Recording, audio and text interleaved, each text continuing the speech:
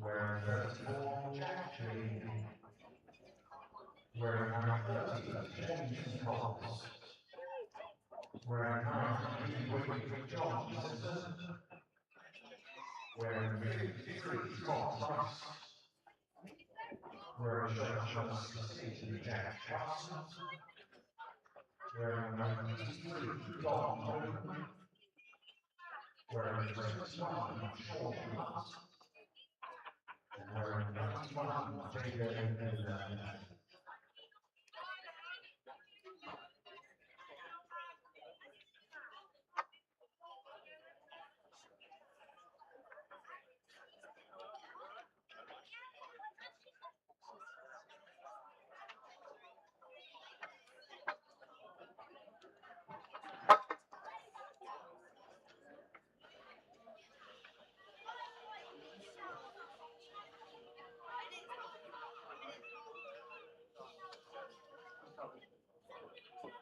Thank you once again for joining us today. Members of the board will take the floor. Special page dedicated to raising awareness of mental health and celebrating the life and identities of those around the board. The question is around 50 world authority, where representing the more than 100 taxpayers of one of the country's highest taxpayers and most Today's Sussex crowd working alongside Climate Pride and Hove and Surrey Community Club to mark their full achieving conversation around mental health and well-being. Following the success last year's demonstrating more than 170,000 pounds, the largest competition once again. Funds raised for public sector effective program for the local market organisation and cricket partners across the national workforce. That challenge experience and opportunities to enjoy physical activities in cricket, build friendships with social connections, and develop valuable and self-care skills. I also like to welcome representatives of Brighton Hove today. Their team is local one academy of directors. We can learn more about local support services, make a donation. If you do see a pipe button, and if you've I've never seen one before, I don't even know what they look like, but they're lovely creatures. If you do see one, sometimes you might see what they look like. Do let Sussex Pipe Buttons know that you saw Now, both Sussex and Surrey are looking at some terrible action today. With Surrey playing Glamorgan in part of Sussex Fence. And Adrian, it's joined us, and it's brilliant because it's changing nicely. Some lovely sunny weather for you. It's been beautifully coordinated. It has, although what I would say, Sarah, I got to the ground here about 9:10 this morning, and you couldn't see your hand in front of your face. There was that sea fog or sea fret or whatever you call it, and I thought, oh crumbs, this isn't good. And then within 20 minutes, it just completely disappeared, and now it's boiling hot, lovely blue sky, not a cloud in the sky. So we're all set, Sarah. Should be a great day. We want some glorious cricket to go with glorious weather. So let's have a look at the team straight. So Sussex have won 4 of their first 7 games, second in the table. Just give us some context to that achievement. Well, it's a remarkable achievement, really, Sarah, because we all know about Sussex's off-field problems where they were all sorts of stipulations imposed on them by the English Cricket Board. One of those was that they lost 12 points at the start of the season. So to be where they are, if it wasn't for losing those 12 points, they would be top of the table. And also, because of the restrictions, they can't sign any new players, they can't sign any overseas players. So they really have had a lot of restrictions on them. So it actually is remarkable that they've won 4 of their first 7 games. So well done to Paul Farbrace and all the team here. What I would say is they've got 1 or 2 injuries, Sussex, and the squad is really being stretched. But so far, it's been terrific. Now let's talk about Hampshire. How are they doing this season? They haven't had a great start, Hampshire, it's true to be said. They've won 1 of their 6 games. They're at the wrong end of the table. It's a bit like an old boys reunion because Ben Brown, who used to play so much cricket down here at Sussex, he's the club captain. Ali Orr, who's another former Sussex player, he'll be lining up for Hampshire.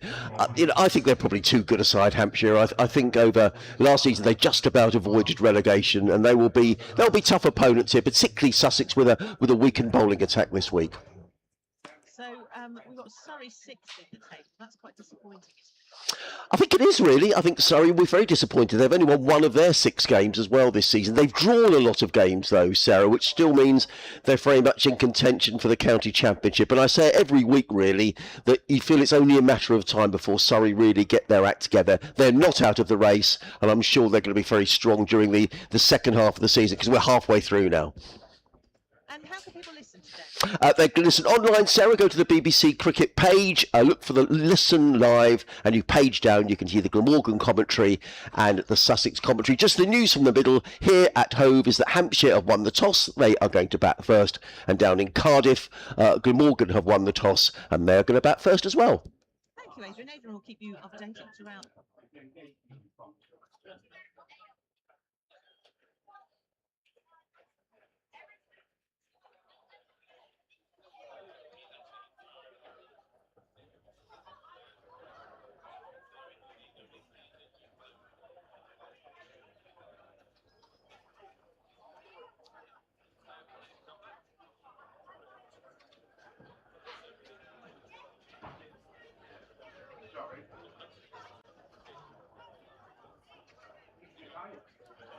For those who don't listen together announcement, Hampshire won the toss, to bat first, to quickly.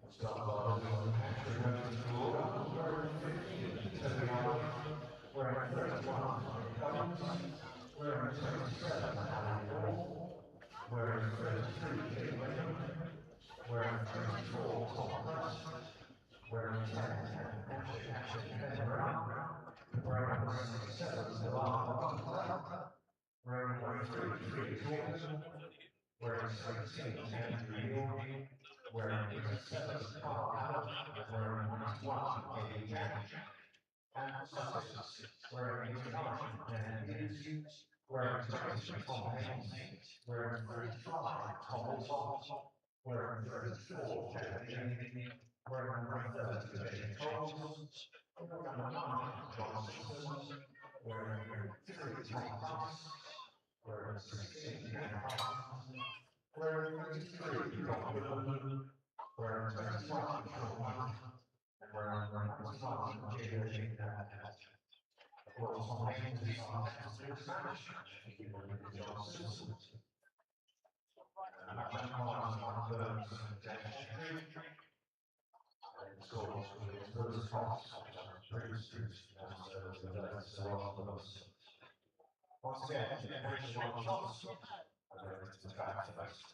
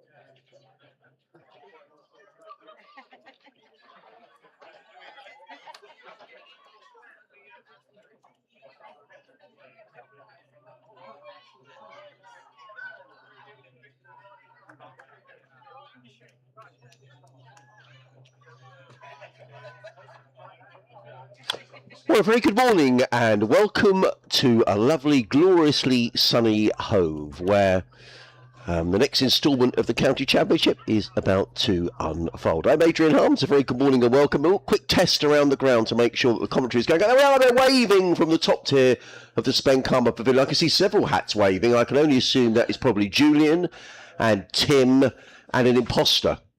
Don't know who else is up there, but someone's up there waving anyway. So the good news is we're going out. So looks like we've got 3 listeners this week, which is great for myself and for Kevin James. Always great to welcome Kevin here to Hove. What a popular man you are. I don't get that reception at the Utilita Bowl. It's only 3, Kev. Yeah, but that's 3 more than I get.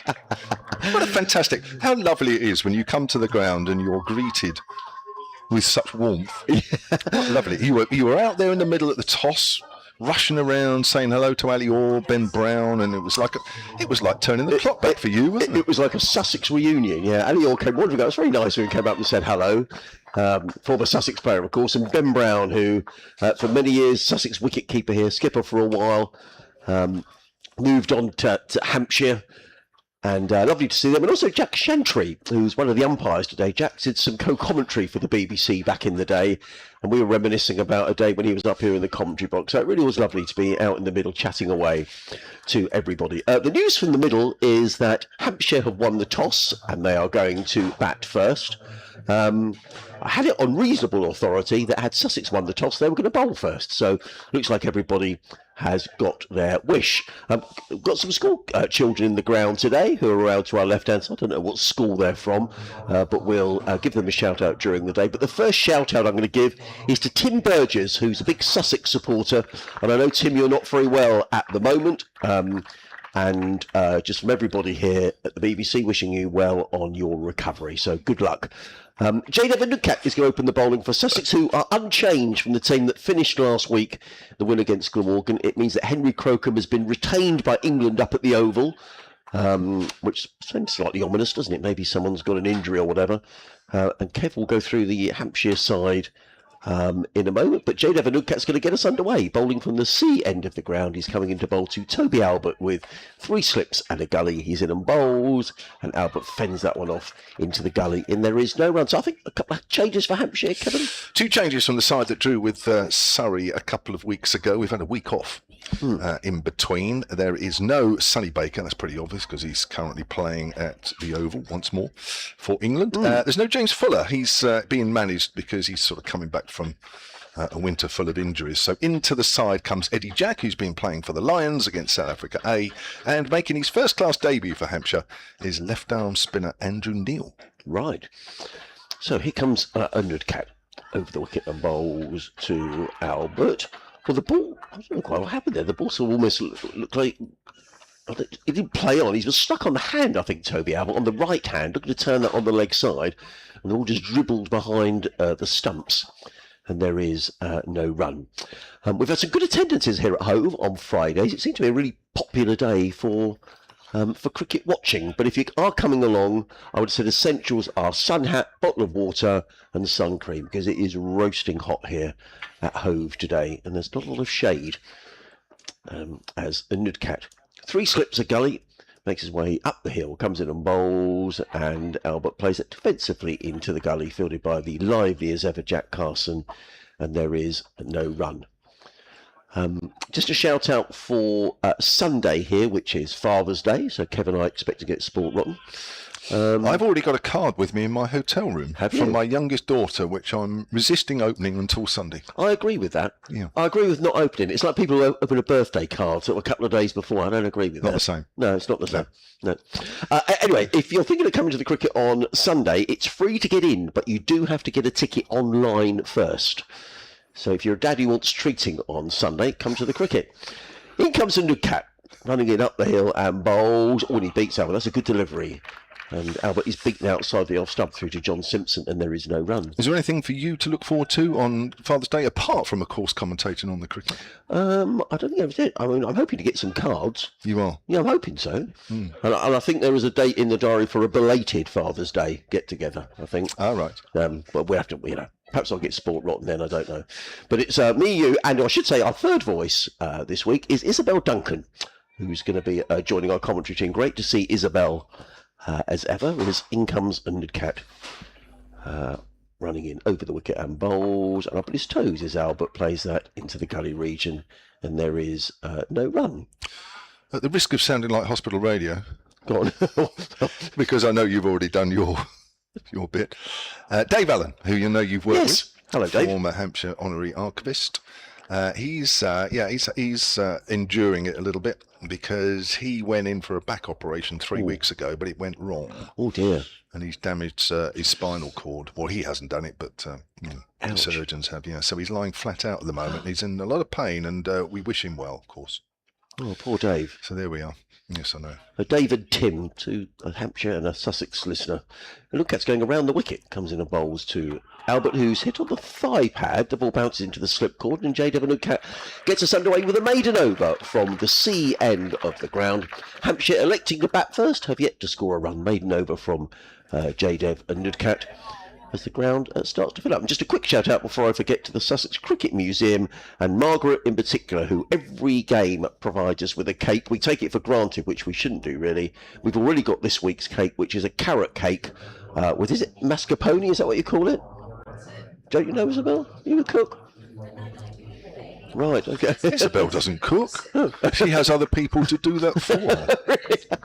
Anyway, the cake is in the fridge, but don't tell anyone, because if the gannets in the press box get wind of the fact there's a cake in the fridge, they'll open it. But Margaret, thank you as ever. And of course, there is a quiz this week as well about Sussex and Hampshire games, which we'll look at as we go through the 4 days. Fantastic. We've got more left arm over bowling here. Is this Sean Hunt? It is. Down the, oh my God, where did that bounce from? Just short of a length. Whoa. Do you know what? I detected in the first innings. First over. Nudcat, I just thought there's a little bit more bounce here than I normally expect. And that one bounced ridiculous. From short of a length and down the leg side. And it's and immediately Tom Alsop's got the helmet. He's going into short leg. Surprised. Well, I tell you what, just going on the first 7 balls, and especially that last one, I'll be surprised if we get into the 4th day. Now, the sun will have to really bake this pitch hard and flatten it out, because if it stays like this, we're going to see some wickets today. Well, interesting that we've got Tom Alsop's gone straight under the helmet at short leg. He took a terrific catch there last week, actually, Tom Alsop. So he's clearly the man who doesn't mind going under the lid. He's just putting all his protective equipment on. Did you say if Sussex won this, they were going to bowl anyway? Yes, that was the feeling. Yeah. Hunt, tall left armour, but oh my word, again, that's just bounced from short of a length. Now, Gubbins got a horrible ball from Reece Topley in their last championship match, which sort of bounced horribly from a similar length, but actually was a lot straighter, and he gloved it through to the keeper. Just watching this again on the feed, I mean, that's bounce you don't normally see here. I mean, forgive me if it's been happening this year prior to this game, but I've never seen bounce like that from short of a length. Wow, it's almost like tennis ball bounce. That's Fuller outside the off stump, swings away, and Gubbins leaves alone. He's called that as a wide. Oh, must have swung a long way. It's only his second county championship match of the season, Sean. That he's had a really injury-plagued last year and a bit, really. Came back into the side for a couple of the T20s, and then this is his second championship match. So Sussex with 1 or 2. Don Goodman's playing his first full game as well. Now he's only played one championship game, which was last week. He came in as a replacement for Henry Crocombe. So interesting to see how these guys go in a 4-day game. Hunt bowls, Gubbins on the back foot, plays that back down the pitch. No Crocombe in the Sussex side today. You were half expecting him to play, weren't you? Well, I don't quite understand. He was called up by England during the Glamorgan game here last week. So last Saturday, Paul Farbrace told us the story. Apparently he was asleep, hadn't been feeling too well, Henry. And he said, Paul Farbrace said he got a call saying, could Henry Crocombe go to the Oval as a replacement for Ollie Robinson? So he said to wake him up. And he said it was the best prescription ever because he was, great, off I go. Hampshire 1 without loss, 9 balls. That's outside the off stump. Again. Good bounce. Bounce. So he went up there as cover. I don't think he was in line to play because clearly Sonny Baker's playing, Matthew Fisher's playing. And I fully expected he'd be released back to Sussex. But he hasn't. He's been kept at the Oval. So whether they are concerns maybe over someone else in the match or who knows, in case somebody breaks down. Just watch that last ball. That bounced and nipped back at Gubbins. In again, left arm up. Gubbins again gets one that bounces and it hits him, I think, on the thigh pad. Maybe high on the bat anyway. And well, this looks tricky, if I'm honest. 10 balls into the morning session. Looks very tricky. I think a Crocombe on here. Tell you what, if I was a batter here, I'd be happy that England didn't release him. Well, he's been sharp, Henry Crocombe. Actually, I've known Henry a lot during his career, and he's a bigger guy now as well, and he does bowl a good lick. He does, yeah.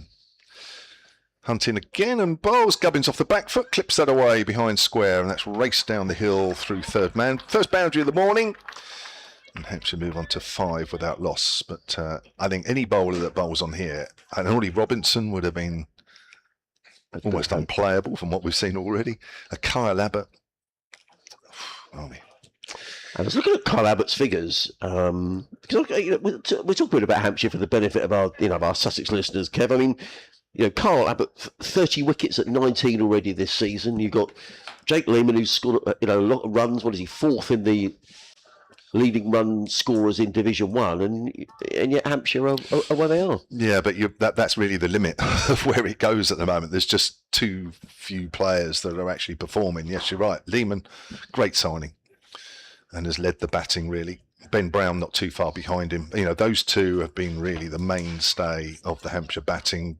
Nick Gubbins a little bit, not quite as much, but you are relying on those 3. 3 of the first 5 for Hampshire are unproven. And that's a lot. You're relying on 3 guys in Division 1. It's tough for them. They're good players. Toby Albert's a good player, but it's just not happening for him this year. He's only averaging 15 this season. Wow. This is his 6th match. Joe Weatherly played the first 2. Didn't work out for him. Toby Albert's replaced him at the top order, and it's, he's finding it tough as well. And Nudcat, in the 3rd over the morning, up the hill, comes in, bowls to Albert, who lets that go outside the off-stump, no run. All I would say maybe about the conditions, I mean, they're glorious conditions now, but it was very, very foggy here. I got here just after 9 o'clock. You weren't far behind us, Kev, and it was you couldn't see the middle from where we're commentating from. It was completely shrouded in fog, and I went to put the microphone out, and actually the grass was quite damp where there'd been this mist that came down. So whether that might have affected a decision as to maybe a bit of dampness around early on. We'll see. But a Nudcat is in over the wicket bowls. That's down the leg side, taken by Simpson, and there is no run. Yeah, well, luckily for me, I'm staying right on the seafront further along at Hove, and I couldn't see across the road, let alone see the sea. Yeah, there you go. That's how dense it was this morning. It was incredible, wasn't it? It was. And actually, I came down the M23 this morning. It really, when you sort of got to the outskirts of Brighton from this lovely sunny day, and it was like a curtain came down, and it was just really foggy. And I thought, where's this come from? And I was talking to Ben Gibson, the groundsman. He said he lives 10 minutes from the ground. Where he was, it was a glorious sunny morning. So it's very strange. In comes a Nudcat, bowls, and Albert is forward, plays to mid-on, where it's fielded by Sean Hunt. And there is no run. So 3 slips and a gully. There's a cover point, mid-off, mid-on, a short leg and a fine leg. And just for the benefit of those of you turned in late or tuned in late, Hampshire winning the toss and electing to bat first. J. Devon Nudcat is going to change the angle of attack again. He's going to come around the wicket to the right-handed Toby Albert, who's yet to score. Hampshire 5 without loss as Nudcat is in and bowls, and Albert turns that to short leg, where it's fielded by Daniel Hughes, who seems to be on short leg duties at that end of the ground. Daniel Hughes also been in good form with the bat. The Australian, 611 runs. He's averaging 47 with a couple of centuries to his name. So Sussex have got 2 overseas players in this match, both of whom were signed before all the ECB restrictions were imposed in terms of Sussex not being able to bring in any other players. And Nudcat just arrived for the game last week, and he'll play right through to the end of the season now. He's in and bowls, and that's a good delivery, and that beats Toby Albert outside of the off stump, goes through to keeper Simpson, and there is no run, and Albert comes down and does a bit of gardening. He has a great record for you, doesn't he? He does. Nudcat. Yeah. I think over 50 wickets he's taken for the game, which I was indebted to James Curtney last week. In the interview, he said he's got over 50 wickets for Sussex in the seasons that he's been here. And bowled very well last week. The lights were on last week here on the Friday against Glamorgan. It was a horrible day. It was cold. The lights were on. It was cloudy, and Sussex won the toss and bowled, unsurprisingly. And then Nudcat got 4 wickets. He's in again. Bowls to Albert. That's a lovely shot. Drilled down the ground. That's going to be 4 runs. That's a nice shot to get underway. Over pitch from J. Devon Nudcat, and just eased down the ground by Toby Albert for the first boundary. But he's hit, and Hampshire go to 9 without loss, with both openers, Albert and Gubbins, on 4 apiece. Have I got the first email of the morning? I think I might have, actually. Right, okay. Because I know you have your own way. I do. Well, go on. Well, we're Sussex Sport at bbc.co.uk. What are you? Hampshire Cricket. Right. At bbc.co.uk. And Chris Hutchins has emailed that address. Says, have I beaten Stephen Clark as first of the morning? You have. There's a bit of a race goes on between those two. Yeah. Lovely to hear red ball cricket from sunny Hove as I listen whilst working just east of the sunny New Forest. Interesting selection by Hampshire. Good to see Ali Orr retained. That's why he played very nicely a couple of weeks ago in the drawn game against Surrey. Unbeaten half century. Here's Sean Hunt down the hill, left arm over, bowls, and Gubbins leaves that one alone. As the ball goes through to Simpson. Disappointed no Ben Mays. Interesting choice of 2 spinners in Organ and Neil. Well, yeah. I mean, I know it's sort of bouncing a bit at the moment, but I guess with all this hot weather around and a couple of heavy rollers, I'm sure it will change over the next couple of days. Bowling feels a bit light for me, says Chris. Lots of pressure on Kyle Abbott to produce his magic. There's no James Fuller in the side today. Hampshire going with 2 spinners in Organ and Neil. As Hunt with 4 slips comes in and bowls to Gubbins. Gubbins is forward, initially looking for a single. Well, that was a bit like in the test match yesterday. Yeah. Gay and Duckett. That was a shocker, wasn't it? If he'd have run there, that would have been almost a carbon copy. I would imagine Ben Duckett was not best pleased about that. No, I don't know Ben Duckett, but I'm not sure he's the sort of bloke that I'd want to run out. No, I agree. I guess they might have played for each other for Northamptonshire, might have they, at some stage. I don't know. I wonder if they sort of know each other. Or maybe Gay was a little bit after Duckett had left. I'll have to look that one up. Hunt again, bowls. Gubbins lets that one go. Nice carry through to Simpson. During your career, you must have been run out by at times. I ran a few out as well. Did you? Yeah, and they never used to let me forget that either. Well, what happens in that situation? I mean, do you sort of, when you get back in, do you say sorry or what? Yeah, of course you do. Yeah? Well, you don't go in and say, "Oh, I've been looking to get you." No, I know, but I wonder if some people might get. Some people. Some people are more upset than others and will show it more than others. But at the end of the day, you're not doing it deliberately. But it's just that what you don't want to do is it's a bit like not being able to play short pitch bowling. You don't want a reputation for it because then actually that creates more confusion. As Hunt comes in again down the leg side, because then you'll have hesitation from the non-striker because everybody knows that you're not a great runner between the wickets, so they don't trust your calls. So it makes it worse. So you just don't want that. Have you ever been in any situations, well, I'm sure you have, where you'd run someone out and you suddenly think, I better stay in now, I better make some runs? Oh, you feel like that all the brings more time. pressure. Oh yeah, as soon as you've done that, you feel like I need to score more here to make up. Oh, 100%, yeah. 9 without loss in the fourth over here at Hove. A very warm Hove. Gubbins takes the bat away rather too late. But fortunately for him, off the face of the bat, the ball runs away harmlessly towards Gully. Even sitting around the ground before the start of play, it was mega hot. It was, yeah. So all those people that are sitting around the ground better keep hydrated, because even for 20 minutes I found it almost stupidly oppressive. And it's only set to get worse, apparently, isn't it? Yeah, I think over the next 2 or 3 days, really hot.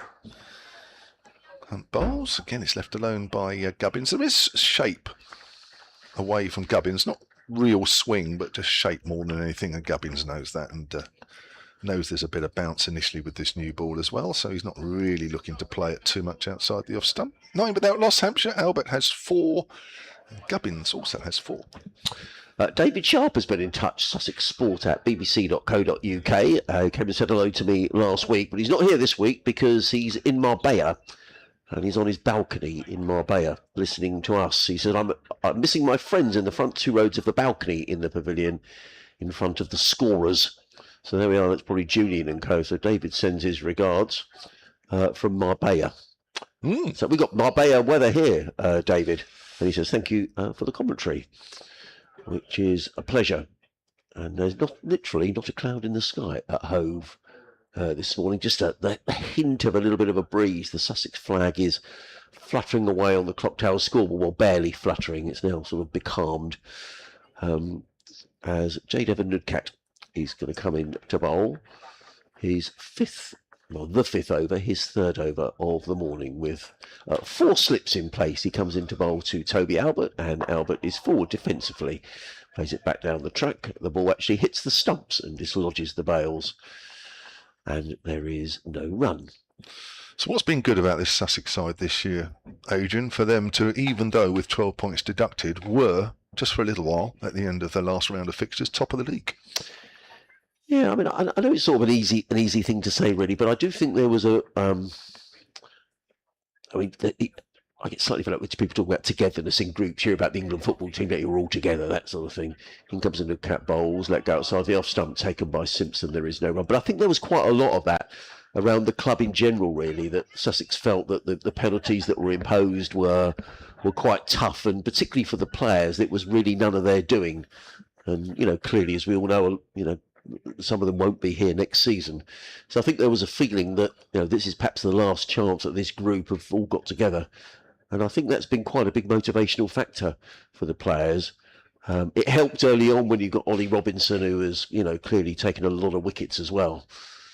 As Nudcat is in and bowls and let go outside the off stump, taken by Simpson, and there is no run. And I think the other thing, there's been contributions right throughout the side. I mean, John Simpson's made a couple of hundreds. James Coles with a big double 100 last week. Daniel Hughes has been in form with the bat. Jack Leaning, who they signed from Kent, has had a lean time recently, but he made a very good 100 here when they beat Warwickshire. So sort of throughout the side, really, everyone has stepped up to the mark. In fact, James Coles before last week hadn't had a great red ball season, really, but he was back to his best last week. So it's been a bit of everything, really. As in comes a Nudcat bowls, when he beats Albert outside the off stump, taken by Simpson, no run. I guess going forward, Kevin, what I would say is that after this game, there's a long break, isn't there, for the T20 and then the 100 and the One Day Cup. But then there is 6 weeks of consecutive cricket to the end of the season. And I just wonder whether that might be quite tough for Sussex, because they haven't got a big squad. They've already got injuries. I mean, the attack they had at Leicester in the opening game of the season, which was Robinson, Crocombe and Finn Hudson-Prentice, none of them are playing in this game. So as time goes on, when it gets to September, the squad is really going to be stretched. Nudcat in again and bowls and let go outside the off stump by Albert, through to Simpson, no run. And I guess there is sort of the Farbrace effect, really. Who's, since he's come here, the club has been transformed. So all sorts of reasons, I think. I'll tell you what, we've been talking, it's been amazing last couple of balls from Undekat. The ball before the last one, pitched and straightened. Superb ball. That last one, just a little wider and coming back in at Albert. Superb bowling. We're by no means wicket to wicket here. We're looking over mid-on at Sean Hunt. Kev's watching on the live stream as in comes in Undekat again, bowls, and Albert is forward with a model forward defensive. The ball sort of seems to hit badly and onto pad. And it's made an over from Jade Undekat, who's got impressive figures of 3 overs, 2 maidens, no wicket for 4. Hampshire have survived the opening 5 overs hit. They're 9 without loss, with both Albert and Gubbins on 4 apiece. You can see why Undekat is so good in English conditions, because he bowls that English length. He's not quick, but on today's showing anyway, just gets the ball to go just enough both ways.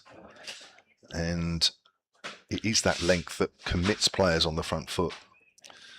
And you can see why he is a fairly prolific wicket taker, although not at test level. I was just looking up his tests. He's only played 3 test matches over a long period of time, and his test average is not that great, but different. Now, Gubbins cuts and allows the ball to go in the air through the vacant gully area, or just wide of full slip anyway, and that's gone for 4 runs. Again, that's bounced, but Gubbins has gone more for placement than tries to absolutely whack it away behind square. It's a little too wide, just lifted it over the slips more than anything with an open face.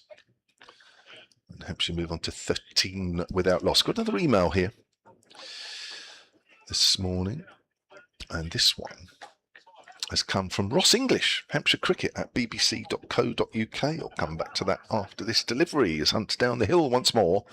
Bowls to Gubbins. Gubbins leaves that one alone, and that's still on the rise as it goes through to Simpson. Hampshire exile in Sussex is Ross. Enjoying a recently rare chance to see my team in whites in my adopted hometown.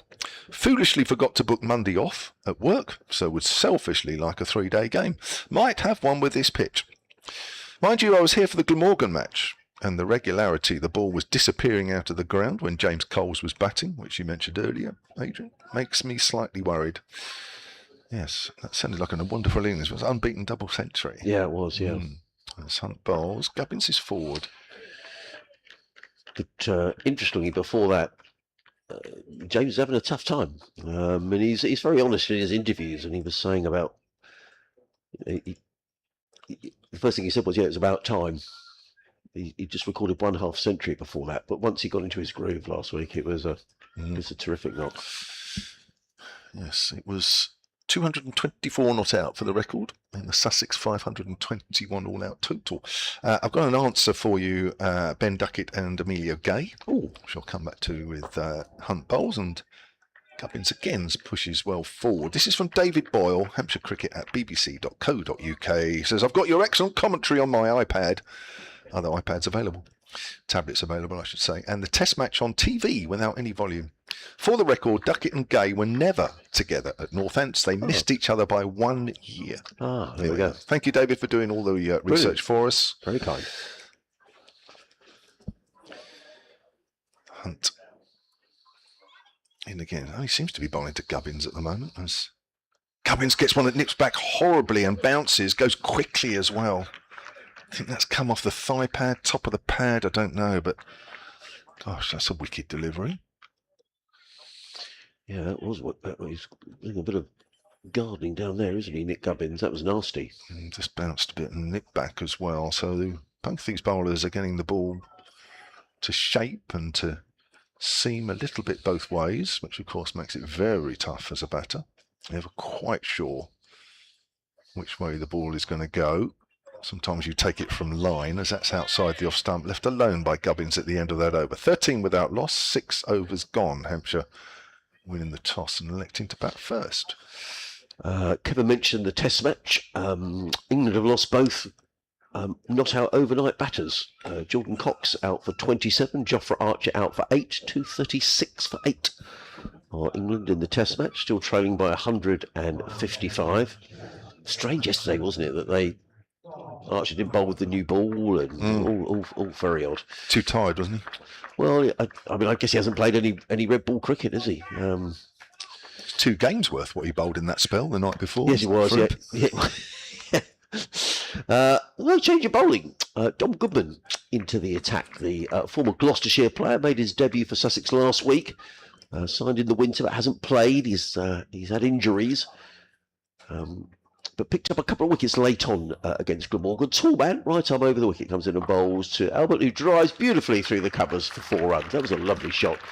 Slightly overpitched by Goodman and just caressed that away through the covers. Lovely shot. 17 without loss. Nicely played. Yeah, a bit of a loosener, that one, wasn't it? Yep. Just taking a ball or two to get the range right. That was a bit of a floaty half volley, that one. Just elsewhere in the Championship, Essex batting first against Nottinghamshire. That's a big game at Chelmsford this week. Essex batting first, 19 without loss. Feels like a bat first day, really, doesn't it? Glamorgan are doing the same against Surrey in Cardiff, 13 without loss. Goodman in bowls, and a second boundary, 2 wide outside the off stump. And Albert says thank you very much and punches the ball away through a shortish offside boundary for 4 runs. So back-to-back boundaries. Not a great start from Dom Goodman, who wanders back to his mark. 21 without loss, and Albert goes to 12. 2 nice shots. Yeah, it's a predictable response, really, isn't it? Too full, and then you go a little too short, almost overcompensating. And it already is showing that unless you get the ball in the right areas here, scoring doesn't look to be too hard.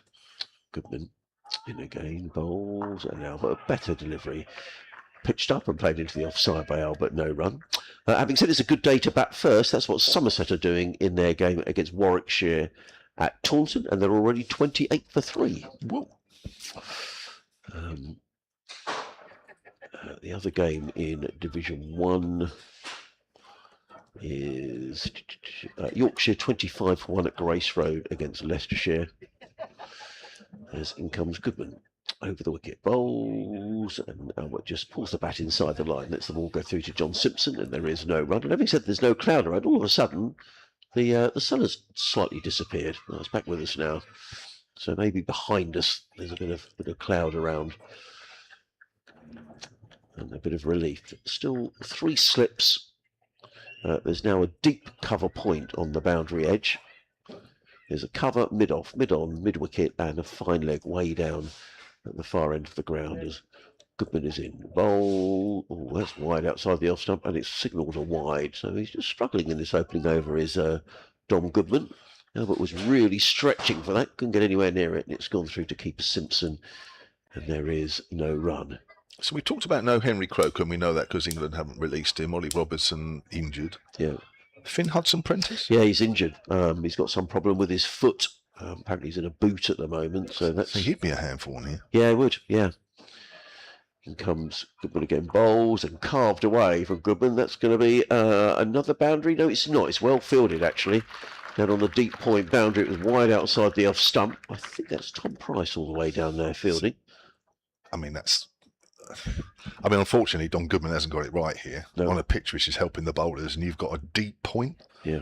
I mean, that's just a wasted position. It's not a wasted position because he's not bowling right, but in these conditions, you've got to make the most of it because, with the sun out here, this pitch could very quickly flatten out. Yes, it could. Yes, absolutely. So you've got to make the most of this, and this is not a great first over. No, it's not. So he was signed by Sussex in the winter. He was at Gloucestershire last year. And he played 1 championship game for Gloucestershire last year. Tall man, apparently very popular around the dressing room, so I'm told. As I've not spoken to him yet. Goodman in bowls and just eased through backward point, and it's a comfortable single to Toby Albert. He goes to 15. An expensive over from Dom Goodman. His opening over costing 12 runs. Some relief for Hampshire, who are 25 without loss at the end of the 7th over. We'll have an update to do shortly on BBC Radio Sussex, and then Isabel will come in for me. I've got another email here. Hampshire Cricket at bbc.co.uk from Bill Cunningham, who says, really good to see Ali Orr. Well, that was like you this morning, actually. Yeah, You it seemed very nice. pleased to see him. It was nice to see him. It was very nice. He came up and said hello, which I thought was nice. He always talks about you, even now. Oh dear, does he? Yeah. Andrew Neil in the 11, says Bill Cunningham. A left-arm spin bowler is reassuring after Dawson's retirement from red ball. That's right, it's been Felix Organ that's shouldered the spin bowling duties, but he's got an ally in Andrew Neil in this game, making his first-class debut. Made his T20 debut earlier this summer, now he's made his first-class debut. Sean Hunt down the hill again with his left arm over. It's come back in at Gubbins. There's a half shout behind the stumps. Didn't look right. Didn't feel right. I think that's bounced a little bit too much. And the score remains on 25 without loss. I think Hampshire would be fairly pleased with their initial progress. Not sure the bowling's been consistent enough on it. Cat, I thought, bowled an excellent first spell. Sean Hunt's bowled a couple of good deliveries, but I just don't think the bowlers, the rest, generally the bowlers haven't quite got it in the right areas enough yet. Hunting again and bowls. That's bounced outside the off stump. Fortunately, it's left alone. Useful updates throughout the day. Cricket update. Here's the latest, Adrian Marr. Yes, thanks very much indeed, Sarah. Glorious day down here at Hove, where Hampshire have won the toss. They are batting first, and they made a decent start. 25 without loss. Toby Albert is on 15. Nick Gubbins is on 8. Meanwhile, down in Cardiff, Glamorgan are playing Surrey. Glamorgan have won the toss there, and they are batting first, and they are 13 without loss. Up to middle. So I'm allowed to nip in there. Oh, absolutely. I gave it a bit of a break. That's fine. Like all good broadcasters. Good 2-second pause. Apparently that's what good broadcasters do anyway. So Is that right? Yeah, that's what I was told. Yeah. So I thought I'd put it into action. Very good. I'm impressed. Paul Williams has also emailed Hampshire Cricket at bbc.co.uk as Hunt turns. He's got 3 slips and a 5th slip, really. Well, actually, gully. Let's call it gully. As he comes in again off the back foot. Nicely played by Albert. Goes to backward a point, no run. Paul says, good morning to you all. It is, as you say, very sad to hear about Dave Allen's situation. Yeah, former, if you've just joined us, just to say that Dave Allen, who's a former Hampshire archivist, who's done quite a lot of commentary work with Hampshire over the years, who's laying flat out at the moment after an operation on his back, which didn't quite go right. We wish him a speedy recovery. He says, sad to hear about Dave's situation, and Lita, who's Paul's other half. And I wish him a speedy recovery as Hunt comes in again and bowls, and a length ball to Albert, who's watchfully playing that up towards mid-off. We have very hot weather here. I think he's somewhere, I think he's Portugal, if I'm off the top of my head. 36 degrees this afternoon it is there. Wow. He says, I found a job that needs doing in the shade of some grapevines. And so we'll be doing that and listening to it. I presume it means pruning them. I don't know. Hope to see a continuation of the improvement that Hampshire showed at the Oval. Yeah, wouldn't we all? That's a job I'd love to do. Pruning some grapevines. I could see me doing that, yeah. As it gets turned around a little bit there, Albert. As the ball goes back to the bowler, end of the over, 25 without loss. That's me to a T. When I finish doing this, somebody can offer me a job pruning grapevines. So it might be Kevin James sparkling wine. Well, it has a ring to it, doesn't it? Yeah, from Hampshire. Yeah, but just, rather nice. That'd be nice, wouldn't it? Yeah, it just would be wander nice. up and down nice the lines of grapevines. No picking a stress. few grapes. Yeah, quite fancy. I'm going to make way, Kevin, and I'm going to leave you in situ and bring in Isabel Duncan for the first time today. A lady that knows her sparkling wines. She'll be able to tell you all the different grape varieties that produce this wine and that wine and what's the best year. And looking forward to this, actually. And she might do a little bit of cricket as well in between. So Dominic Goodman is going to be bowling up the hill for his second over, hoping that it'll be slightly better than the first one, as he's around the wicket to Gubbins, and Gubbins gets a length ball. That's a good start to this over. Gubbins plays with defensively. Welcome, Isabel. Hello, Kevin. Haven't seen you for ages. Great to be back. Good See, morning, straight away, you see that voice. It speaks to me that I know my wines. Does it really? Is it slightly slurred? Is that what you're trying to say? Well, no, not it's a bit early in the day for not that. after you've had 2 or 3 bottles, but chapel down. It sort of tells me that you know everything there is to know. That if we were to go in a restaurant, let's play back to the bowler once more, that you would be working your way through the wine list, saying, "I recommend this, I recommend that." Well, I'm not Usually really 3 that way figures next to the inclined. description. I do lean more towards sparkling wine, you're right, Do you? than, say, beer, for example. Right. Yeah, I'd rather always go for a bit of sparkling. Yeah. Preferably champagne. Really? Yeah, Oh, yeah. you surprised Someone me. else is paying, that's fine. You surprised me even more. Here comes Goodman again. Gubbins cuts that away, and that's racing away for 4 runs. Nicely timed through point. And Gubbins moves on to 12, and it's 29 without loss. Oh, yeah. Pricey from Goodman. They quite like a bit of right arm here, don't they? The left armers have been more effective, certainly. Yeah. Goodman's been a bit loose. I'm changing the subject abruptly, aren't I? Away from the sparkling wine. No, you're combining it nicely. Oh, yeah. Blending it nicely. What's for lunch? I shouldn't think anything that wine goes with. I don't know. I might be I wrong. doubt it. The odd burger. What was the last bottle of wine you had then? Gubbins again gets a length ball, plays it on the onside, no run. Well, I can give the MCC Foundation a bit of a plug here because they had their summer party on Tuesday night and it was free-flowing champagne and nibbles. Why's that? Yeah, it was great. Sunny day. Got a little bit tipsy. Enjoyed myself. Had some good conversations with people. MCC Foundation. Yeah, I think it was Paul Roger, the champagne. And of course, Yeah. other makes are available. They are other makes. We are on the BBC. I've forgotten about that. Correct. Sorry. Here comes Goodman. Yeah, I don't want to lose my job quite yet. I know there's been some big announcements over the last few It's days, looming, but it's I don't looming. want to push them down the route too early. That's played out on the leg side for a single. 30 without loss are Hampshire. But nice to know you had a nice time. Yeah, no, Anybody of you're a bit of a name dropper, if I remember rightly. Oh, when I'm we've- not a name dropper. When we've Mike Brearley. worked before. Oh, He was there. Gat and Mike Brearley and Mike Tim Getty. Rice. Had a good chat with those three. yeah. And Sarah Fain, who used to run the MCC Foundation. Okay. She's an angel. Right. Not literally. Well, literally. Oh, right. Over the wicket is Goodman. That's played very watchfully. Foolish delivery by Albert. Ball just about makes its way through to mid-on, and that's the end of the over. Hampshire 30 without loss, 15 to Toby Albert, and 13 to Nick Gubbins. Yeah, I saw Mike Gatting last week at the Robin Smith Memorial at Winchester Cathedral. I had a chat with him. Yeah, I had a good chat with him. All the greats will have gone to that. All the England greats of that A vintage. few. Yeah, Graham Yeah. Gooch was there, Alex Stewart, David Gower, David Gower, and Alan Lamb, to name but a few. Mark Nicholas. And Mark Nicholas, of course, who spoke very well. Lovely blue suits. Yes, and still fit. Is he fit? Well, I mean, I mean literally, No. but I think everybody He's still that upright. played many moons ago actually looked as though they could fit into their clothes quite nicely. Actually, nobody's let Uh-huh. themselves go. Did we ever change of bowling here?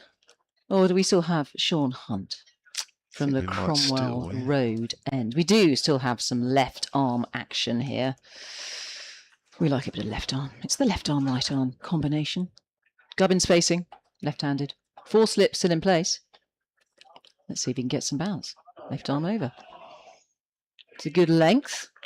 Yeah, it was a tricky start, wasn't it, for Hampshire, who elected to bat. It was quite brave, because we've had the sea fret. I know that's been mentioned several times, isn't it? The sea fret, the fog. Were you Yes. here early enough for that? Were you still I was having a bit of a lie? Oh yeah, no. When I woke up this morning, luckily I'm staying on the seafront, but a little bit further up the coast. Yeah, I've got For very the sea view. lucky. Well, not this morning. No, you couldn't see a thing. Couldn't see across the Couldn't road, see your hand. No. but it changed very quickly. Here is Hunt again, past the umpire. Oh, it's in the air.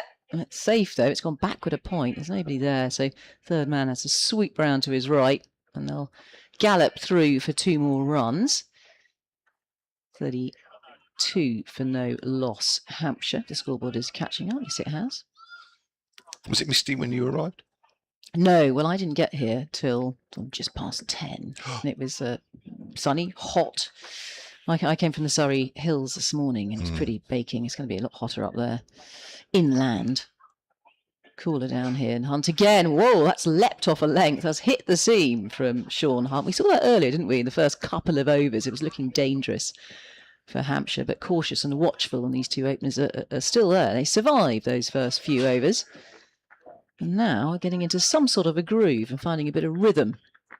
Gubbins on 15, Albert at the other end on 15. In fact, I think his average is 15 this season, so he'll want to add to that if he possibly can. Oh, yeah, it's been a tough 5 games for him. And Gubbins is very much a countryman. We've seen a lot of Gubbins in the past. Oh, that's a beautiful shot, and that's driven crisply It was over pitch by Hunt, the left armour, and that's gone out towards deep extra cover in front of the members' pavilion to a ripple of applause.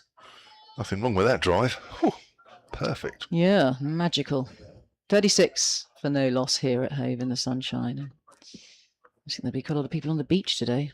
Ooh. What day is it today? Friday. You feel like it's the weekend on a Friday, don't you? Almost. People who work from home will be working from the beach if you live in Brighton. Yes, it's a Don't beach tell day. the boss. It's a beach day, isn't it? It's definitely a beach day. And tomorrow. Close of play. Fancy a dip? Yeah. I brought my swimming cosy. Have you? Yeah. Here is Hunt again. Bowls. Oh, it's slightly aerial, but it's finding that gap. He's finding that gap well, Gubbins. Same again. Also, almost a carbon copy out towards deep extra cover. And he's hit hard as well, milking the gap there. And one of the slips has come out. There we go. It's going to fill the void at extra cover. In on the single. I think that's Carson, isn't it? He's actually warming up as well. He's hinting to his captain he wants a bowl. It's yeah, he's pitching it up here in this over. It's Sean Hunt, but it's not really swinging for him. It might have just be straightening, but Gubbins has got into position, 2 really good positions for those drives. So 40 for no loss now, Hampshire, making a few inroads. Hunt again, continuing to come over the wicket. It's just a little inside edge there, finding the fielder at mid-on for no run. But not a bad over at all there for Hampshire. Who now these two openers are just making their way, finding their way, getting used to the facilities. There was a lot of steepling bounce to start with. You do wonder if the sea fret has an effect on the ball and its swing and the bounce and that sort of thing. A little bit damp. There's some sawdust used at one point, wasn't there? By Yeah. one or two of the bowlers. Just losing their grip. No, I think you're right. Even though it looks very hot out there, and it is, and it's clear sky, I think maybe just in those first few overs we were still having the after effects of that very misty early morning. So we've got another change of bowler here. It's going to be Tom Price, another former Gloucestershire man. He's going to be bowling his right arm medium paces, taken over from Don Goodman, who didn't quite get it right. 2 overs, none for 17. So here's Price, bowls, and he's right on the pad. That looks close. My word, that looks close. They're still shouting, the players out there. Did he get a little inside edge onto the pad? No, the umpire's going to signal leg byes. Now, I'd love to see that one again. Whoa. You on the stream there? Yeah. In hand. So I've just missed it. it. Sorry. I think that's my fault. No, it's my fault. No, it's my fault. I didn't have it on initially. Everybody went up immediately there at the Sussex in the field, and we're looking very interested. The umpire not so. Well, that's the first real scare. I think those in the Hampshire dressing room up on that balcony would have looked at that and thought, probably the same as me. Here, I'm just watching it again. Here we go. Oh, my word, that's close. He was squared up, wasn't he? That's very close. Which umpire is it this end? Is it Chantry or is it? There's Michael Burns and Jack Santry, isn't it? Is it Burns this end? Burns and Chantry. Yeah. Oh, that's close. A good start from Price as he comes in and bowls, and Gubbins is playing a missing. Great start from Price. Big shout for an LBW first ball, and he's beaten the outside edge of Gubbins' second delivery. Just needs bowlers to bowl the same ball here. Certainly for the first hour and a half. Do nothing else. Bit of manipulation, and nothing wrong with a bit of medium pace as well. No. This gives the ball a chance to swing. He's probably not going to quite get the same bounce as Goodman and Hunt, which is probably not a bad thing. As he comes in and bowls, Gubbins plays a forward defensive to that one.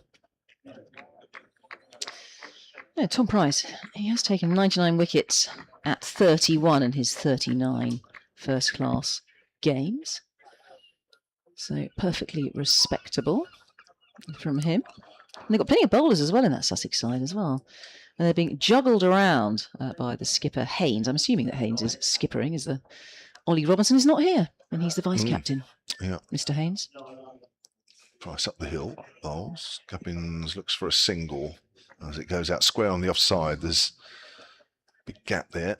Single is taken, and Hampshire move on to 42 without loss. Yeah, Sussex without 3 main front line bowlers here, which is not ideal.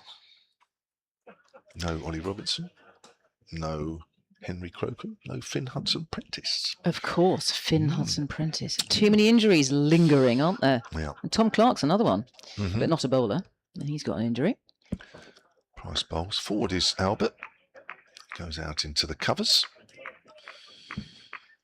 So are you staying down for the 3 days? Are you sort of, because you're with us for 3 days, aren't you? I am. Are you Lucky travelling? old you, eh? Well, when I heard that, I did say, I jump said, for I joy? hope Isabel's with us for 3 days. Oh, did you? Not 4. Yeah.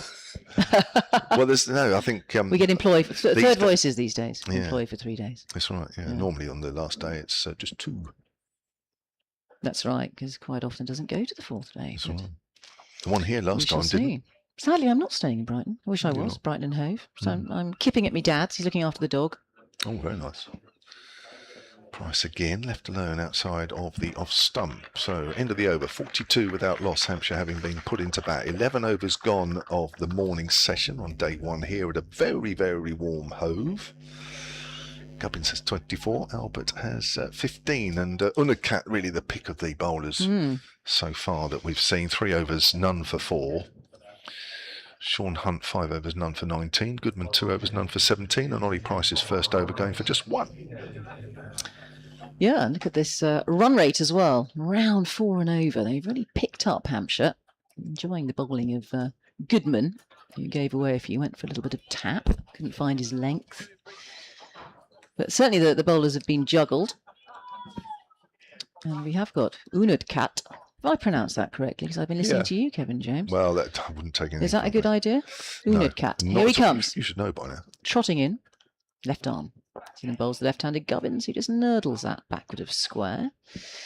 And they'll jog through 4-1, 44 for no loss. I'm looking forward to you pronouncing our South African.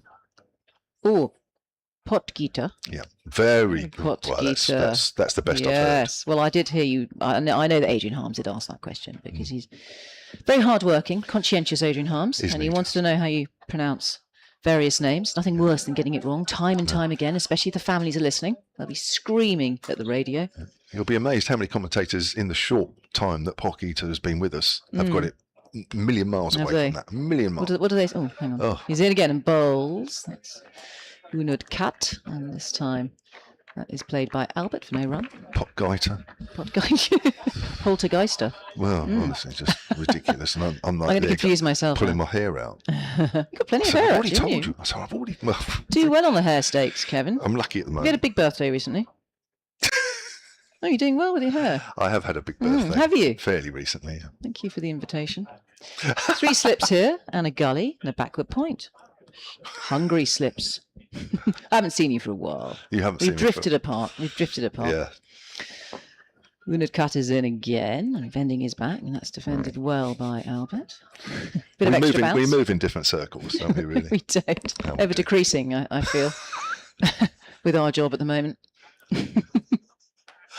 I mean, I don't get invited to MCC Foundation events Oh, I know. with top of the range I'm champagne. on the periphery there. I'm on the Are periphery. you? But well, we've got the Afghan women arriving for a tour, so I'm quite involved with the Oh, Afghan women. right. They've got their Afghan women's refugee tour coming up. So Big the story. then, foundation, aren't they? big story. And I saw one of the girls yesterday, the one that lives in London. She came over to my house and we had a bit of a chat about everything. Coming around the wicket this time to the right-hander, and Albert just pushes that gently into the offside. No run. So just explain their story a little bit, because I guess there's a few people watching and listening that know some of it or part of it, or maybe nothing at all.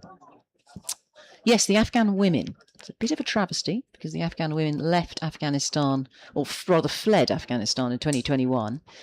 All, I think, 23 of them. 3 of them ended up in Canada. Most of them went to Melbourne and Canberra in Australia. One of them, a little bit bad luck for Akil, who ended up in London because there was only 1 seat left on a plane and she had to leave her family behind. All the others brought their families. Unadkat, once again, running in and bowling. There'll be a quick single here. They'll have to hurry. In fact, a good single there. That was tip and run.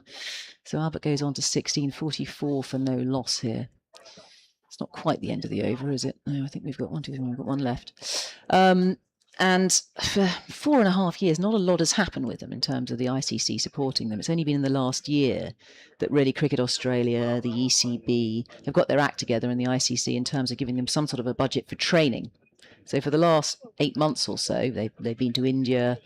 There's been a training camp in Australia, in Darwin, and they're coming to England on their tour, but they're not recognised as an international side yet, and yet the men are. So that is the sort of controversy around it. Left arm over. Cat again. That's a bit of extra bounce. Well left alone there by the left-handed Gubbins, and it will be the end of the over. 44.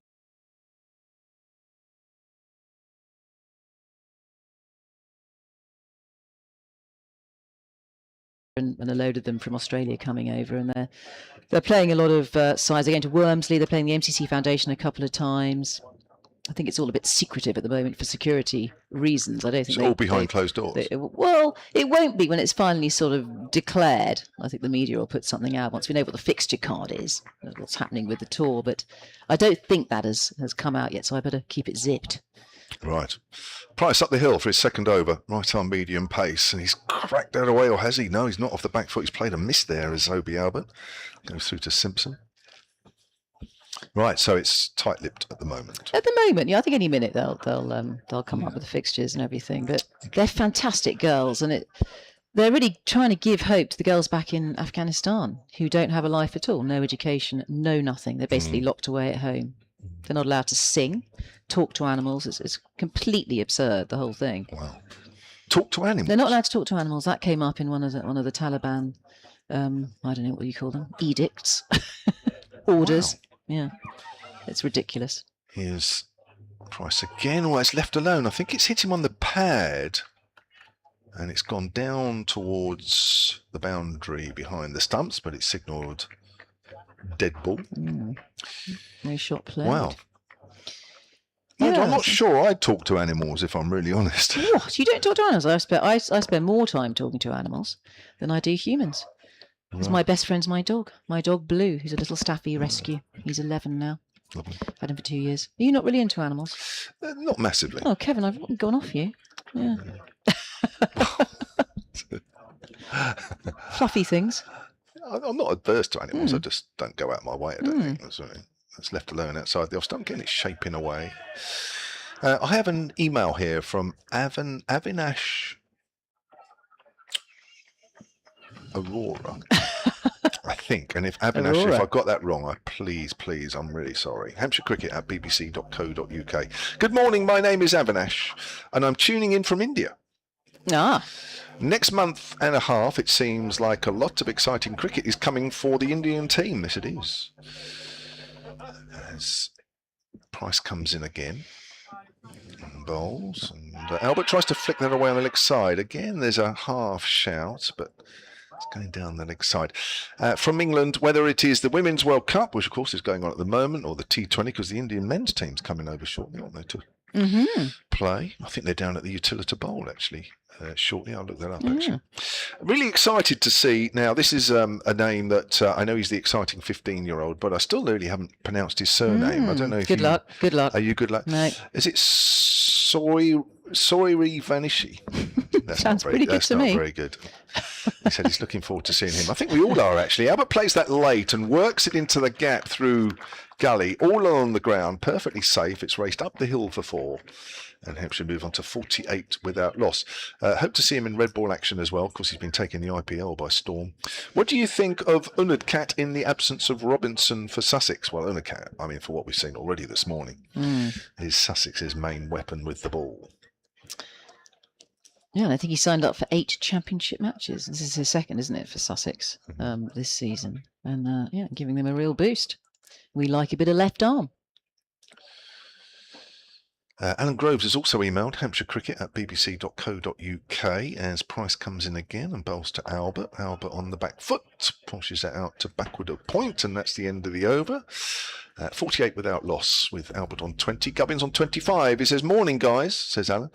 How's everyone? Just on the bus to the Oval. What's the latest on John Turner coming back? Now, interesting you say that, Alan, because John is here and was doing lots of running exercises on the outfield before the start of play. And I did have a chat with him, actually. And I don't think a lot has changed. I think he's still saying that he probably won't play this season. He did say to me it's almost a year now since he last played a game. He does have a problem with his back. He could have had an operation. He decided against it. So what he's doing at the moment is he's doing lots of running, trying to build up some strength, and then he'll start to do a bit of bowling in the nets.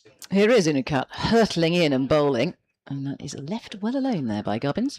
But it's a long process. And as I say, he even now, and he did say this at the start of the season, that he's not expecting to be playing at all this summer, which is a shame. Okay. It is a shame. But Unicut there certainly is playing. And boy, has he been tight on the old economy. 1.5 he's going and over. 0 for 6 off his 4 so far.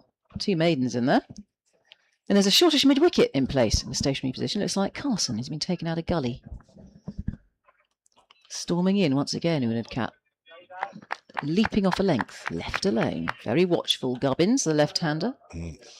Now, Mohammed Riaz is saying about Unicut, he says it's cut rather than cat. Is it? That's apparently, so apologies So if cut rather we than got that right. So it's Unicut. Unicut. Well, I blame you because I was copying you. That's right. And as like I said earlier, don't Senior ever take commentator. anything from this. Yeah. Now, Senior. Adrian Harms Senior. is that. Adrian Harms is that. Oh, where is Adrian? We haven't seen him for hours. No, he's disappeared. He's topping up his tan on the roof, I reckon. Unicut. Here he is. And he's forced to play a shot there. Gubbins a little bit slower this time. Big stride, positive stride forward from Gubbins. He hasn't been batting too badly this season, has he, for Hampshire? Steady. Fairly. Just having a look at his fingers. 7 matches, 454 runs. This is before he came into this game. Average of 32 with 3 50s. So it hasn't quite gone big yet. And we want to up that average. But in the grand scheme of things, it's not too bad. 51 against Surrey. That was in that last game, wasn't it? Draw against Surrey. For Gubbins, 71 against Essex, 83 against Somerset. Unicut once again. He's in and bowls, and there's a half-hearted appeal, but it's come off a little bit of bat. Really squares up to that, the left-hander Gubbins, and just about keeps that ball out. Good effort from the Indian, the overseas player. He's got hands on hips at the moment, giving it the double teapot. That swung. That was going down the leg side initially, and it straightened. Good line. That swung a little bit more. I think Gubbins would have been in more of a tangle. But it's, again, just going back to the length that he bowls is absolutely ideal. Here is Unicut again from the Cromwell Road end. He's got a very silky run up. And there will be runs here, just finding the gap. Possibly only a single for Gubbins, who pushes it into the offside. Just feel a little frustration building up for Gubbins, unable to get Unicut away. The field will readjust for the left-hand, right-hand combination. You can hear the gulls. You're not allowed to see seagulls, you know that, don't you? You have to say gulls. No such thing. Apparently no such thing as a seagull. Okay. Gull, yeah. I learned that from a guy here in Sussex who's a bit of a twitcher. I can't remember his surname. He used to do a lot. You'd remember him, actually. He used to do a lot of commentary. Do you remember John? What was his John's surname? John Lees. John Lees was the twitcher. I learnt that from John. He did, yeah. Because he berated me once for saying seagull. Coming around the wicket to the right-hander this time is Unicut. God, I can remember to say cut at the end. And there's no run there for Albert, who tentatively comes forward. It's the end of another over. We've had 14 this morning, and Hampshire making a good fist of things after a sticky start. 49 for no loss. If you look at that run rate as well, it's just around 3.5 and over. So doing everything right at the moment. Hampshire winning the toss and electing to bat as well on this beautifully sunny day. Yes, Unicut and Tom Price are the 2 bowlers for Sussex that are proving a little bit more difficult to get away, purely because they're bowling a little straighter and they're getting a little bit of movement from a good length as well. Here's Price again up the hill to Gubbins, and Gubbins pushes forward and he's playing a missing. Ball just angled across him. Still some movement there for the bowlers, even though we've had an hour's play this morning. Hampshire winning the toss, electing to bat first. Probably not the extravagant bounce that we saw in the first half a dozen overs or so, but different type of bowlers that we're seeing at the moment. 2 bowlers that tend to bowl and kiss the surface rather than hit the surface like Hunt and Goodman. But they were proving not quite as effective as Sussex would have liked. That's played out to point and there's no run. Yeah, still 3 slips in place. I like that. A good attacking field from Sussex. Still in the hunt for wickets here, unable to make this breakthrough. Let's see if they can get the 50 partnership, this opening partnership here for Hampshire. I think that would be a good effort. Mm. The first couple of overs did worry me this morning from a batting point of view, but ball was leaping around, wasn't it? It was. Here's Price again, bowls, and Gubbins leaves that one alone. Comes back at him a little. That's a good leave. Saw a sort of an animation on the scoreboard a little earlier. Stay hydrated. I think that'll be flashing up on the scoreboard quite a few times today and tomorrow and Sunday.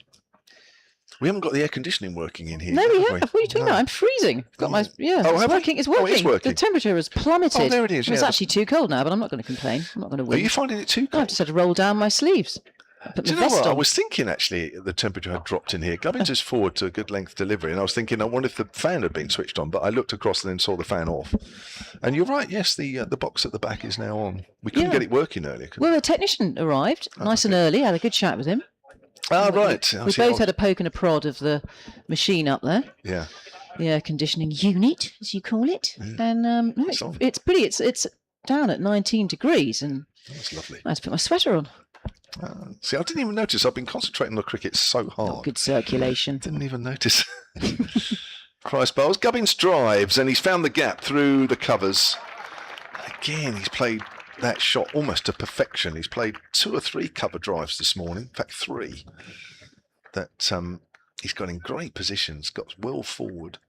Keeps the head over the ball, and you don't need to push at it too hard. That's the 50 up, 53 without loss. So are we communicating with the general public out there at the moment? I know you do emails. Are we doing social media? Is it bad for our mental health? But if you want to. Well, I mean, I don't have a social media out well, there. Good for you. That's much better for you. That's why I've still got a job. Much better for you. More than happy to give yours out, Isabel. That's played out square on the leg side. Single to Gubbins. Takes him on to 31. Well, I like a bit of communication Go on, then. with the outside world. I mean, I hardly ever use it, but I am on X. And I'm at Fine Glance. I'm Isabel Duncan at Fine Glance. So any moans, groans, views, news, pop them up there and I'll decide what I want to read out by scan reading it first. Yeah. Let my lesson on that front. Any wine somebody wants to recommend? Oh, yes. May have not had. Or wine tastings they want to invite us to. We've got a drinks break here.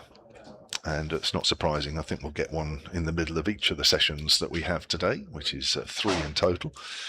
And Hampshire have clearly won that opening hour or so here, having won the toss, selected to bat first, 54 without loss. Gubbins on 31. Albert is on 20. Adrian Harms is back in the room.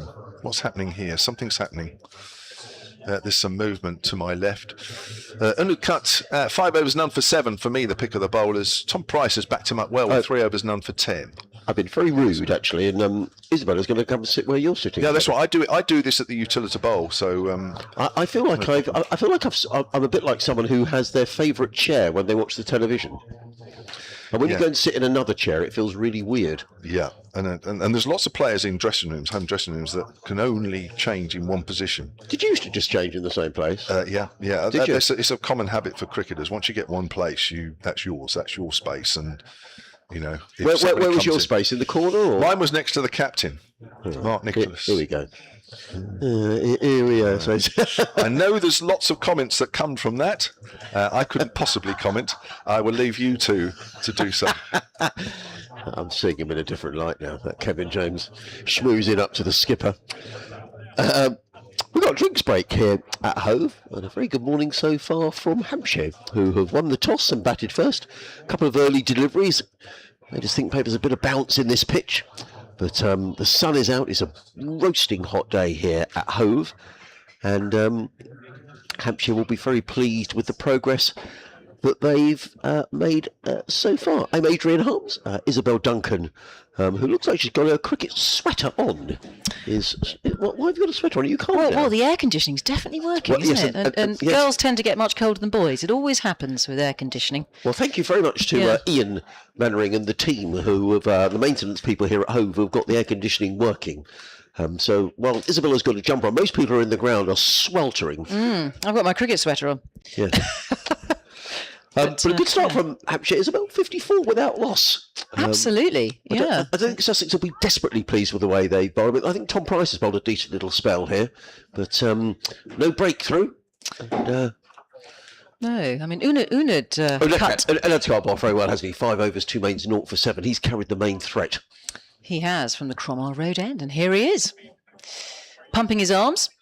Left arm over he comes, and that's left alone by Gubbins. We had an email from India telling us how to pronounce Unad cut. Oh, right. Apparently it's cut and not cat.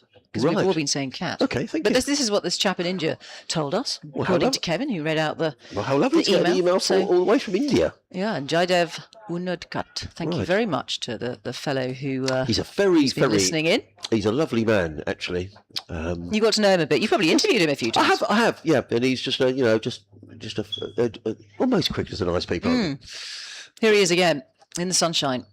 Very tidy run up and plays a forward defensive there, Gubbins, for no run and really tight bowling. 1.4 is his economy rate. 5 overs, 0 for 7 with 2 maidens. Jaidev Unadkat. And I had breakfast with him once, actually. did you? Well, Sussex were playing in Derby, and I don't generally stay in the same hotel as the team because BBC policy doesn't allow us to do so. Because no, they're expensive. no. But this particular hotel must have been quite cheap because I was in it. Was it the Travel Lodge? I know other hotels are available It on the wasn't- ground. No, it wasn't on Had the an ground. interesting experience there once. Did but you? I'll tell you off air. Okay. Unadkat comes again and is left alone. There's a bit of bounce there off a length. We like that from Sussex. Yes, it was a hotel in the city centre, and I went down for breakfast one morning. It was raining, so the players weren't going to the ground yet, so they were waiting to see what was going to happen. And I went in to have breakfast, and it was full, and the only table that was available was Jaidev. And I'd never spoken to him before, and I said, "Would you mind if I sat down and had my breakfast?" And he said, "Absolutely not." So we sat down and we had a little chat, and it was really nice. And I thought, what a lovely guy. So he said, "You said, well, I don't want members of the press talking to me," but he was charming. Well, anybody'd love to have breakfast with you, Adrian Harms. You are charming.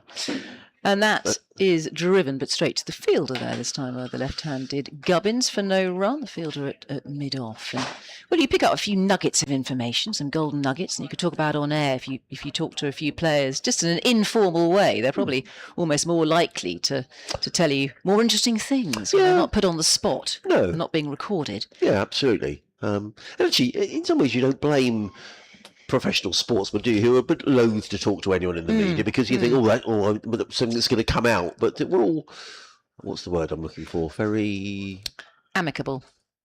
No. Left arm over. And he comes again. Oh, as a play and a miss. More of a prod this time by Gubbins. And it has leapt off a length. He is finding that perfect length. Unadkat. He is. He's bowled really well. And getting that extra bounce as well. There's a bit of nervous gardening going on out there between Albert and Gubbins, the two Hampshire batters. But they are 54 for no lost, Hampshire. Made a good start. It was tricky beginnings. Getting up the two left armers who began proceedings with the ball for Sussex were causing a few problems. Getting a lot of bounce, but it seems to have died down now. A bit more consistency. Unadkat again, Cromwell Road end. In he comes, Gubbins plays that with soft hands, open blade, goes backward a point for no run. Terrific spell, isn't it, this? 6 overs, 3 mains, 0 for 7. Really tight from Unadkat. But no breakthrough. No, it is interesting, isn't it? And these days of social media and everything else, you can understand. Discreet is the word I was looking for. Yeah. So someone might, if I was having breakfast with you, you might say, yes, in England's women's team, so. I think, that's interesting. I'll just lock that away in my brain. You don't broadcast it. Well, it depends what it is. Well, no. Well, I think that's the point, isn't it? I think if you're, if you see these people all the time, it is discreet, isn't it? You keep it to yourself. There are not many discreet people out there, though, Adrian. That's the problem, Well, I think, these days. Thanks to social media, really. Yeah. In comes Tom Price running in and bowls and beats Albert outside the off stump. Good little spell this from Price. In his 4th over, no wicket for 10. I remember once, actually, an example of this was covering the Albion, actually, when Gus Poyet was the manager. And there was something going on, and the media manager said, we'd rather you didn't ask Gus about X, which was fair enough. Okay. And so he didn't, because you've got to interview him next week and next week and next week. So you don't, well, I'm not going to, they've asked me not to, so I won't. It might be a story, but I'm not going to do it. In comes Price, running in and bowls. And he's played on! As Tony Albert. Well, it's been a good little spell, this, from Tom Price. It was a little defensive prod from Toby Albert, and I'm fairly certain that he's played that onto his own stumps. And he goes for 20. And Hampshire lose their first wicket on 54 for 1. Yeah, well done, Tom Price, who's bowling his medium pace, but is accurate, straight, getting a little bit of a wobble with that Duke's ball. And really bags the scalp of Tony Albert and breaking up that opening partnership worth 54 between those two. They were starting to look rather settled, but it has come off a sort of inside edge, hasn't it, onto the... Well, I don't know if we've got a replay, but I don't on my laptop, unfortunately. But Kevin's far more techie than us. We're just rewinding here. Yes, it looked like it was just... Sometimes we do have a screen in here, but for some reason it's not working at the Mo. Yeah, it's difficult to tell from that in sort of real time, isn't it? But possibly played on by Albert. So here comes a former Sussex man, Alior, coming out to bat, the left-hander, who left Sussex a couple of years ago. He gets a nice reception from the Sussex members as he wanders out to the middle. Made runs at the Oval in the last game against Surrey. I always associated Alior with more of an attacking player, but he defended for a long time in that game at the Oval, a game that Hampshire drew a couple of weeks ago. And that was his only match in the Championship so far, so this being his second. 53 not out, wasn't he, against Surrey in that draw? I think it's probably fair to say Kevin would probably tell us more when he comes back on commentary, but I think he's struggled a bit, since he's been down at Southampton. He's had a couple of injuries as well, which haven't helped. But I always, he was very, very pleasant and amiable. But things didn't quite work for him here, and moved on to Hampshire. And he'll be very keen to make some runs here against his former county. But Tom Price has got a good spell here.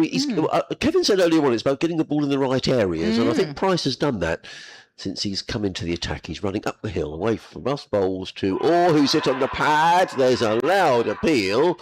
Sussex think they've got their man, but umpire Burns says that's not out. The ball ricochets into the offside. There is no run. Oh, well done for identifying the umpire, because I can't tell them apart at the moment. That is Burns at the C end, then. Well, it's a bit of a guess, but I'm fairly certain that it's Jack Chantry at square leg.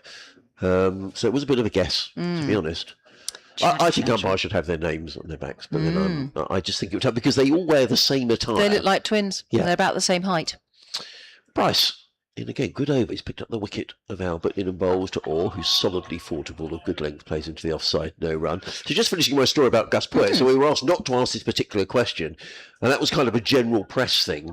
Then there was a guy there from a well-known radio station who just went straight in and asked the question. No. And the word to him was, well, don't bother coming here again. But if you ask that as a local person, you completely mess up your relationship with the players and the club. So I'm not saying that the club should dominate what the conversation is, but I think now and again there are things you think, out of respect, we don't want that asked. Oh yeah, you got to use your judgment. And I think that in comes Price and bowls, and Orr is forward, plays into the offside and takes a single as Alior into the covers, so he is on his way, 55 for 1. As I say, that doesn't mean to say that the club can always say, well, you can't ask difficult questions, because then that just there's no point being there really. But I think there are just occasions. Just slightly worried there. Tom Price just holding his right thigh. I hope he's all right. Perhaps I misread that. But anyway, he's back to his mark. And he's on his way. The former Gloucestershire man running into bowl to... Oh, he's hit low down. That didn't get up at all to Nick Gubbins. The ball bounces away into the offside. There's a good over there from Tom Price. End of go for Hampshire, a 55 for 1. Orr is on 1. Gubbins is on 31. Listening to live cricket on the BBC Radio Sussex, BBC Solent, Adrian Harms, Kevin James and Isabel Duncan here at a gloriously sunny Hove. Is that my phone that's dinging and donging? It's very unprofessional, whoever's pinging away in the background there. Popular man, Adrian Harms. No, I don't think it's me. It's probably me. Hang on, I put it on silent. Silent but deadly. No, I'm definitely on silent. Are you? Silent. Definitely on silent. Must be Kevin. We'll blame him. He can't defend himself. He's beavering away, writing his memoirs to my right. We don't know where that's coming from. So back to the cricket, and the Unad Cat will continue from that Cromwell Road end. There's a lot of scaffolding behind him. Rather an unattractive building. But boy, what a view out of those windows if you've got a flat over there behind the arm of Unad Cat at the moment. Yeah, but it looks. We've spoken about this all season about the horrible scaffolding that's on those flats. I read those flats look almost unoccupied to me. Do they you? They suppose they could be. I mean, maybe because they're having major work done to them. Well, I don't know if we it's wondered that. internally as well. Here's Unad Cat storming in, bowling. Really squares up to that and crouches down. Or the left-hander. Plenty of left-handers in this Hampshire side. Just counting them up, actually. 1, 2, 3, 4, 5 left-handers in the Hampshire side.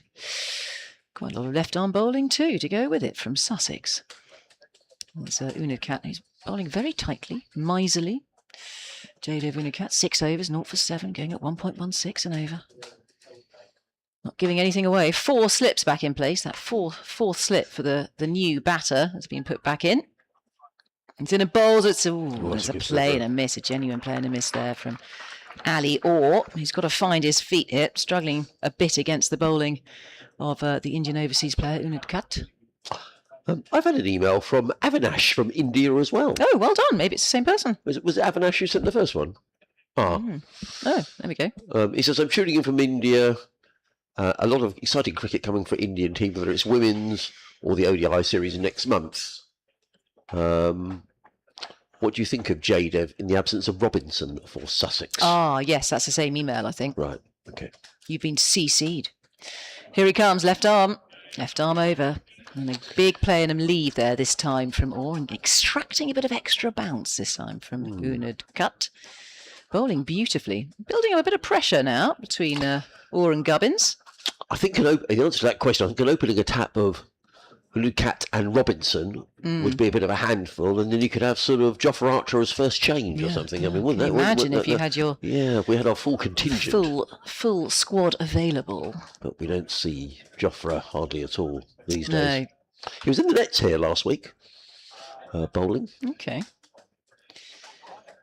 Unad Cat again, who is in and bowls and comes forward tentatively this time, Orr for no run. He was, I think it was Sunday or Saturday or Sunday. There was a crowd of people watching at the far end. I wonder what was that about. Well, Jofra was bowling. Gus Atkinson was here as well. Ah. So there were a couple of England players were in, and I think Troy Coney, is it, who's the bowling coach? Yes, that rings a bell. So Gosh, a proper yeah, sesh going on. That would attract the crowds. yeah, absolutely. High intensity bowling session. A masterclass. He's just doing a little stretch at the top of his run there, Unad Cat.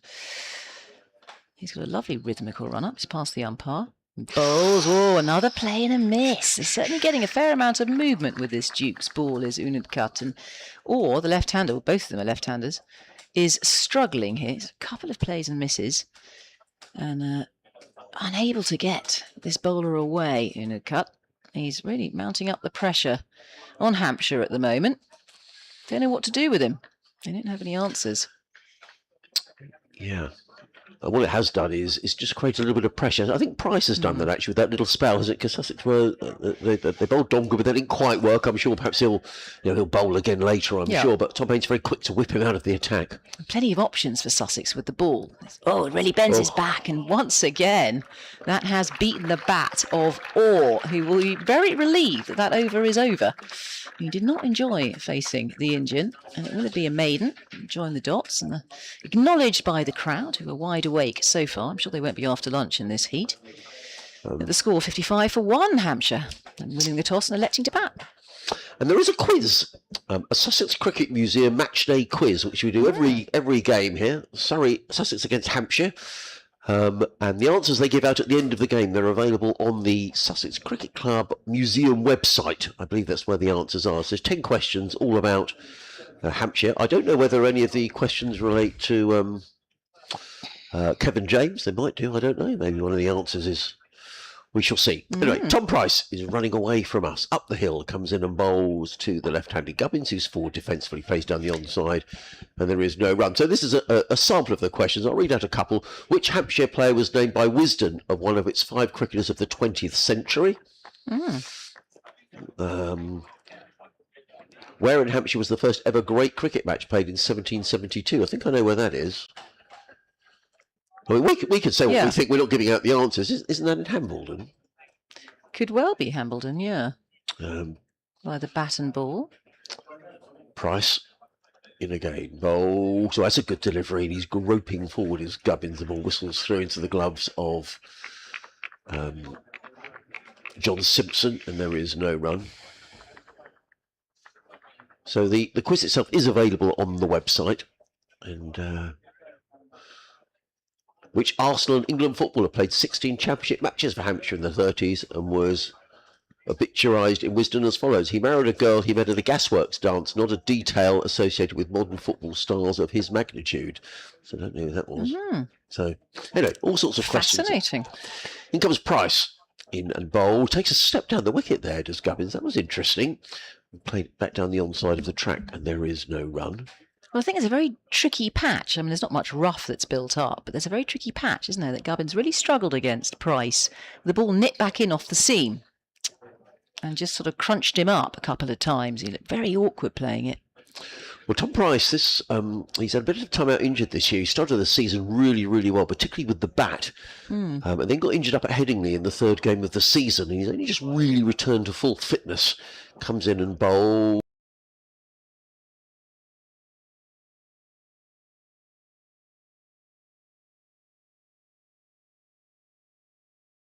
We shouldn't complain on a boiling hot day because I think people are probably sweltering around the ground. But the air conditioner, we can always turn it off. Well, we could. We could turn it off or just put it up a degree. Yes. Because it's probably on about 19, isn't it? And when I come off air in 10 minutes, I'll have a little fiddle with it. Right, okay. Get the temperature right. 3 slips in place. There's a backward point, cover mid-off, mid-on, mid-wicket, and a fine leggers. Price away from us. Bowls and defensing. Plays defensively. Does Gubbins into the offside. There is no run.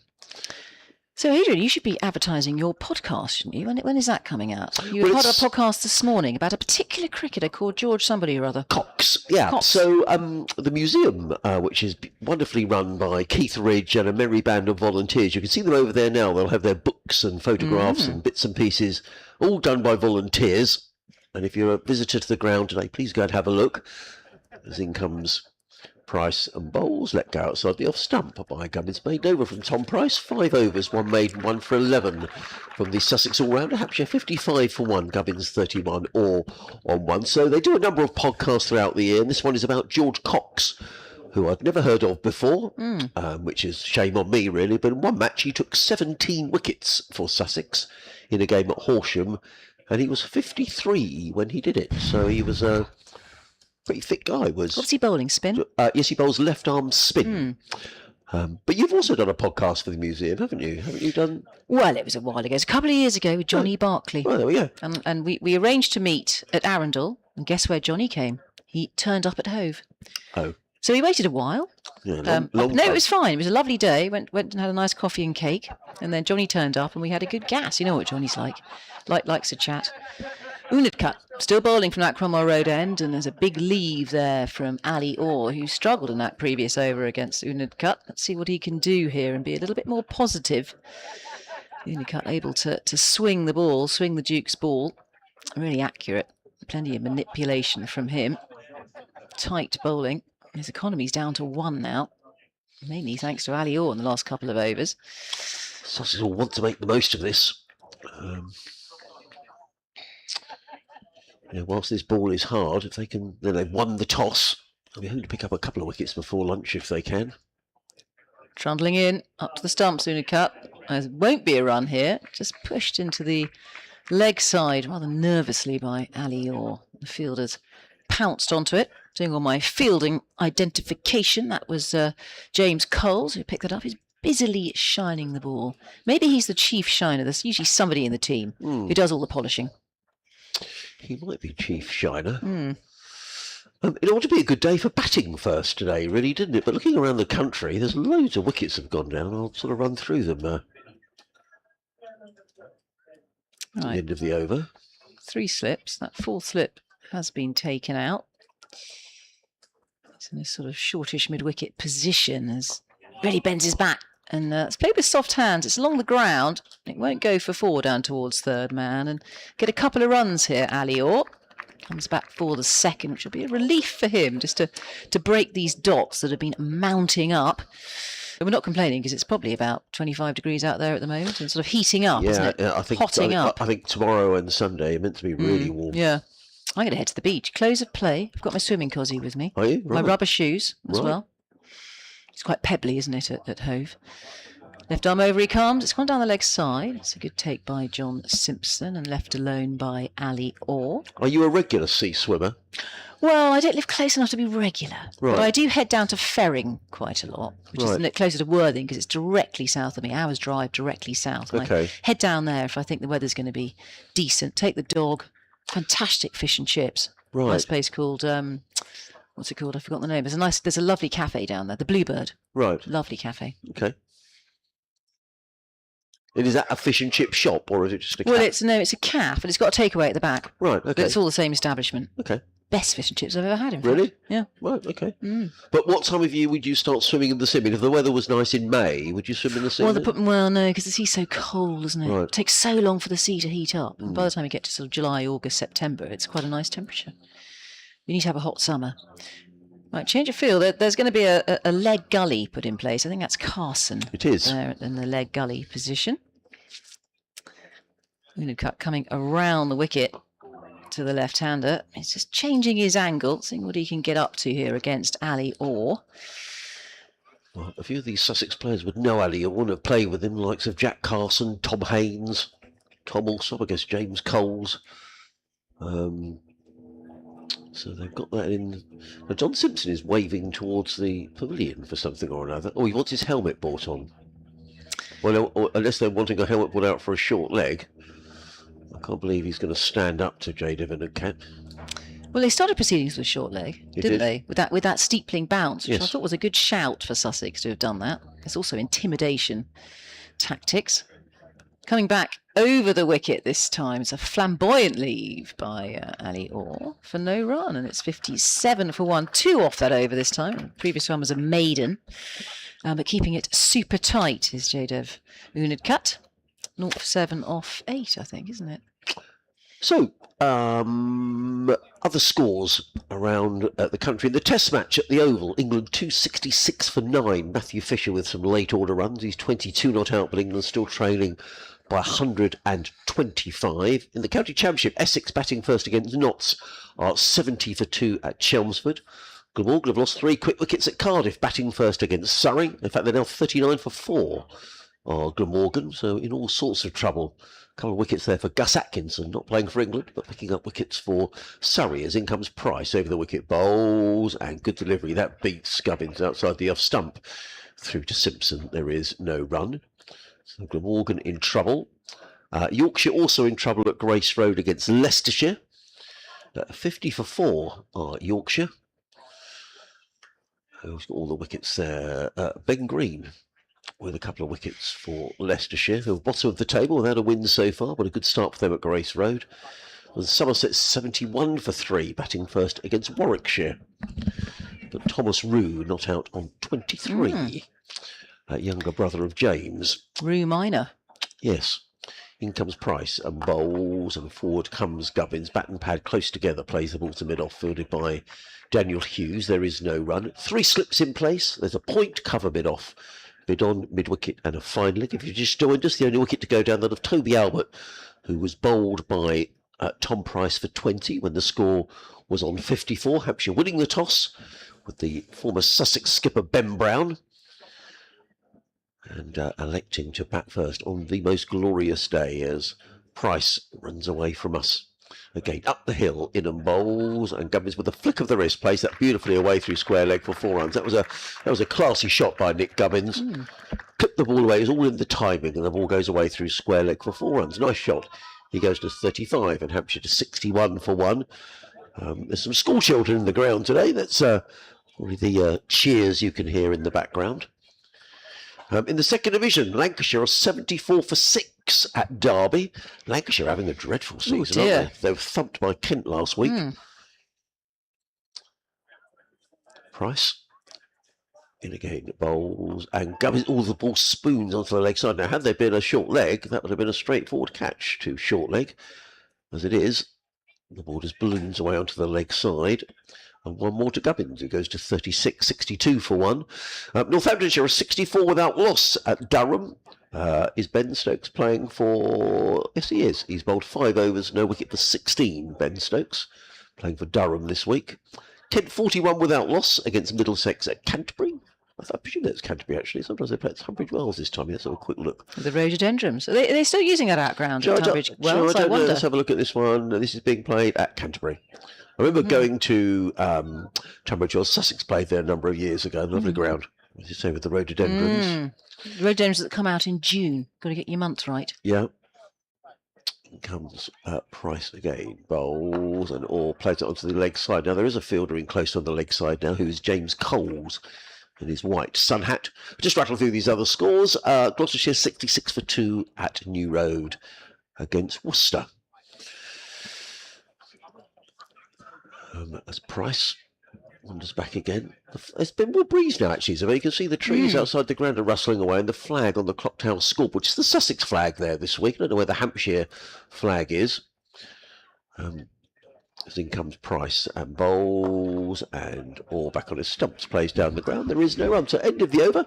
Isabel is going to go and taste some sparkling wine that Kevin has suggested. Thank you, Isabel. 62 for 1 as one of the Sussex players goes running off for maybe a comfort break. That looks like Charlie Tier, who's coming onto the ground to replace him. And Hampshire 62 for 1 with all on 3. Gubbins is on 36. Listening to live cricket on the BBC. Myself, Adrian Harms, Isabel Duncan, and the familiar voice to Hampshire listeners of Kevin James, who rejoins us. I think Hampshire will be quite pleased, really, here, Kevin, that they've only lost the 1 wicket here this morning. 100%. Interesting as well. The Price Unadcut combination is definitely the one for Sussex, isn't it? Yes. I mean, just before, up until the Toby Albert wicket, which was just before 10 past 12, Hampshire had scored 54. Here we are at half 12, and Hampshire have added 8 yeah, in 20 odd minutes. So it's a different game at the moment. So there is a change of bowling, and it's going to be Tom Haynes who's going to come into the attack. Picked up important wickets last week for Sussex. The skipper around the wicket comes in and bowls to Gubbins, who is on the back foot and plays it out into the covers. There is no run, just the 2 slips in place. There's a backward point, a sweeper on the cover boundary, as Isabel does the honours and brings the lunch voucher. As it it's either the Sausage Man or you can go to the pavilion. Yeah. The Sausage Man is out the back here. In comes Haynes around the wicket. Bowls and beats Gubbins outside of the off stump. He was a lively sort of medium pace as Tom Haynes. He's one of these bowlers, Kevin. He's always at the batsman. He's got John Simpson standing up to the stumps.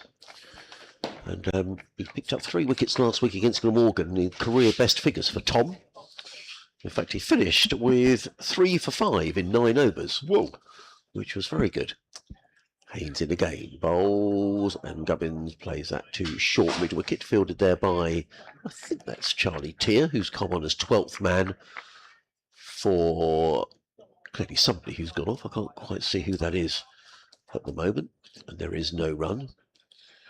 Spectators decked out in the blue seats at the far end of the ground. They're there for the T20, which resumes next week. In comes Haynes, wide outside the off-stump, let go by Gubbins, taken by Simpson, no run.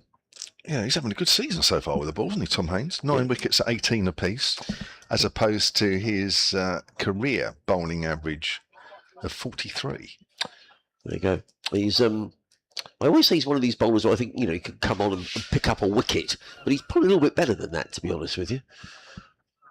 Comes Haynes, bowls, and Gubbins plays onto the leg side. There is no run. I've probably asked you this before, but I'll ask you it again. Did you like it when keepers stood up to you, or did they ever stand up to you?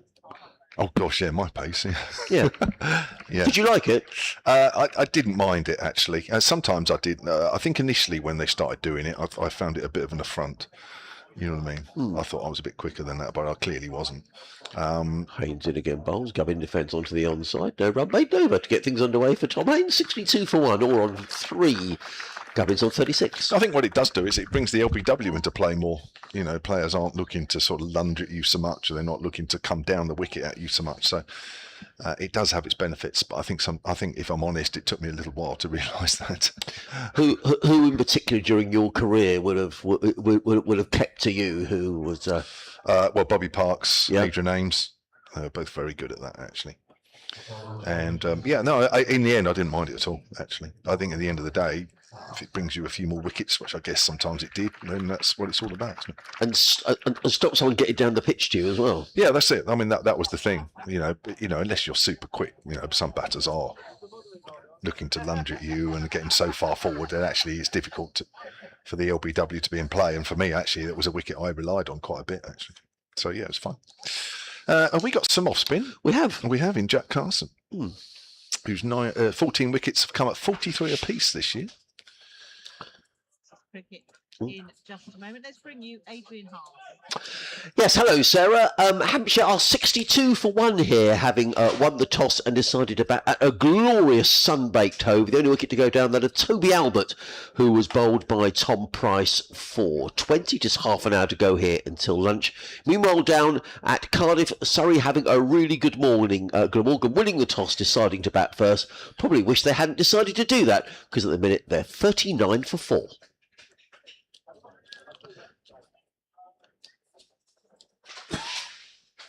Jack Carson then, who's taken over from Tom Price, who steadied everything, if I'm honest, from this bottom end. It's bounced outside the off stump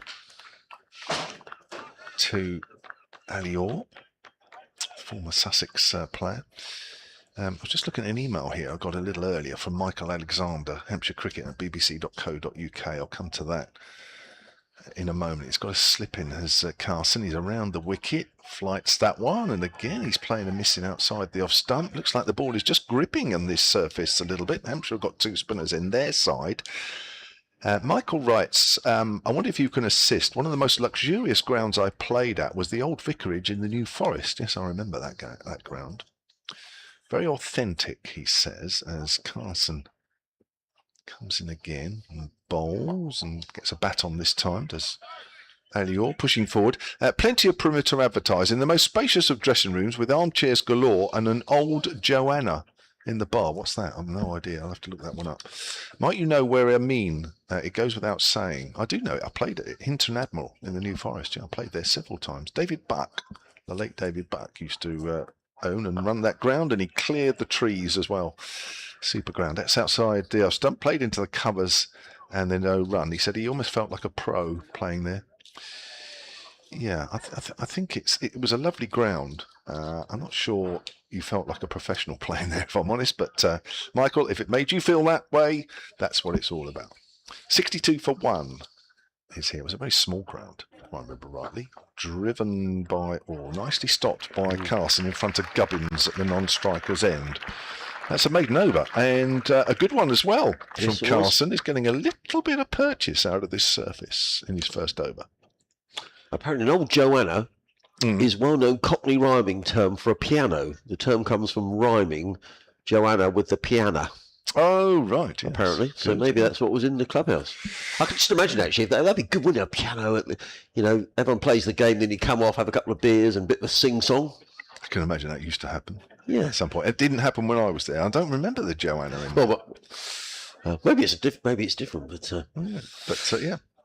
Tom Haynes is going to carry on from the Cromwell Road end. In and bowls, let go by Gubbins, taken well by John Simpson, and there is no one. Just to pick up on Kev's point there about the runs have slightly dried up. The wicket of Toby Albert went down in the 16th over, so we've had 7 overs since, and Hampshire have just added what was the score when the wicket went down? Come on, Adrian. 54. Yeah, so runs have dried up a bit. In comes Haynes, bowls, and Gubbins. Just as I say, that flicks one nicely through square leg. He's going to pick up at least a couple of runs. Price is round the boundary edge. He stops the ball one-handed, gets in the throw. They come out as good running, actually, by Ali Orr, who was running to the danger end. Tom Price right round the boundary edge. Just a little uncomfortable there. Just keep an eye on that. He sort of bent down to pick the ball up, and let's hope he's okay. Sussex can't afford to get any more injuries. Yeah, he's just. I thought earlier on I saw him feel his right thigh. Anyway, let's hope he's right. In comes Haynes, bowls, and all's beaten outside the off stump. This is just so much better from It is, Sussex, isn't yeah. it? I mean, Undercut has been very unlucky. Yes. 8 overs, none for 9. Could have picked up easily a couple of wickets, but Price bowled the right length. 6 overs, 1 for 16. Haynes is doing so as well. I mean, they're both medium pacers, but there's still a little bit in it for them. But they're pitching the ball up. It's just looked better. That first sort of 45 minutes was a bit messy, really. He's in bowling. Picks up another wicket. There's Tom Haynes, and he's picked up the wicket of his old teammate Ali Orr, who he's bowled for 3. The second wicket goes down, and Hampshire are 65 for 2. And Tom Haynes, who's been in terrific form with the ball, picked up 3 wickets last week, and he's come on the skipper, and his second over, he's cleaned up Ali Orr, who is on his way for 3, and Hampshire now 65 for 2. Just played slightly inside the line there. I think, to be fair to Haynes, it's pitched and it might just have straightened a little bit. But it's that length where you're never quite sure as a batter. And that's been the length this morning. Goodman bowled a little too short and wide, and Hunt the same. But Unadkat, Price, and now Haynes are really putting the brakes on the Hampshire innings. And now we're seeing a different type of period of the game. He's pushing forward there, Ali Orr, but he's not quite sure what the ball's doing off the pitch. It's not doing a lot, but it's doing just enough. That's a good delivery. It's a good length. It's such a good length on this pitch this morning. Whether that's the length this afternoon or later on, we'll have to wait and see. But for this morning, for me, there just hasn't been enough balls there. Yes, he just bowls that nagging line and length, does Tom Haynes, and he's always there or thereabouts and always at the batters. Interesting, isn't it? The other Sussex bowling, look at 8 overs, no wicket for 9. Hunt 5 overs for 19. Don Goodman didn't really work at all for him. 2 overs, 0 for 17. Tom Price 6 overs, 1 for 16. And now Tom Haynes in his second over, 1 for 3. The new man in is the man who's been in terrific form for Hampshire, Jake Lehman, who's got 654 runs. He's averaging 65 for Hampshire. Those stats tell me he's a decent player, Kevin. Well, it is. I mean, his career average is 36 over 109 matches, 808 matches. So, he's significantly outperforming that. But you can see just the way he's played, the way he sets up, that he is a terrific player. And Hampshire have got him for 2 years. Haynes in bowls, and he works this down to fine leg, does Lee. When he's picked up 1, he'll think about coming back for the second. In fact, he does come back for the second as Tom Price comes round to field. And a couple of runs as Lehman is on his way. I tell you, I looked up Jake Lehman's sort of previous matches, and he actually played, back in 2015, he played a couple of T20s for Sussex second 11. Really? Haynes in again, bowls, and again it's played down this down the leg side. Price comes trotting into field, but Tom Alsop gets there first. I'm not so sure that Tom Price hasn't got a little injury, He doesn't seem to be moving that well in the outfield. I hope I'm not called that wrongly, but he just looks uncomfortable. Anyway, Tom Haynes has picked up a wicket in that over. Sorry, carry on with your lead. No, that's right. Yeah, no, he played a couple of T20s second team against the MCC Young Cricketers. Interesting. Didn't bat in one game, 24 not out in the other. And he also played a second 11 championship match against the same opposition up at High Wycombe back in 2015. I wonder why I wasn't picked up. That's one that well, I think there's a few players and counties over the years that would say that. So, yeah. Back on home turf, so to speak. So Carson with his off spin to bowl to limits. Another left-hander in, so we've just got Ali Orr gone as a left-hander. Gubbins is still there playing nicely for his 39, and Lehman another left-hander. I don't think Carson will mind too much about that. Looking to turn the ball away from the bat. It's got a slip and a gully in. That tells you all you need to know for Carson. As forward as Lehman just opens the face of the bat and rides that sort of bite in the wicket as the ball trickles away up the hill to third man, and he'll take a single. He was on to 4, 69 for 2. Is he sort of anywhere around the Australian side at all? Or?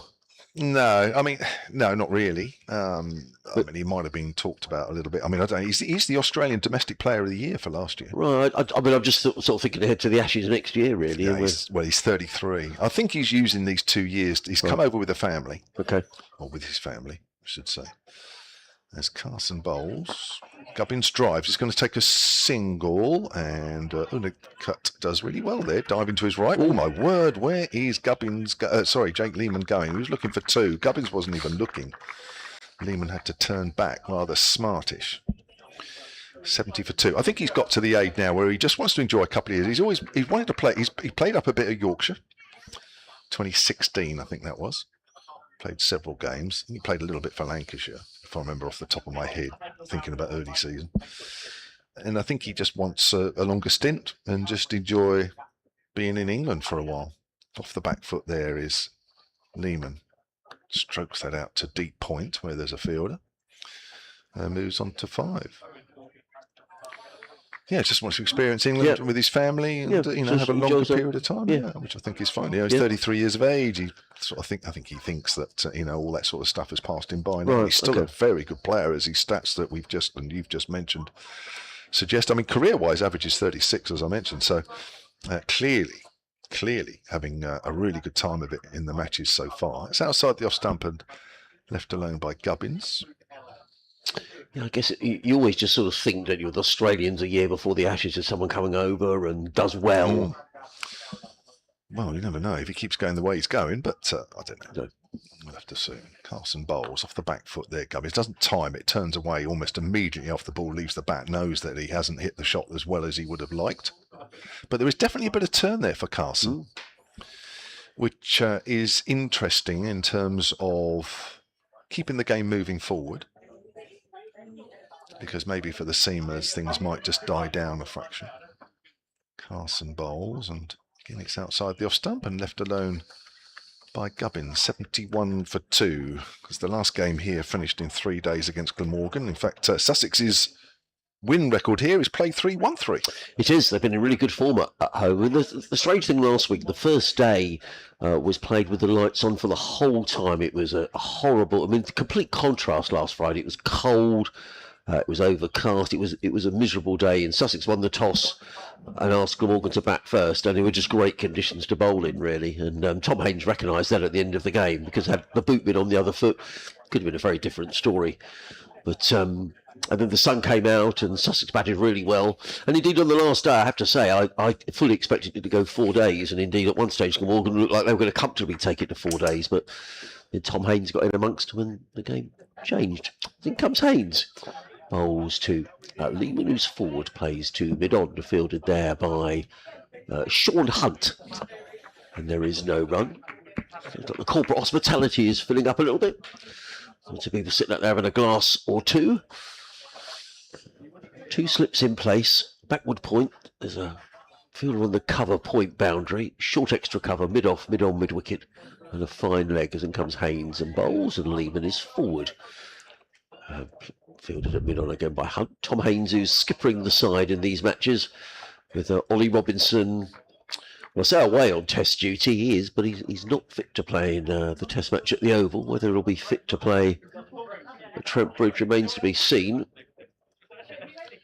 England actually making a bit of a decent fist of things. The last wicket partnership, Matthew Fisher's on 46. As in comes Haynes, bowls, forward comes Lehman, plays to mid on no run. Jofra Archer made just 8 today. Jordan Cox out for 27, Josh Tongue out for 1, but Sonny Baker's doing okay. He's 4 not out off 30 deliveries. He's keeping that, so that last wicket partnership is invaluable for England at the moment. There were 238 for 9, now 287 for 9. Haynes in, bowls. I was slightly deceived by that, was Lehman. I think he was looking to cut that ball away through point. He was rather squared up by Tom Haynes, who plays down the onside of the track, and there is no run. I've had to keep an eye on Haynes's follow-through there. The ball before the umpire didn't officially warn him, but just said, look, you've got to get off in your follow through. Right, running down the pitch. Yeah, so I'll have to keep an eye on that. I think there's Jack Chantry at the far end. So they both look identical. As in comes Haynes and bowls, and then drives into the offside, followed by Daniel Hughes, who's in there at short extra cover. There is no run. I mean, even the ball after that, not that one, I haven't looked at that one again, but he was still running on the pitch, so I think it's going to be an interesting one, this one. Haynes wanders back to his mark. And he's in again, around the wicket, bowls, and even edges this down to third man. That's not going to quite go for four. Don Goodman is in hot pursuit, overhauls the ball. Goodman is fielding, actually. 2 more, though, to Lehman. And he goes to 7. And at the end of the over, Hampshire are 43 for 2. Tom Haynes, 3 overs, 1 made and 1 for 6. I know you were saying earlier about all eyes are on Ben Stokes, aren't they? Playing for Durham. That last ball wasn't too bad, actually. I was just watching his follow through. But he's having to come a little wider now, Haynes, to make sure that the umpire doesn't stay on his back, so to speak.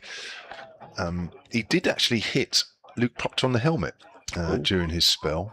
Proctor actually ducked into one.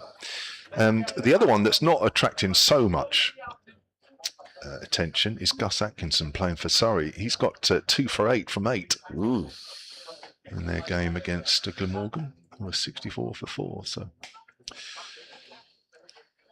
the 2 players not playing for England. Forward is Gubbins to a new over from Jack Carson, and the pace of progress from Hampshire has been severely curtailed in this second hour. It has, yeah. As the bowling's got a little tighter all round, not just relying on Price and Uddercut.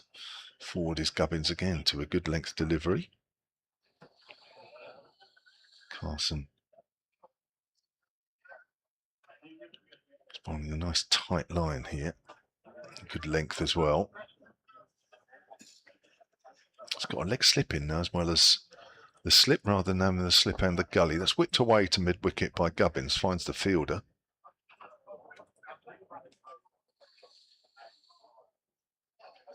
Have the pitches generally been turning here this season? Not a huge amount, but I think sort of later on in the game, perhaps, third. I mean, Jack Carson bowled very nicely. James Cole's picked up wicket in the end, but not prodigious turn. Sure. Gubbins is forward. Goes out towards point. He's got to find the right pace here, Carson, to get a little bit more purchase. But there's certainly some bite and some hold at the very least.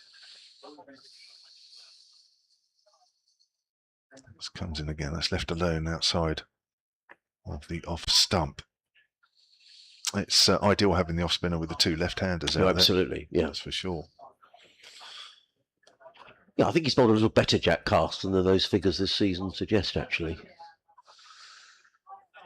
Comes in again. Gubbins is off the back foot, just a little too short. That's what you're looking for as a batter. Anything just slightly short of a length, rock back on that back foot, and it's an easy get out there, an easy single out on the offside. He'll keep the strike, 74 for 2. We've got, just over 5 minutes till lunch.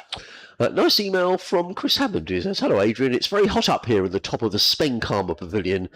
He says it's the coldest place in Sussex, actually. It must be very hot everywhere else. He says, last Friday I put on my old Hampshire tie, having been a member there for many years in the 80s and 90s, mainly at the Northlands Road ground, which was much more like Hove rather than the more industrial bowl in Hedge End. Industrial bowl. He says, I was invited to the Robin Smith Memorial service at Winchester Cathedral, and having known Robin well, I was delighted to go, as in comes Tom Haynes, and clipped away down to fine leg by Nick Gubbins, and picks up a boundary. The total goes to 74 for 2. A galaxy of old cricketing faces, very pleased to say, he says, Mark Nicholas did a tour de force eulogy for Robin. Question for Kevin. Having Hampshire in my mind, I noticed while watching the ICC Women's T20 that the ground is called the Hampshire Bowl. Yeah. Is that right? I understand that ICC don't allow sponsors' names for grounds, but why not the Rose Bowl, which was the original pre-sponsorship name? There is a reason for that. Haynes in bowls, and Gubbins works that into the offside and picks up a single. And I can't remember, I'm probably not the one to ask actually, but I know it's been called the Hampshire Bowl before for ICC Right. events, because obviously Utilita aren't a ICC sponsor, so Okay. that's why they don't use Utilita. Thank you for your email, though, Chris. It says, difficult day for Sussex with a depleted bowling attack. I hope there's a good reason for England's set-up retaining Henry Crocombe at the Oval. In comes Haynes bowls, forward comes Lehman, plays down the onside of the track for no run. I'm not sure how long Tom Haynes is going to be allowed to do this, because at least once an over, maybe twice an over now, he is running down the pitch. Now, it's maybe not intentionally, but I'm not sure how long Jack Shantry is going to allow him to get away with this. He's coming around the wicket, is Tom Haynes. He's in now, bowls, and Lehman again defends down the onside, and there is again no run, just those two slips in place. Did you go to the Robin Smith? I did. Did you? Yeah, it was very, very well attended. Right. And yeah, it's a hard one. I spent 15 years as a teammate of his, and it's tough. Gosh, wow. Haynes in bowls, Lehman defends into the offside. There is no run. Because you're right, Mark Nicholas spoke very well, and so did his brother Chris Smith, who's over from Australia. And it just brings everything back, anyway, I was talking to Paul Farbrace this morning, and that sort of era, that sort of decade and a half, sort of 80s and mid 90s or something, which most of us were around for. Haynes in bowls. There's a big shout. Tom Haynes. My feeling was it was probably going over the top, but big shout from Tom Haynes. Gubbins survives, ended over 79 for 2. And it sort of brings all that back, you don't always want to hark back to the olden days and that sort of thing, but it was kind of a special time. It had its own sort of uniqueness, that sort of period in county cricket. And, when you get a gathering of all the players together like that, and, we touched on it, Farby as well, when we were chatting, and it sort of brings it all home, just what a, for those of us that were around at that time, what a special time it was. And players now will say that, their period at that had a different type of uniqueness, and that's fine. It's So it's quite poignant. It was. Yeah, it was. And it just made you realise just what a special guy he was as well. Lovely sweep shot there from Gubbins as it goes behind square on the leg side. It's well fielded on the rope away to our left as well. Hampshire move on to 80 for 2. But I think it was nice that everybody connected with Hampshire, and those that weren't but played against Robin or even with him for England. A lot of people were there, and it was nice. It was nice from that point of view. But yeah, sad at the same time. Yeah. Wonderful place to hold it, I would imagine, Kevin. Amazing. I've never been inside Winchester Cathedral before, so from that point of view, yeah, incredible. I've been around it, obviously, and when you go to Winchester, you can't miss it. Cut away by Lehman in the offside, 82 for 2. Lehman moves on to 8. Gubbins is on 47 currently. Yeah, so, to actually be inside Winchester Cathedral, although, unfortunately, for a time that, you probably wouldn't want to be inside it. Yeah, of course. It was nice, yeah. Carson bowls, and forward is Gubbins. Well, and obviously you were close to him, Kevin. So I don't, if you didn't want to answer questions about him, I understand that. But when he came into the side, was he someone you immediately thought he was something special? Yeah, well, 100%. I came across him before I played for Hampshire when I was at Middlesex. My first encounter with him, it's outside the off stump, left alone. Gubbins was playing for the I think it was Duchess of Norfolk or the Duke of Norfolk's 11 at Arundel. Because obviously in my early days at all my time at Middlesex really, I wasn't a regular, that's for sure. And we had a game, I forget who it was against. That's played out into the covers. It's well fielded, no run. And he played in the same side, and I got introduced to him by the late Colin Cowdrey, who was captain. That shows you how long ago it was. This is very early 80s. And he said, he introduced me to one or two of the team in the dressing room that were already there. And in the corner was Robin. And I'd sort of heard about him without ever coming across him. And he just said, this is Robin Smith. He's sort of next best, England's next best batter sort of thing. And that's how I first got to say hello to him, really. And my first recollection was, gosh, he looks like a judge because he had Really? this sort of, Really? hair, curly hair, all Yeah. sort of, combed straight back. And it was like, even though he said, "Oh, this is Robin Smith," my first thought, "Oh God, he looks like a judge." I'm gonna have to go. We'll talk more later. Great to get Kevin's thoughts on the great Robin Smith. And thank you for your email, Chris. This will be the last over before lunch. As in comes Tom Haynes around the wicket and bowls, and that's nicely played by Lehman, who's going to pick up a couple of runs. A good sliding stop by Jack Carlson, who gets applause from the school children who are inside the ground. Lehman goes to 8. Hampshire to 81 for 2. Sussex will have bowled 30 overs in the session, which I'm pleased about because sometimes the Sussex over rate has been a little slow. But the introduction of Carson and Haynes has certainly speeded up the over rate. Well, I reckon it's about honours even at the end of this morning if we go to lunch like this. Haynes in again, bowls, and Lehman defends into the offside. There is no run. Just a reminder for those just joining us. Hampshire winning the toss, batting first. And losing the wickets of Albert for 20, a wicket for Tom Price, and Ali Orr, the former Sussex player, for 3. And it is Tom Haynes, the Sussex skipper, who's coming in around the wicket to bowl to Lehman, who defends into the offside. And again, there is no run. A little bit of help in the pitch early on, maybe, for Sussex. They didn't bowl particularly well early on, with the exception of J. Devanukat, who bowled an excellent spell. And then Tom Price and Tom Haynes really brought some control to Sussex and picking up those 2 wickets. But it's been an interesting morning of county cricket as Haynes is in around the wicket, bowls and struck on the pad. He's given out, and Sussex have got the breakthrough before lunch. And Jake Lehman is not happy at all as he makes his way off. He looks very hard at umpire Chattery. In fact, well, I would have to say that's probably going to count as a mark against Jake Lehman because he swished his bat in annoyance. But Tom Haynes, who has got this habit of picking up important wickets, picks up another wicket right on the stroke of lunch. He picked up 3 last week. He's picked up 2 today. Lehman goes for 10. He was not happy about the dismissal. You could tell that as he walked up, he swished his bat in annoyance. And I'm sure the umpires would have made a little note about that. Difficult to see without seeing the replay. However, that is lunch, and Sussex getting a wicket right on the lunch break, which probably tips the scales in their favour, having won the toss, having lost the toss this morning and picked up those 3 wickets before the interval. The players making their way off. Kevin, Isabel and I will have a little break and some lunch, but thank you for listening.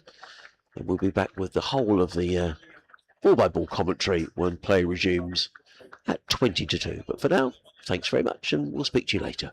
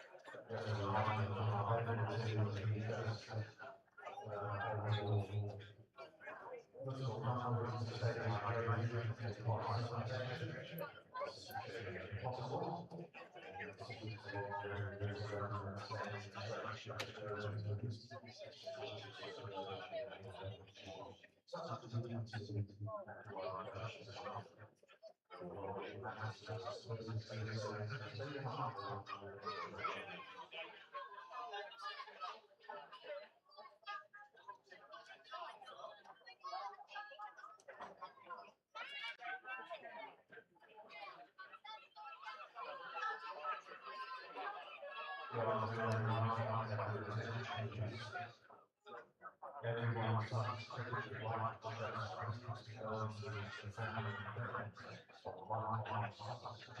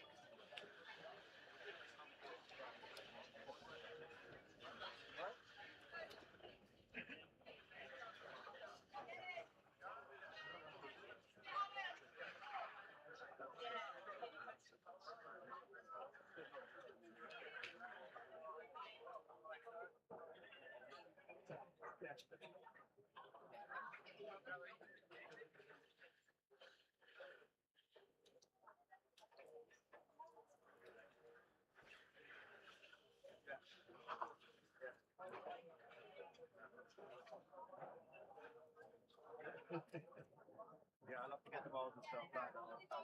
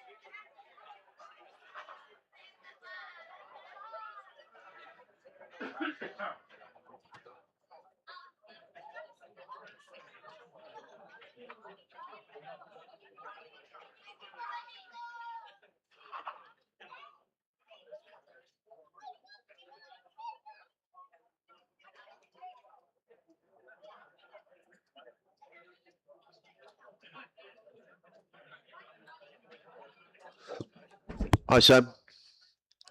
Let's make a note of this.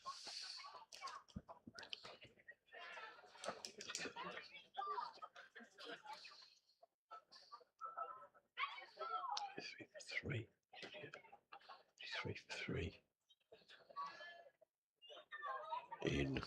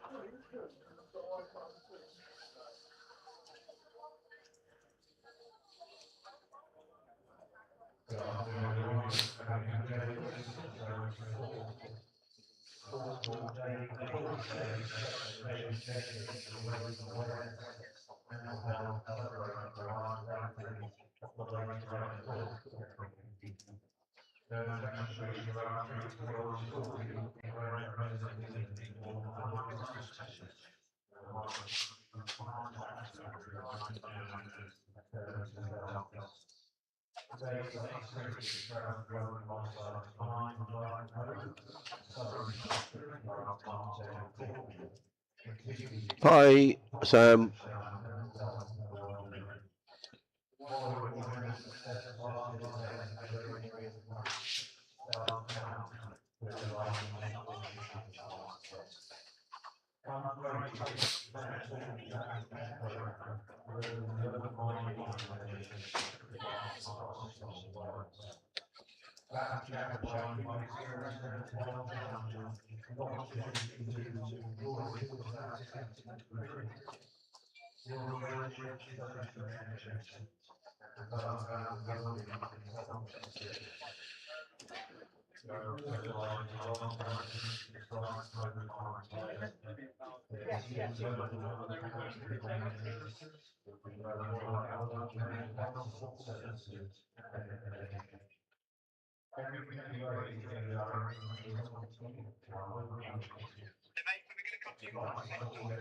No problem.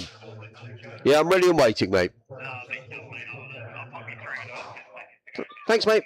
Yeah, no problem.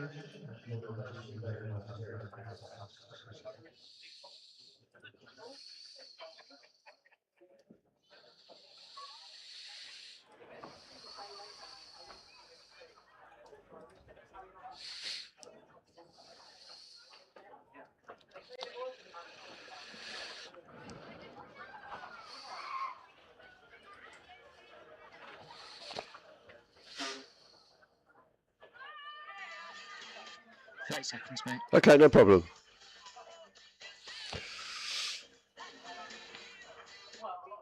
there cricket Monday? There is cricket on Monday, yes. Yeah, it should. Yeah. Perfect. Thanks, mate.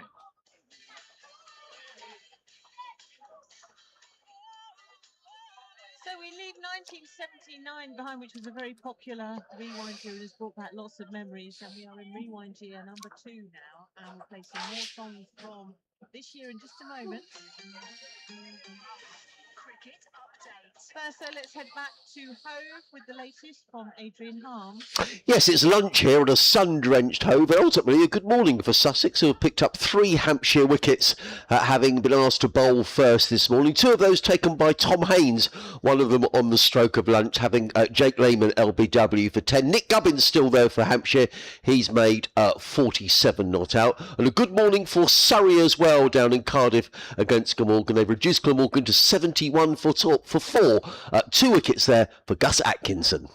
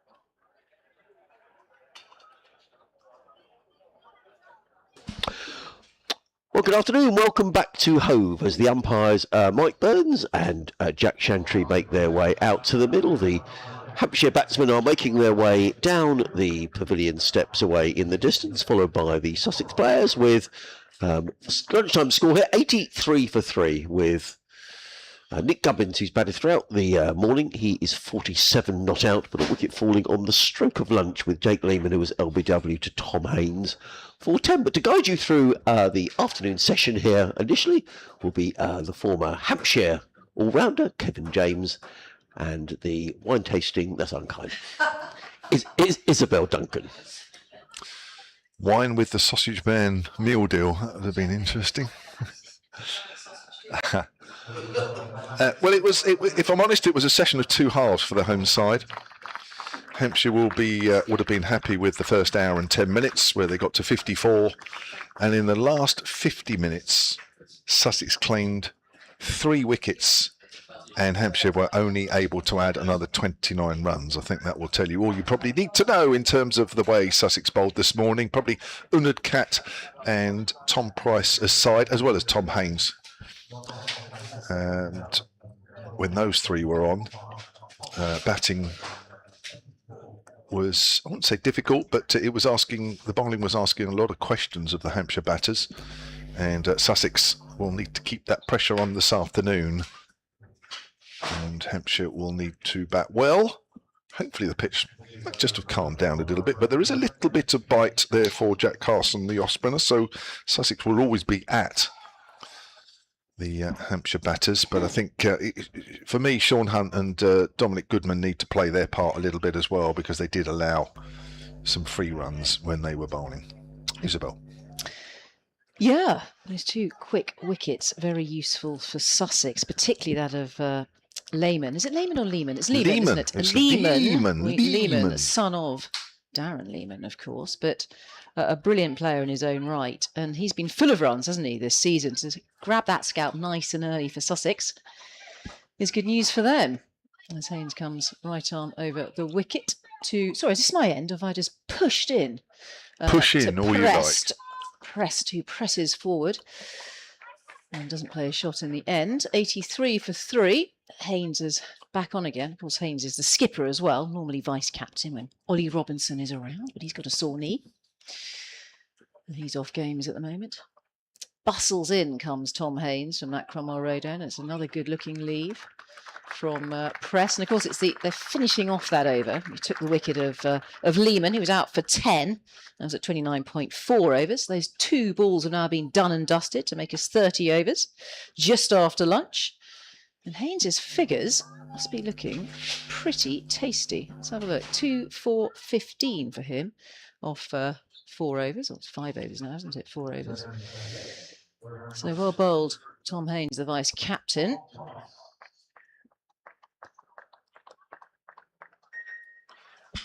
So we have Dominic Goodman. Is it Dominic Goodman? No, it's Price, not. isn't it? It's Tom Price back, who bowled. We start with Unad Cat, sort of steady things. When those two were on together, that was the start of batting becoming a little bit more not difficult, but Hampshire had to work harder for their runs. So here's Price outside the off stump, and Gubbins leaves that one alone. He's batted all the morning session. Nick Gubbins, 47 not out, worked hard as usual. I got this email actually just before lunch, which I think I should read out. Matthew Bradshaw, well, I'm sure will still be listening and watching. Hampshire Cricket at bbc.co.uk. I know Isabel is very keen to push her social media feed. Not really. Well, no, you. Well, I'm pretty I think inactive. You are. I'm pretty inactive on X. Yeah. Were you at Fine Glance? I'm at Fine Glance, that's yeah. right, yeah. But I like a bit of communication with the outside Yeah, world. would it? Don't want to live in a bubble. Price, right arm over. Gubbins off the back foot. Works that away to deep backward point. Moves on to 48. Matthew writes, very nice to have the commentary whilst working from home, looking out at the sun.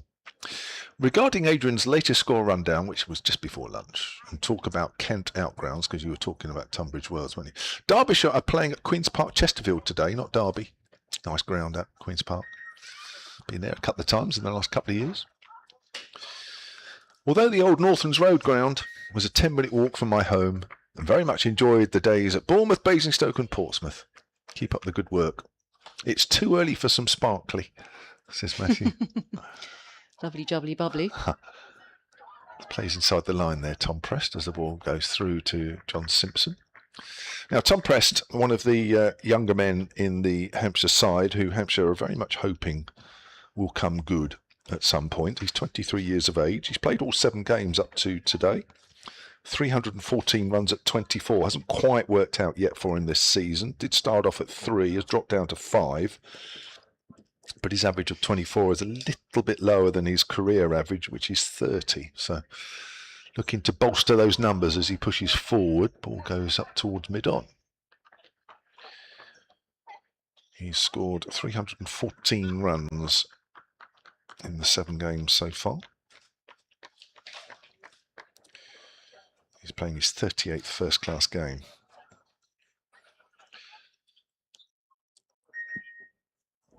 There's that beep again. as Price runs up the hill and bowls. Press leaves alone. Nice shape away from the right-hander. And again, just going back, the bowlers that have been the most effective here today are the bowlers that have pitched the ball up. This is Price, Haynes, and Unadcut, who surprisingly hasn't taken a wicket in his 8 overs to date. It's been a little bit unlucky. It's been medium pace has taken the wicket, isn't it, in the end? Yeah. With a bit of manipulation and precision.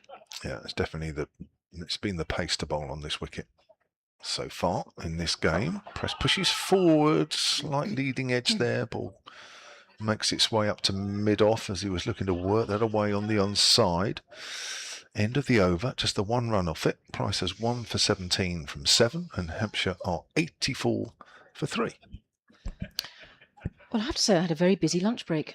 Did you? Went off to the museum, and Ranji, who's the Sussex superstar, the celebrity who made his debut for Sussex in 1895. They've got a bit of an exhibition on with him, and there's an album, a coronation album that's very old. It was presented to the museum. Some very lucky chap had to put some special gloves on. I happened to be there, and was allowed to turn the pages, but only with very special rubber gloves on. Ooh. I think it's barely been opened before. Haynes continues, coming around the wicket, flicked away off the toes of Gubbins. He'll get a single for it. A fine leg swoops round. And the score goes on to 85 for 3 now. It was fascinating. Keith Ridge, who runs the museum, was very kind and let me have a little snoop around and gave me a couple of badges, which I'm wearing with pride. I've got Ranjit's head and cap here. Ooh. And we love Ranjit as well, playing some sort of elegant shot. As people in that era used to do. High backlift as well. Oh, that's a play. No, it's not a play and a miss. He pushed that forward into the leg side. So I was so busy showing off my polished badges here at the right height. 85 for 3 it remains here at Hove. What was the other one? So one was Ranjit, and what's the other one? They're both Ranjit. Oh, they're both. Actually. It's, Oh, all about, one's it's all about Ranjit Okay. in the museum. Other things are on display, but I think that's their sort of prime exhibition. Right arm over comes Haynes, and it's just drifting down the leg side. It's helped on its way backward of square, clipped off the legs of Prest. He scuttles through for a single, 86 for 3 now. Yeah, Haynes has bowled well, 2 for 15 his figures at lunch, at the stroke of lunch. 2 for 17 now, halfway through his 6th over. I'm pretty sure he bowled very well against Glamorgan. He got 3 for 5. That's right. I'm just looking up his figures here. That was a thumping win for Sussex. Swooping in comes Haynes. Forward defensive from Gubbins, the left-hander, who's still there. 49. 49 off 91 for Gubbins. 2 slips in place. We've got a shortish extra cover, backward point. We've got a deep point as well for the left-handed Gubbins. It's a slightly short, looks like a slightly shorter boundary in that direction towards the pavilion.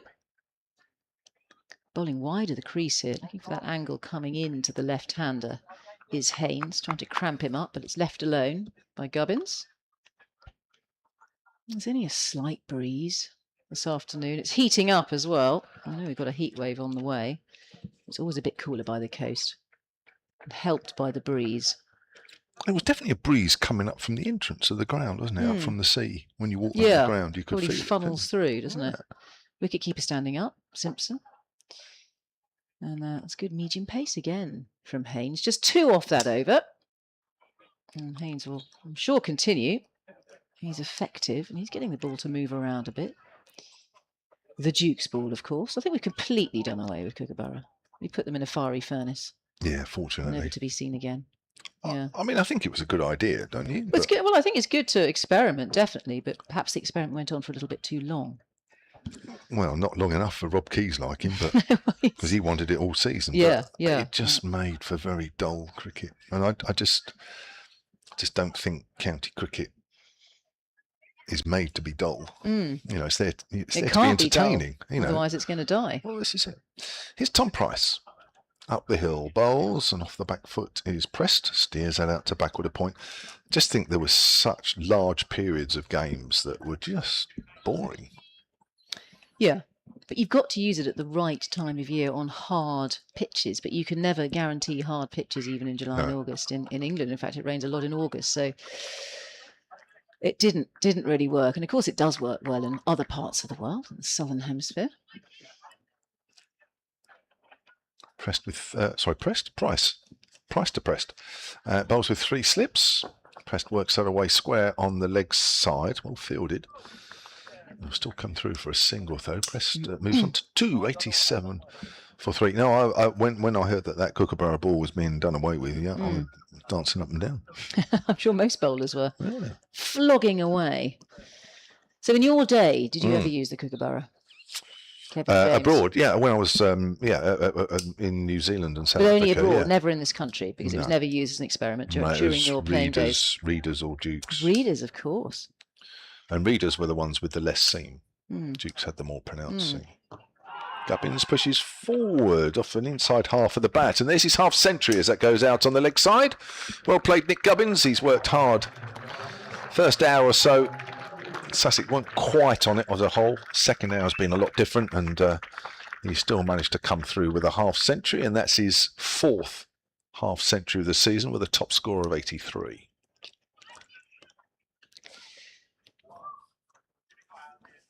I went off to the Duke's factory a few years ago. Where is to that? meet Dilip. Well, it was in Walthamstow, but I didn't go to Walthamstow. I think it's moved. Oh, okay. Lovely shot from Prest off the back foot. Fielded it back with a point. Yeah, and there was a lot of talk about the Aberdeen Angus cowhide and which part of the cow it comes from. So not the stomach, which is more stretched. Right. You can sort of steer clear of the stomach. And also the type of grass they eat. Will it be down in the valley or higher up in the mountains, in the hills? All affects the cricket ball. It does. Does the it type really? of leather. Yeah. Really? Very interesting. Wow. So that begs the question. As Price comes in, Prest is forward and goes out towards mid-wicket. Quick single taken. Prest moves on to 3. 89 for 3 are Hampshire. So, and you all know this, that people that really know their wines, going back to the wine theme, I'm not a great can wine drinker. almost tell you what vineyard a particular wine has come from and almost what side of the mountain. My dad can almost do that. Right. He's got the nose for it. So can you almost look at a cricket ball or see the way a cricket ball behaves and say, well, that's come from the cow stomach, rather than the possibly bit that it should do? Yeah. I mean, depending on the quality of that particular cricket ball and probably the colour of it. So the cheap cricket ball comes from a different part of the... Okay. Yeah. I didn't know all this as Price bowls, and Gubbins gets a good stride into that one as it goes up to mid on end of the over.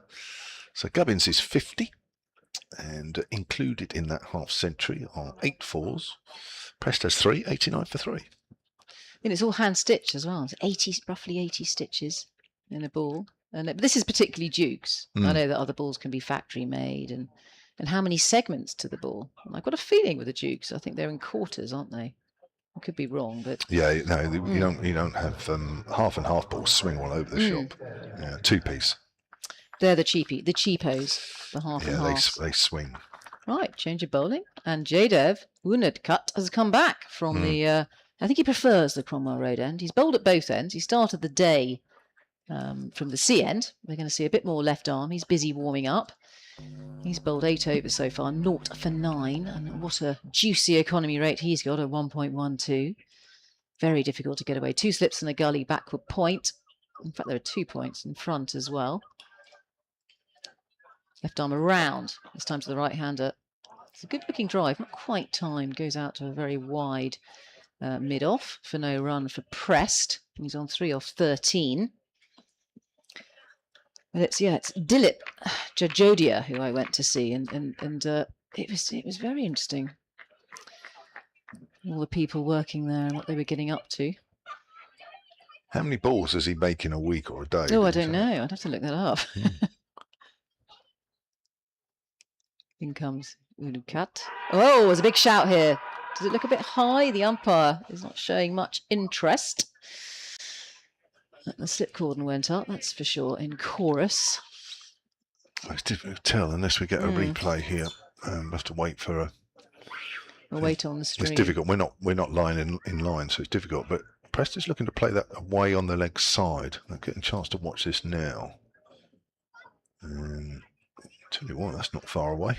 Not far away. That is not far away at all. A decent shout for sure for Sussex. Well, that will have G'd them up a bit. Prest survives. He's there facing. Unadkat comes in and bowls, and there's going to be a little nudge and a run into the offside here. Good running there from Prest. Gets him off target. Brings Gubbins, who's had a very circumspect 50 off his 95 deliveries. The left-hander is retaking his guard out there in the heat. I've just watched that again, actually, in slow motion. It's a good decision, actually. It does look as though it's missing leg stump when you watch it in slow motion. Okay. Yeah. In fast motion, it looked closer than actually slow motion. Good umpiring. It was.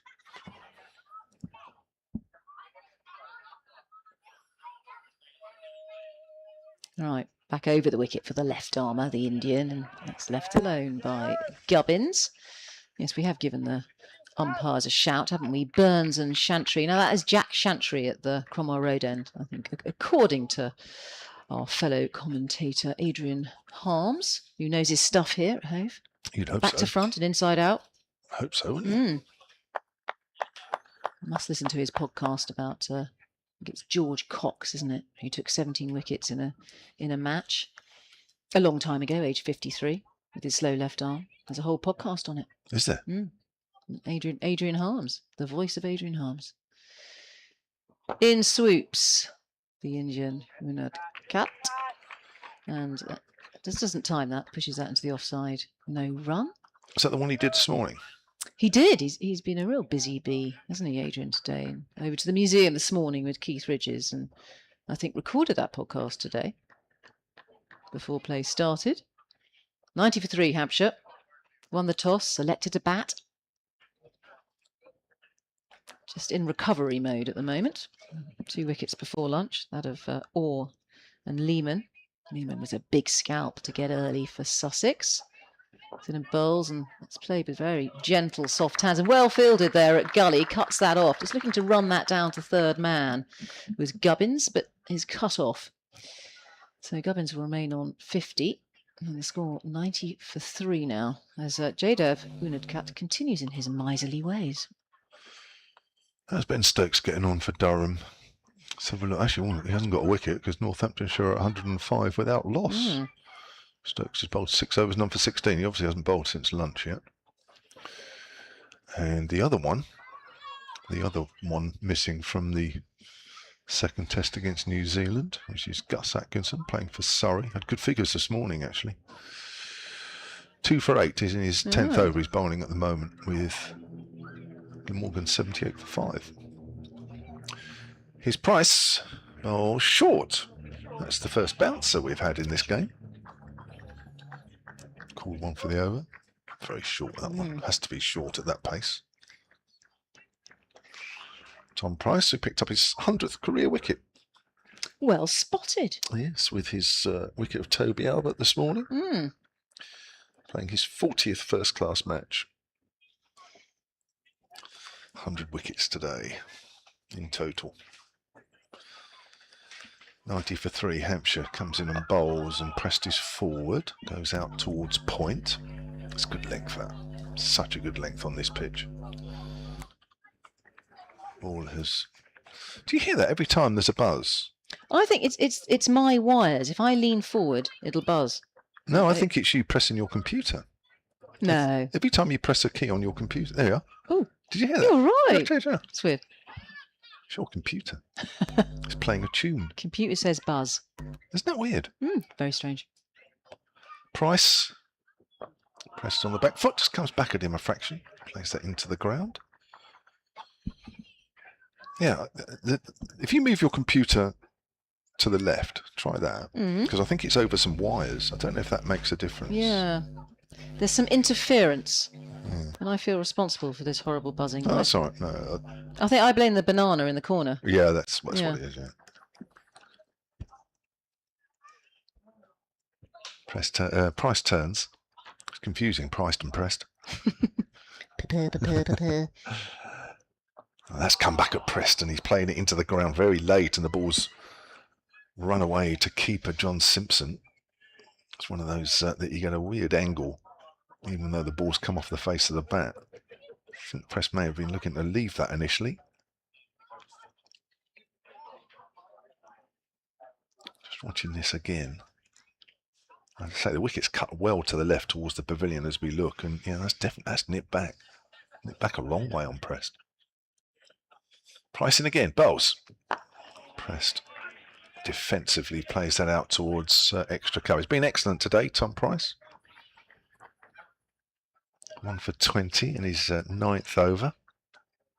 Just literally medium pace, but just relentless with his line and his length, and he's getting a bit of purchase out of this wicket, a little bit of shape at times with the ball and a little bit of seam movement as well, even now. And not every ball, but that doesn't matter. It's making the batters play. In again, bowls, and Prest is going to take a quick single out to point. Have to hurry here, Gubbins. As the throw comes in, there had only been one stump to aim at. Gubbins looked as surprised initially. Prest will keep the strike at the end of that over. And he moves on to 5, 91 for 3. Just momentarily there, Gubbins would have wondered if he could have made it home. Just wonder if he get any clues as we watch this ball again. And Gubbins really has to get the motors out there. May just have got home anyway. Yeah, very much the anchor, isn't he, Gubbins?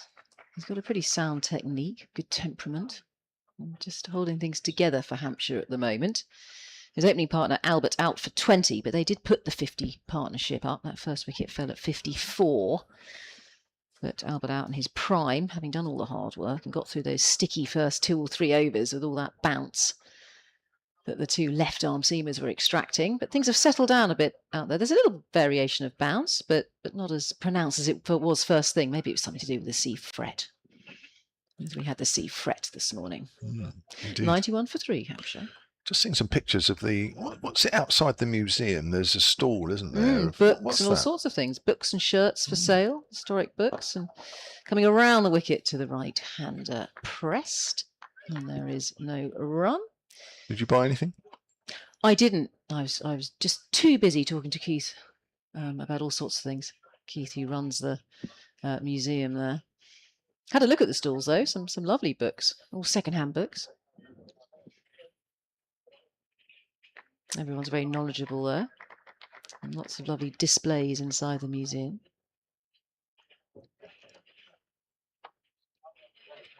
Swooping in comes the Indian overseas player. That's flicked away. We'll go for 4. That's hit finely. His fine leg is pretty wide. Has a long leg, and Prest will get 4 more runs to his name. The score going up now to 95 for 3. And Prest on to 9. 9 off 23. So he's taking his time to bed in and feel settled. But very hard to get this Indian away. Unad cut. That was just straying down the leg side. A rare aberration. Left arm around. He comes. Always a big shout here. Must be going down the leg side the way it was shaped. He's coming around the wicket to the right-hander. Perhaps a bit more theatre than anything else. 95 for 3, Hampshire.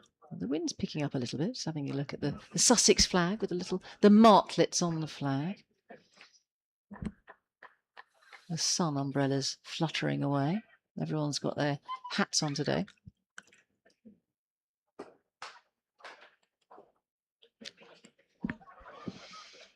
Pumping the arms from the Cromwell Road end.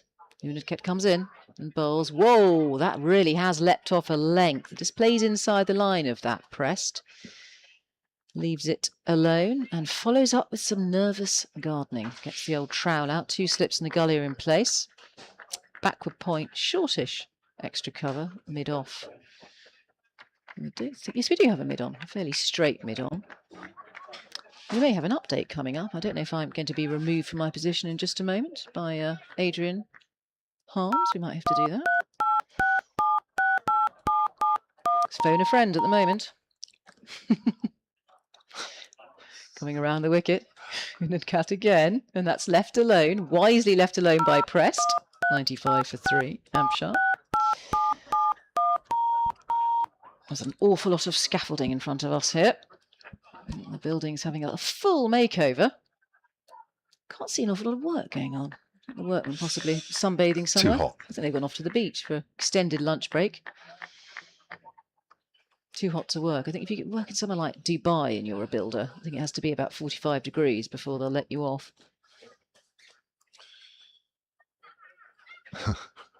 Deep square leg in place.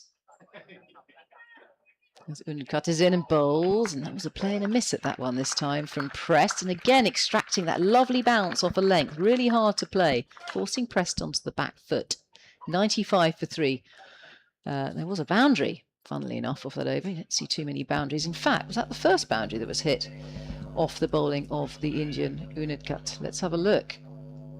I can find his figures.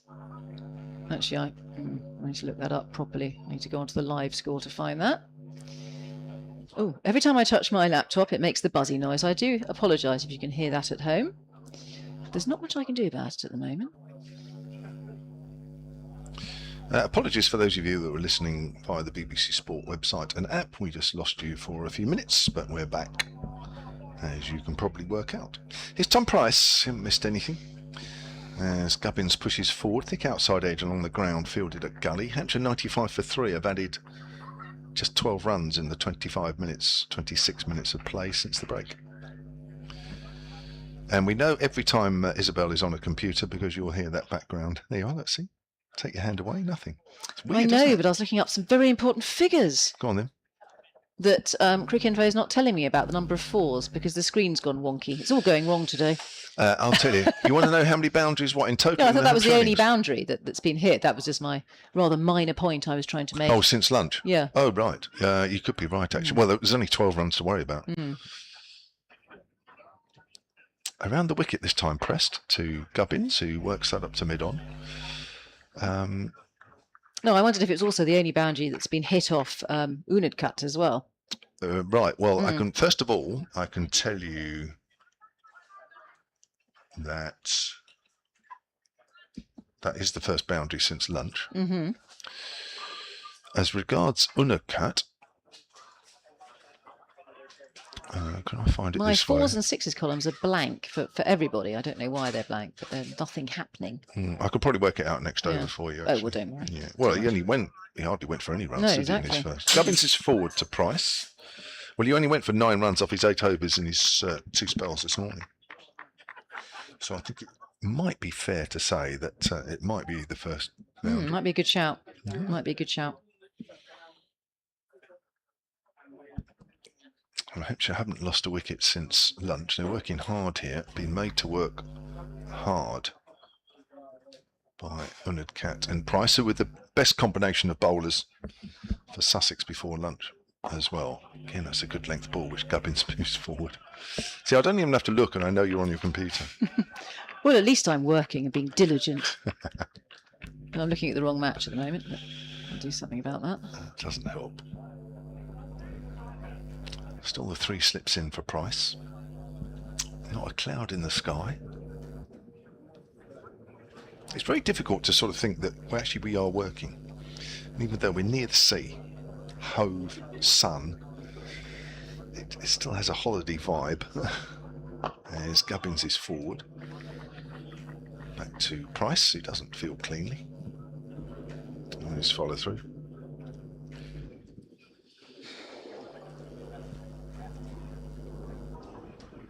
So Gubbins is 50, having passed a half century for the 4th time this season. Averaging 32 in first-class cricket this season, just fractionally below his career average, which is 35, as he works that away on the onside, nicely through mid-wicket. Will get just the 2 runs. Didn't try and force it, just manoeuvred the ball into the gap. And at the end of that Price over, Hampshire move on to 97 for 3, and Gubbins on to 52. Yeah, run rate almost around 2.6 here for Hampshire, having put themselves in. loss of Albert, Orr and Lehman. The wickets to have fallen for Hampshire. Albert the first to go for 20. Bowled Price, then Orr, who never got going, did he? Orr, he looked very stagnant for his 3 off 25, bowled by Haynes, and then Lehman out for 10. Off 19 deliveries, LBW Haynes. Haynes in amongst it. At lunch they were 83 for 3. Just making slow progress. Hampshire as they rebuild. 2 slips and a gully still in place. Pressed facing. Unit cut running in and bowling. Again, getting that length. He's really hitting that spot. Little trampoline area. And getting that extra bounce. And very difficult to play when it's up around the chest, the neck. Off a length. That actually was the second boundary that Unadkat had conceded, because in the 3rd over of the morning, he conceded a boundary to Albert. Okay, well done. Thank you for looking that up. I'm struggling with technology today. Cut again from the scaffolding end. Whoa. Now, did he play inside the line there, do you think, there, Kevin James, to give him the benefit of the doubt? Pressed, the right-hander who's facing. It was a corker of a ball with a bit of movement from Unadkat. It was, wasn't it? I mean, the angle. He's trying to get the ball not only to come into the right-hander, but it's coming a little bit off the air. But from time to time, he is getting the ball to straighten. Just watching that delivery now, again, that's pitched and straightened. He's playing at that. He has to play at that. Yeah. That's a great delivery. A moral victory for Unadkat. Unlucky not to get a wicket as he continues around the wicket. That should go for 4, just straying down the leg side, and is helped on its way by Press as it thuds into the boundary boards. In fact, it's gone over the boundary boards, and a young lady has retrieved it and thrown it back. The school children have left, down to our left. I was sitting with them at lunchtime. Noisy bunch. Were they? Yeah, they're enjoying the odd fall. And the steward was geeing them up. And they had their 4s and 6s cards. So, Cat will continue. His 11th over now, 0 for 18. He's been the most economical so far of the Sussex bowlers. 6 bowlers have been used by Captain Haynes out there. Oh, that nearly pushed through. Did he get a little bit of edge on that? That may have been. There was a shout for LBW there on the follow through for Unadkat. But again, umpire is not interested. Jack Chantry at that Cromwell Road end shakes his head. They've both got their Panama hats on, the umpires. May have got a little bit of bat on it. 101 for 3. 100 up for Hampshire. Yeah, that ball coming back late in the air. It's really good bowling. It's such a good length. Prepared to pitch the ball up. And the ball's just shaping just enough to cause problems. Yeah, this coming around the wicket is working well to the right-hander for Unadkat. And that's just pushed harmlessly up towards mid-on by Prest. We have had that one boundary. Just slightly straying down the leg side, which is unusual for Unadkat. That he was punished for it. There is a leg gully in place. That's Carson there at leg gully. And then 2 fielders in front of square on the leg side, a wideish mid-on and a mid-wicket. But nobody at square leg.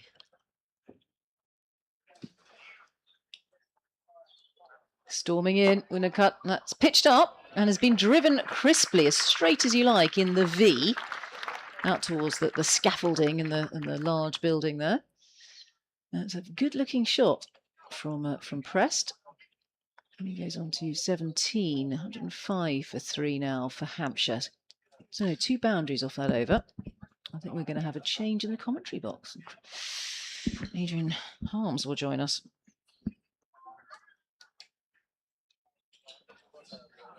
So slightly over pitch there from Unadkat. Interesting looking at his Test career as opposed to his Sussex career. He's played 4 tests for India, Unadkat, spread over something like 13 seasons. He's only taken 3 wickets in that time. But for Sussex, he's been quite prolific coming into this game. 53 wickets at 16. last year took 16 wickets in 3 matches. 2 years ago, 22 wickets from 5 matches. This is all for Sussex. And in 2023, 11 wickets from 3 matches. Here's Price. That's gone straight up in the air. Could be caught behind. Gubbins has got his hand on his head. Oh, and Simpson somehow has taken that. That's gone miles in the air. Gubbins was looking to flick that away on the leg side. It was a leading edge. It went so high, it almost had snow on it, and that's saying something on a day like today. And John Simpson was right underneath the ball, and it almost dropped on his head. But he's taken a fantastic catch. You watch this again, and well, in fact, he's taken it over his head in the end and forced to the ground for good measure. Gubbins goes for 52. Well, I guess it's one of those where you're glad you got the keeper under it, really, because it was probably swirling around as well. Because it is a bit breezy out there now. You look at the trees swaying around the ground. Good hand for Nick Gubbins. It's been a very disciplined innings. But it was a huge top edge, Kevin. It was a leading edge, wasn't it? It's gone miles up in the air, as you say. And John Simpson taking the catch. I think you're right. I mean, both Tom Price and J. Devanuka have just bowled in the right areas, haven't they, throughout? And Price picking up his 2nd wicket, having picked up the wicket of Toby Albert. Well, here comes a player who's well known. I thought he'd get a nice round of applause. He's still well liked down here. Oh, very well liked. And you know, there's no question that when Ben left, which was clearly under, you know, previous regime, it was a very unpopular decision, and many felt around Sussex that Ben had been pretty harshly treated when he left Hove. Obviously, John Simpson's come in and done a wonderful job for Sussex, but not to detract from Ben Brown, who had a wonderful record here in terms of batting and was hugely popular around the county ground, and I'm sure he always will be as well. Although they don't want him to score a lot of runs today. He changed quickly. I mean, Sussex supporters will be probably pleased to know that he's pretty much kept up his form since leaving and moving along the coast. He played 157 first-class matches here, averaged 40. Yeah. He's played 61 for Hampshire, averaging 36. Yeah, it's very good. Here he is facing Price, and Price again on the money, as that's pushed out on the offside. Ben Brown, he's 37 years of age now, averaging 42 this season, so in very good nick indeed. Well, that's a terrific average, isn't it, when you're keeping wicket and, you know, batting 6 as well. And Hampshire have needed every one of those runs this year. Got 100 up at Yorkshire earlier in the competition. Here's Price. Bowls, and Brown is LBW as he bowled. Oh, bowled. The off stump is knocked back. Pushing forward there, Brown. And that looked like it just left him a fraction. Perfect delivery. Brown goes 2nd ball, no score. Well, not a great return for Ben Brown, nor was it for Ali Orr a little earlier on, who was out for just 3. But it's been a really good spell of bowling this by Tom Price. I think he bowled well in his first spell before lunch, actually.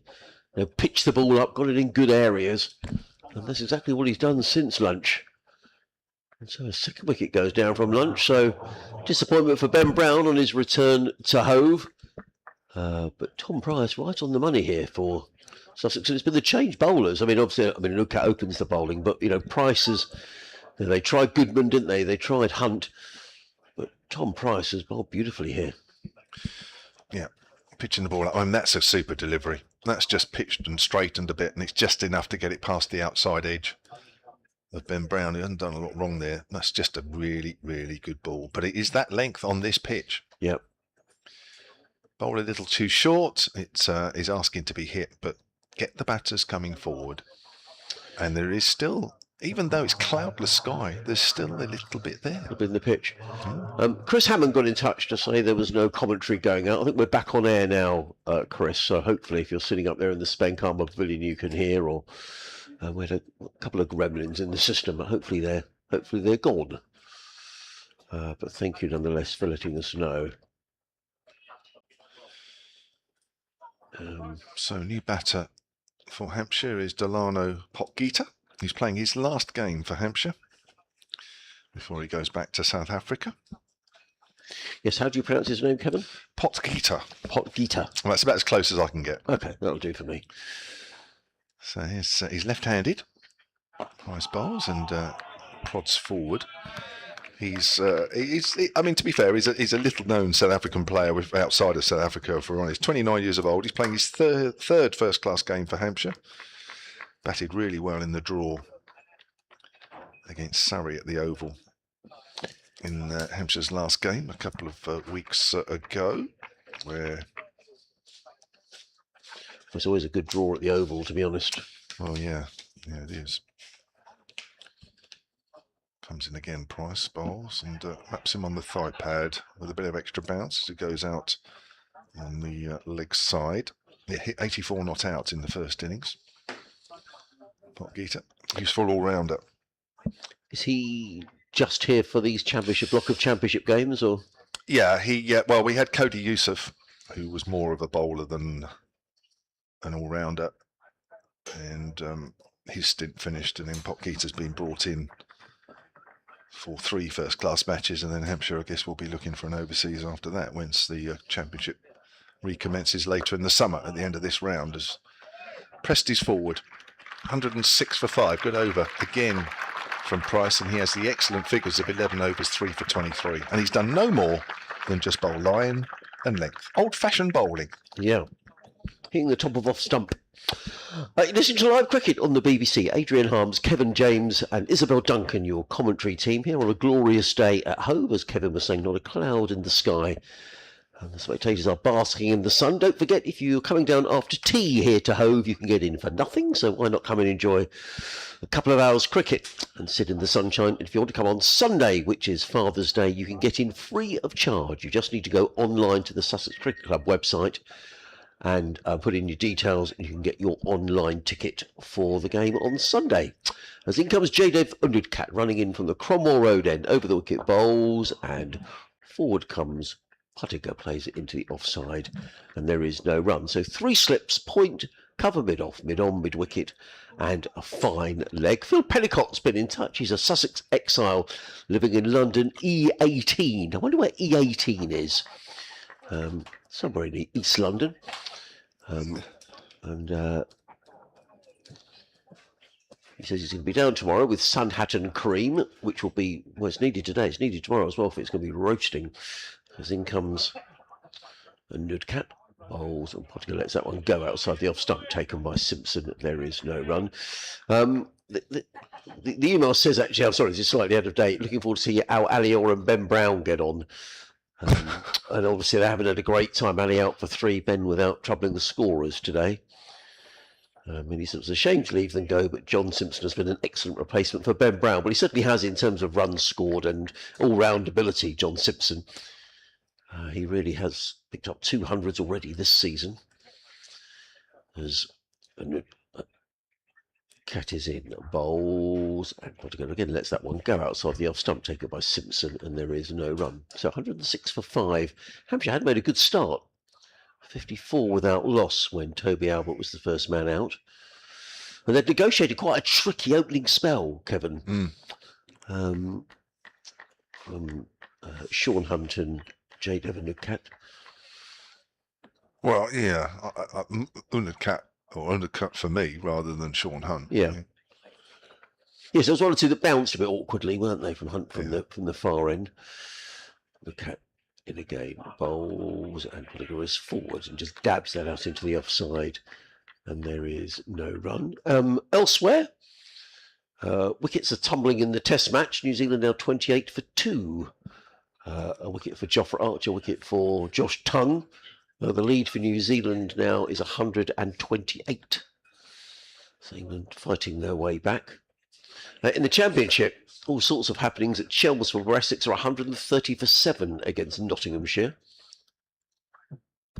3 wickets there for Liam Patterson-White.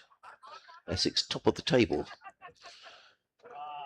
As it comes, Undudkat bowls, and Pottinger takes one hand off the bat, plays it to square leg. He's going to move on here, but then it's a well-judged signal. James Cole's running round from mid-wicket to field, gets in the throw, but it is a single. Pottinger goes to, that's his first run actually, 107 for 5. Glamorgan 88 for 6, having won the toss down in Cardiff. 2 wickets apiece for Atkinson, Clark and Abbott. Sorry, just with the one win so far this season. There was some applause for. Is that Tom Price coming round to Well, field maybe in it front was. of them? Yeah, well spotted. Ludcat around the wicket. Comes in and bowls and press that. That's one go outside the off stump, taken by John Simpson. There is no run. End of the over. 107 for 5. Pottinger is on 1. Tom Prest is on 17. J. Devon Nudcat, 12 overs, 4 maidens, no wicket for 23. He's bowled. Well, you'd have thought he probably these wickets column doesn't do him justice. Elsewhere, Yorkshire in trouble at Leicester. They're 127 for 5. Who's made run? James Wharton, 53 not out for Yorkshire. And finally down at Taunton, Somerset in all sorts of trouble against Warwickshire, 128 for 7. Bo Webster has taken 4 for 23, the Australian. E18 is South Woodford, by the way. Here's Price, comes in and bowls. Popgeeter pushes forward. So it goes out on the offside. Is that sort of Essex? Yeah, right. It's on the Central Line tube. Right, is it? Mm. You know your tubes. No, I looked it up. The Central Line is Don't the know red. that well. The Central red Line one. is the red line, isn't Yeah, it? Yeah. I was on the tube when we were at the Oval. Right. Northern Line. Yeah. Yeah. Yes. No, you see, you know your tubes as well. His Price again runs away from us and bowls. Popgeeter gets wrapped on the pad. Slightly come across his stumps there as the ball goes out on the leg side. That'll be called a leg by, I'm sure. Just waiting. There it is. I don't like the trains on the Northern Line because you're just in one carriage, aren't you? I don't know. I get a bit claustrophobic, but I like the trains on things like the District Line because you can see all the way through the carriages. There's no doors, so I like that. Okay. Wow. Yeah, I just feel like I can get out. I just get on and off. I don't really notice anything else. Yeah, I'm not a great fan. There's Price to Tom Prest, who's currently on 17. As Price bowls, Prest leaves alone outside of the off stump. I stayed up in Brixton when Sussex played at the Oval. One of my daughters lives there. Okay. And you know, historically, for I guess for people of our age, Brixton gets a bit of a bad rap, doesn't it? Because you think of what happened in Brixton in the 80s with the riots and everything. But it's a really thriving place now. They've got a place, Brixton Market, and in the evenings they've got all sorts of food stalls, and it's a good place. Yeah, you enjoy it then? Really enjoyed it. Yeah, it was good. You like the buzz? Yeah. Okay. Price bowls, Prest plays and misses outside the off stump. Always a little bit in it there for Price. I kind of quite like these sort of independent people who set up pop-up restaurants or whatever, you know, 'cause it can't be easy, can it? But you know, it was just you know, good value and good food and all sorts of foods from different places. That was really good. I enjoyed it. Sounding very trendy. I'm not trendy at all. Am I? On the contrary. I'm very untrendy. Here's Price bowls again. Press works that away to mid wicket. That's good. Fielding there. Is that coming across Coles? James Coles, yeah. Yeah, running across from square leg, showing some agility there. In fact, I popped into the studio a few weeks ago, and I'd got a pair of trainers on. I don't normally wear trainers, and someone said, "Didn't recognise? I've never seen you with trainers on before." Well, you're always immaculate. Don't often wear trainers. Wow, you rebel, you. Yeah, I know. Yeah, didn't have holy jeans on though, Kev, or anything like that. Price bowls. That's a little Sharp. fuller. Nicely worked through mid wicket by Tom Prest. Just lent on that. That's running down the hill. And Undercut is saving his strength there by just jogging after it. Just sort of almost watching the ball as it goes over the rope. Nice shot from Prest. He moves on to 21. 112 for 5 at the end of that Price over. He has 3 for 27 now from 12. I can spy a couple of workmen on those flats at the far end, which are covered in scaffolding. Oh, you spotted some. Yeah, there is. There's a couple of people wandering around on scaffolding. Now, they could be residents, I guess, but we were discussing this the other week, saying if you're a resident, you owned a block of flats like that, and you're looking through scaffolding for months on end, you're probably not desperately happy because certainly the top ones would have a view of the sea. Yeah. But for whatever reason, they're covered in scaffolding. So we've got to change of bowling. J. Devon Nudcat has come out of the attack, and it's going to be Sean Hunt. Something about looking at scaffold board, isn't there? Actually, on the similar theme, where obviously we've just been at the Oval, Yes. those flats going up inside the gasometer. Yeah, mate. And they haven't taken the ironworks down. Hunted bowls, let go outside the off stump through to Simpson. No. So you're going to have views of the ironworks Of the girder. outside. Yeah. I mean, how bizarre is that? Yeah, it is strange, isn't it? It's an incredible design, though, isn't it? Building inside of a gasometer. There's a couple of the workmen there, if you're watching on the live picture feed. Yeah. So, Not sure how much work they were doing at that moment in time. I need to find some right on the top floor. Look, the second there's one a in couple from the more. left. Oh, there's a couple more. Yeah. They could be up there, or they could just be watching the cricket. Well, that's a good old way up there, isn't it? In comes Hunt over the wicket, bowls, and Pottinger is foot a ball that kept a bit low, worked it to backward point, no run. So there's a couple in the third floor up, third or fourth floor. Yes, yeah. But there's some right at the top, isn't there? Yeah, but it's the first time really, and this is what our fourth home game of the season. Just haven't seen anyone down there. But anyway, it does look a bit ugly. And next to the block of that, there's three beautiful looking houses. I don't know if they're all one house or what they are, but houses on either side of those flats. As in comes Hunt over the wicket, bowls, and Pottinger is forward, players that into the offside, and there is no run.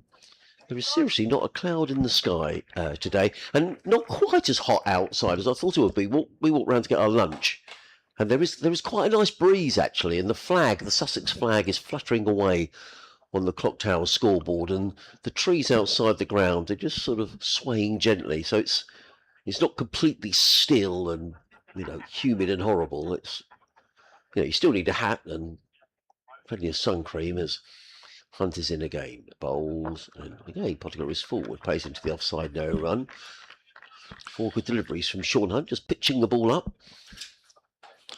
There's those houses to the right on the picture feed. Yeah, they're rather nice, aren't they, Kev? I don't know if I'd imagine they cost a few quid. Very nice too. I should imagine. I mean, I suppose you don't quite get a view of the sea now. No, you probably don't. Yeah, I agree. Yeah, no, I agree. Hunt. Left arm seamer, runs in past umpire Chantry, he's in and bowls, and again Pottinger is solidly forward, plays into the offside, and there is no run. I need to get my act together in terms of scores elsewhere.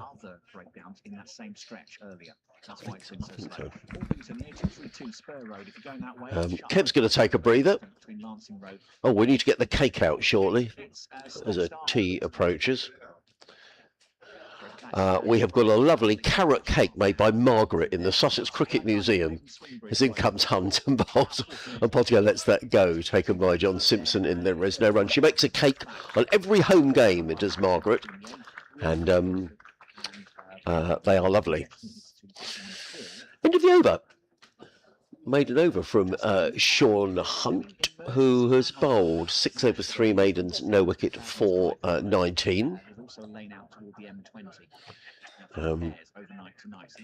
We'll bring Isabel in a moment after we've done our update to the listeners on BBC Radio Sussex, BBC Radio Kent, and BBC Surrey. And we've got a change of bowling. And it's going to be Jack Carson, who is going to come into bowl from the C end of the ground. 112 for 5 are Hampshire.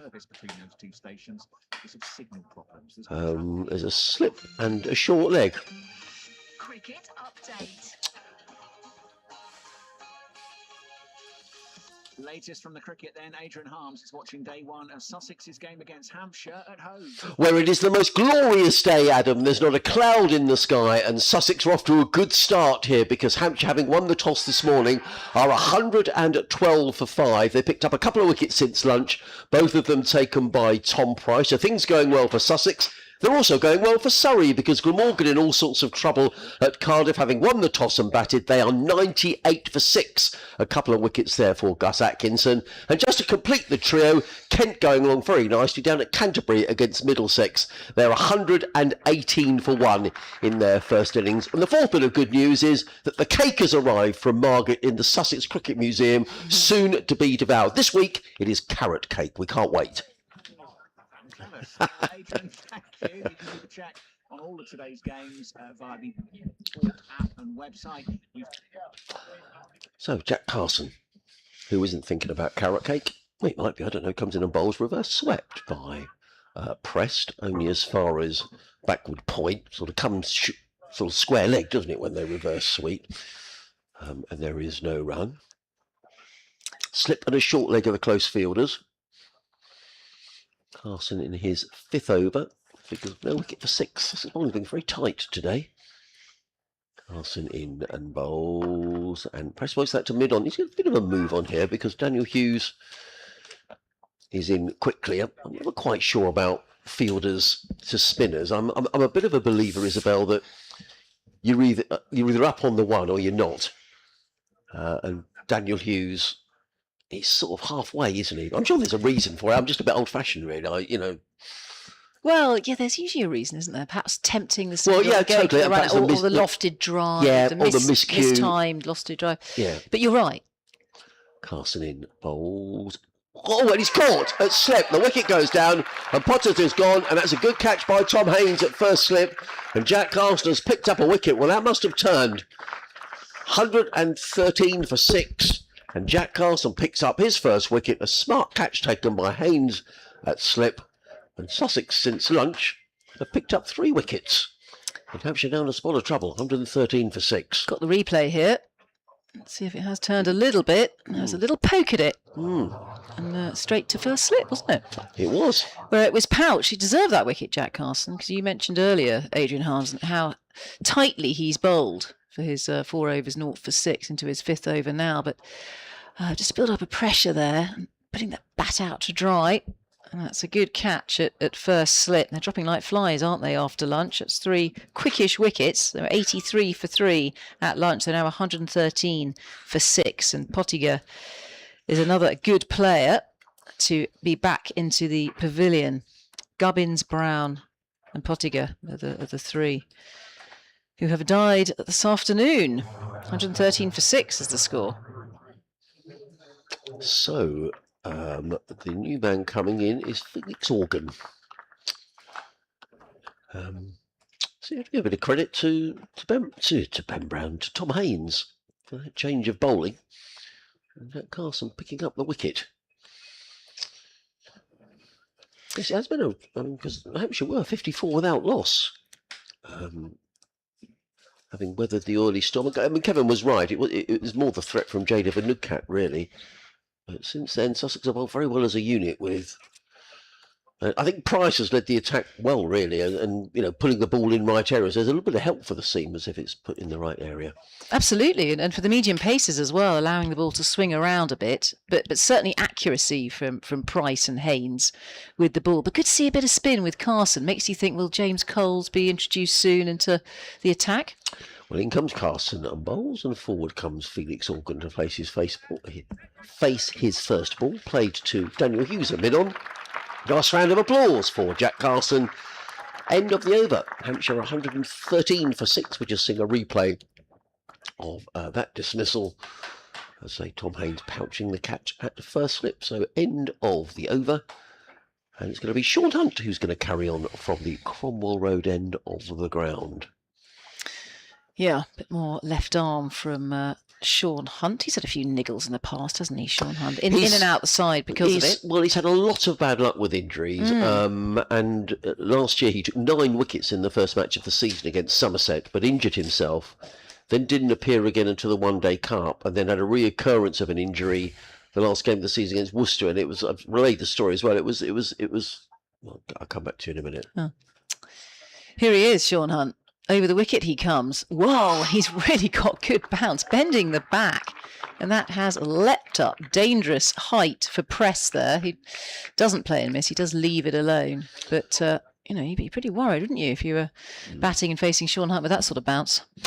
So he was at Worcester due to play the last game of the season and literally just in the warm-up injured his arm again and missed the game and was, visibly upset, Sean, because he spent a lot of time out of the side. Spent a lot of the winter rehabbing and the problems seemed to reoccur. But eventually he's had an operation on an elbow and it seems to have solved the problem. Oh, okay. Which is great for Sean. Welcome back, Sean Hunt, in the sunshine here. forcing a shot this time out of press. The ball rather skidding onto him, rushing onto him, cramping him up for style. There's 3 slips in place. He's a Middlesbrough football fan, is Sean, as is his dad as well. They play in red, the boys in red, aren't they? They do play. Up at Middlesbrough. Well, one of my best friends supports Middlesbrough. Right. Because he's from Durham County, although I think Middlesbrough now is in North Yorkshire, isn't it? It was always very confusing. Yes, the borders up there. Or is it sort of Cleveland or somewhere? Well, yeah. Could be. Sean Hunt meandering in at an angle. Bowls. And that's defended well, solidly this time by Prest. Hampshire in all sorts of trouble here. 3 wickets after lunch. Gubbins, Brown, Pottinger back in the shed. Gubbins is the highest scorer so far, 52. He scored off 105 deliveries. He was caught by Simpson. That was that incredible catch, wasn't it? Because the ball was in the air. It felt like for an eternity. It was swirling around and spinning. And that was bowled by Price. 3 slips and a gully. Lumbers in and bowls. And that's a good-looking drive. Not hit hard enough for a boundary and is cut off. They just take a single, and that'll bring the non-striker, Organ, to the business end of things. He's the new batter at the crease, the fresh face. So it's Felix Organ, isn't it? It is. He will face. He's already faced 1, hasn't he, at the other end? But he's the new batter out there. Number 3 on his back. So Felix Organ, age 27, went to Canford School. There's a real tennis court there. Jogging in comes Sean Hunt. It's almost like he's drawing the curtains, the way that he pulls the bat away from the ball there, Organ. What's the difference between tennis and real tennis? Ah, well, that's a complicated question.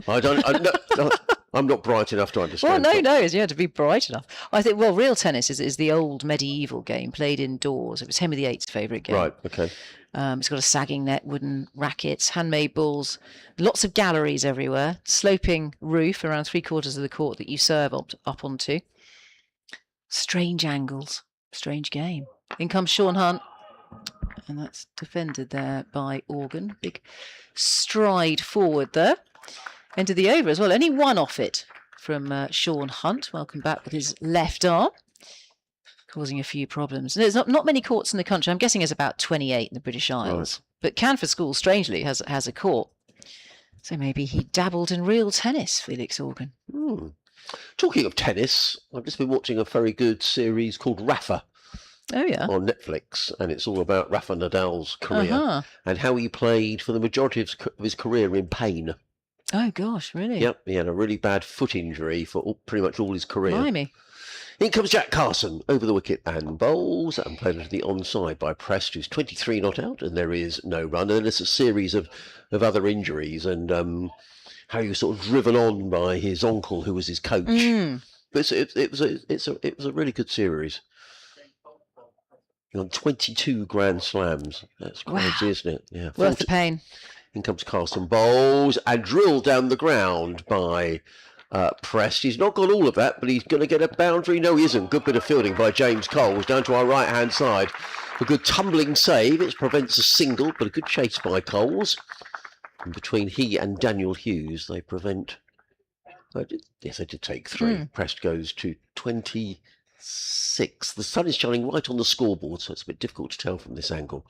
117 for 4. But just makes you realise just how good these top players are at whatever sport it is, whether it's tennis, cricket, football, who knows. So the difference, but they are. And the sacrifices they make. Oh, huge. I mean, things like, all those injuries and all that pain they go through. Carson in and bowled, reverse swept by Organ, who's going to pick up a boundary. Nice shot. For his first scoring shot from Felix Organ, he goes to 4, 121 for 4 to 121 for 6. You were mentioning James Coles, who's just warming up in front of the clock tower scoreboard. Well, it's encouraging to see. I mean, I know he's just been hit for a boundary, but it's encouraging to see Carson bowl so well with his off breaks. Yes. There's a little bit of grip and turn out there. He's picked up a wicket as well, Carson. You just feel like it's maybe the time of day to introduce a bit more spin, and with the variation with the slow left arm from James Cole. And he picked up 3 wickets against Glamorgan, didn't he? He did, right at the end, came on and bowled. And right at the end, he also picked up the first wicket, which was he got the wicket of Zaid Al Hassan, which was a vital wicket.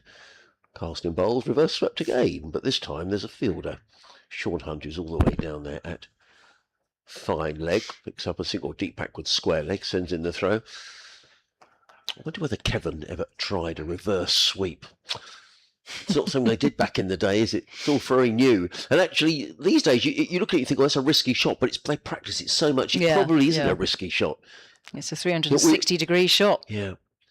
Carson in bowls and cut away nicely by Prest, who picks up a single. He goes to 27, and the total to 125 for 6, Isabel. I think it is. 120. Yes. Well, 123 for 6. It's quite quick off the mark, the scoreboard. Yeah, it's me with my eyes. Well, normally scoreboards are pretty slow in catching up, but this one is sharp. Carson in bowls and defended a little differently, and just a signal there from Felix Organ that may have got a bit of extra bounce or grip. End of the over, 123 for 6 with Prest on 27. Organ is on 5. Jack Carster's bowled 6 overs, 1 maiden, 1 for 16. And you're listening to live cricket on the BBC. Adrian Harms, Isabel Duncan, and Kevin James at your commentary team here. Mm-hmm. Yes, impressive bowling display by Sussex here today. And I've certainly used plenty of bowlers as well. There's a lot of choice here for Haynes. 1, 2, 3, 4, 5, 6 bowlers used so far. We might see a little bit of Coles at some point. Not quite yet. As Sean Hunt will continue from that Cromwell Road end. In he trundles, coming over the wicket to the right-hander, just across the line of the body of the right-hander. Prest, he's on 27. These two look to try and be positive. You just feel a slight change in body language between Prest and Organ, especially with that reverse sweep that Organ pulled out the bag. I see, despite the lovely weather here, it's raining in Durham. Is it? Yeah. Well, that's a long way away, isn't it, from the northeast? Off the field. It's raining on Ben Stokes. It is. Not for long, I hope. It is raining. In fact, I think they've announced he's coming back, haven't they, in the press? Well, I saw a story there. Hunt again, pounds in, bowls, comes forward positively Prest. There is no run. Yes, he bowled 9 overs, 2 mains, and 0 for 26. Northamptonshire 163 without loss.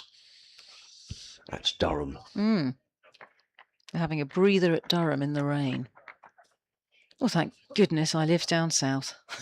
Got all this lovely weather here. Yep. By the sea. 3 sips in the gully. Extra cover, mid-off, mid-on, mid-wicket, and a long leg.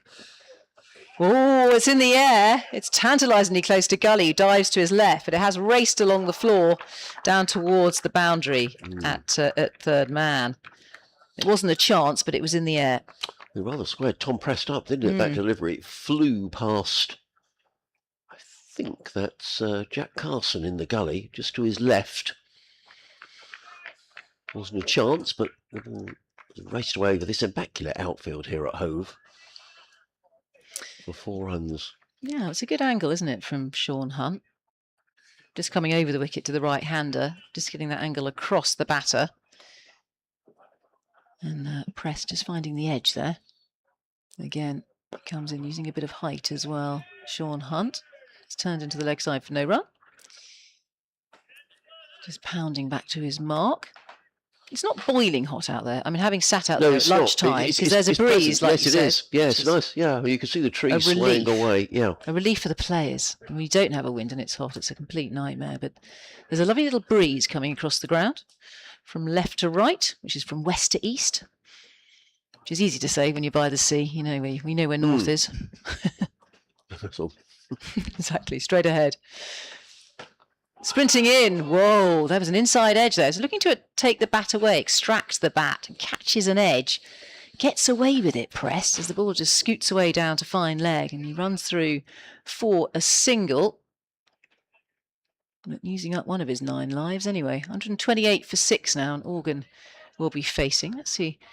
Does Organ play a lot of, I wonder if he plays a lot of T20 because he's got quite sort of inventive shots, improvising a little bit. Let's see what he does against Hunt. Now, Felix Organ and Sean Hunt up onto his toes and sprinting in. Oh, it's flicked off the toes. It will be 4. That fine leg is wide. That's an easy 4 in the end. Just straying down the leg side there.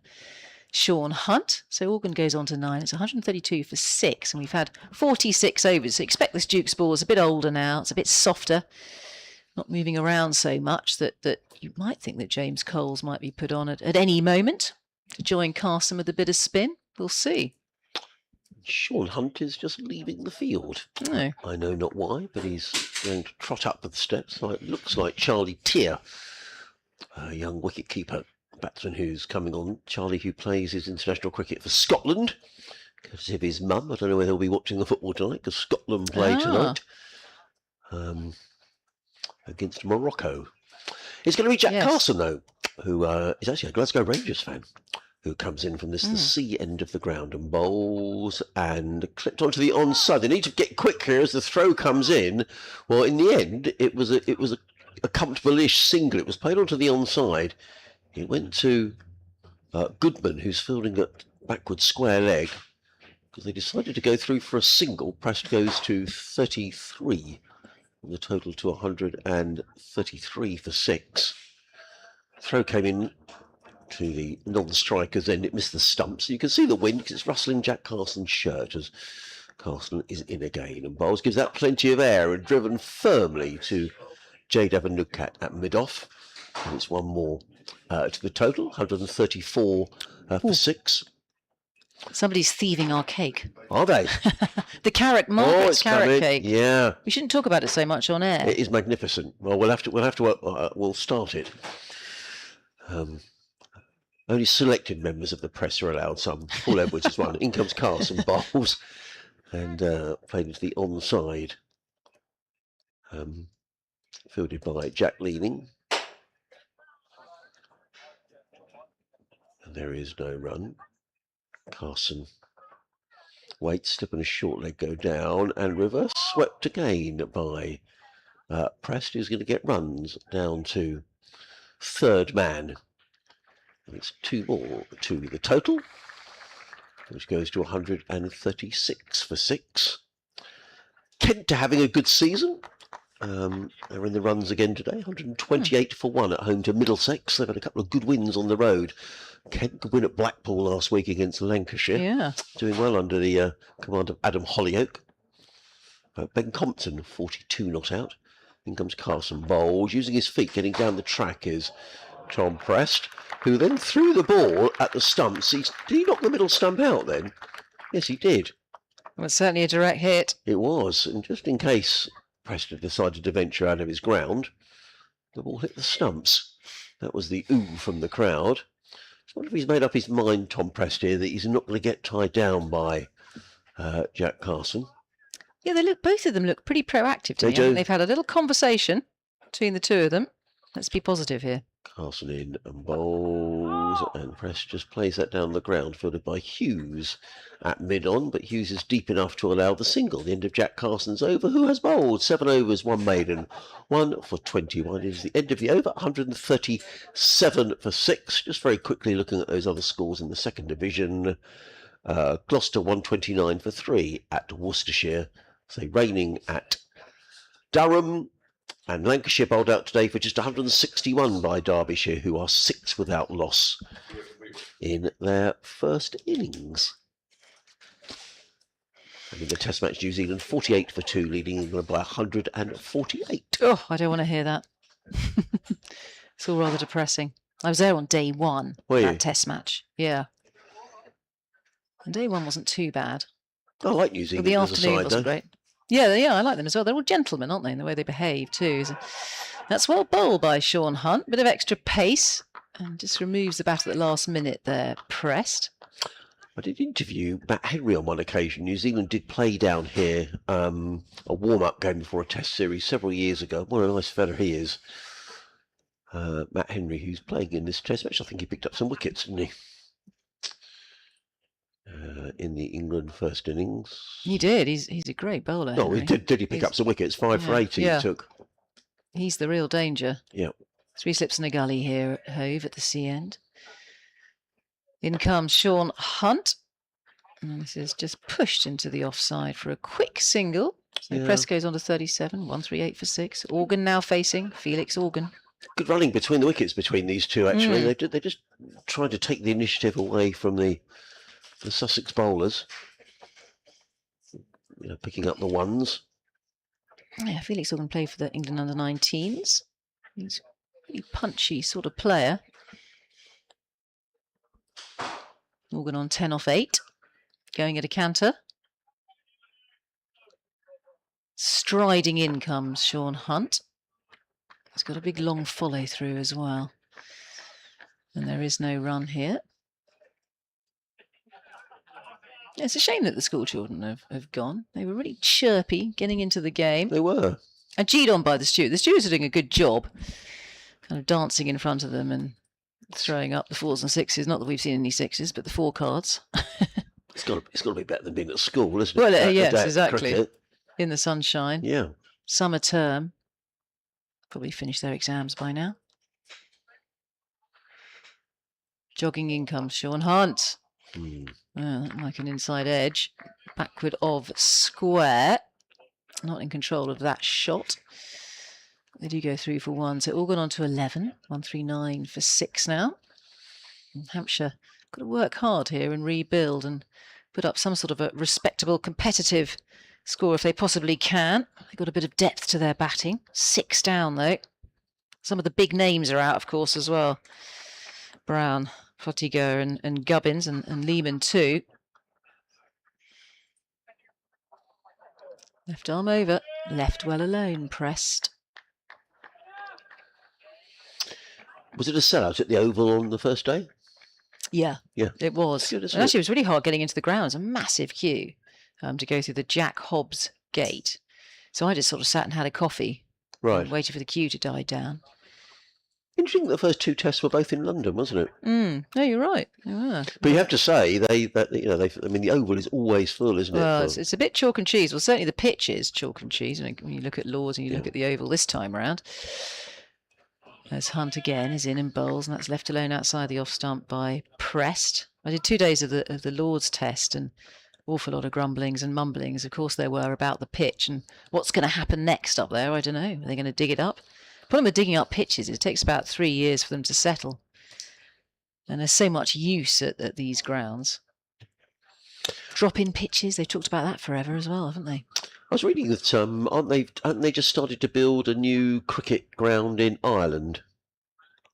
Oh, have they? Yes. Yeah, I think they've got funding for the Irish internationals. Yeah. Uh-huh. Which is all sort of underway, and they were talking about the abandoned. You talk about James Coles, he's going to come in and bowl. He is. It's been warming up a long time. Yep.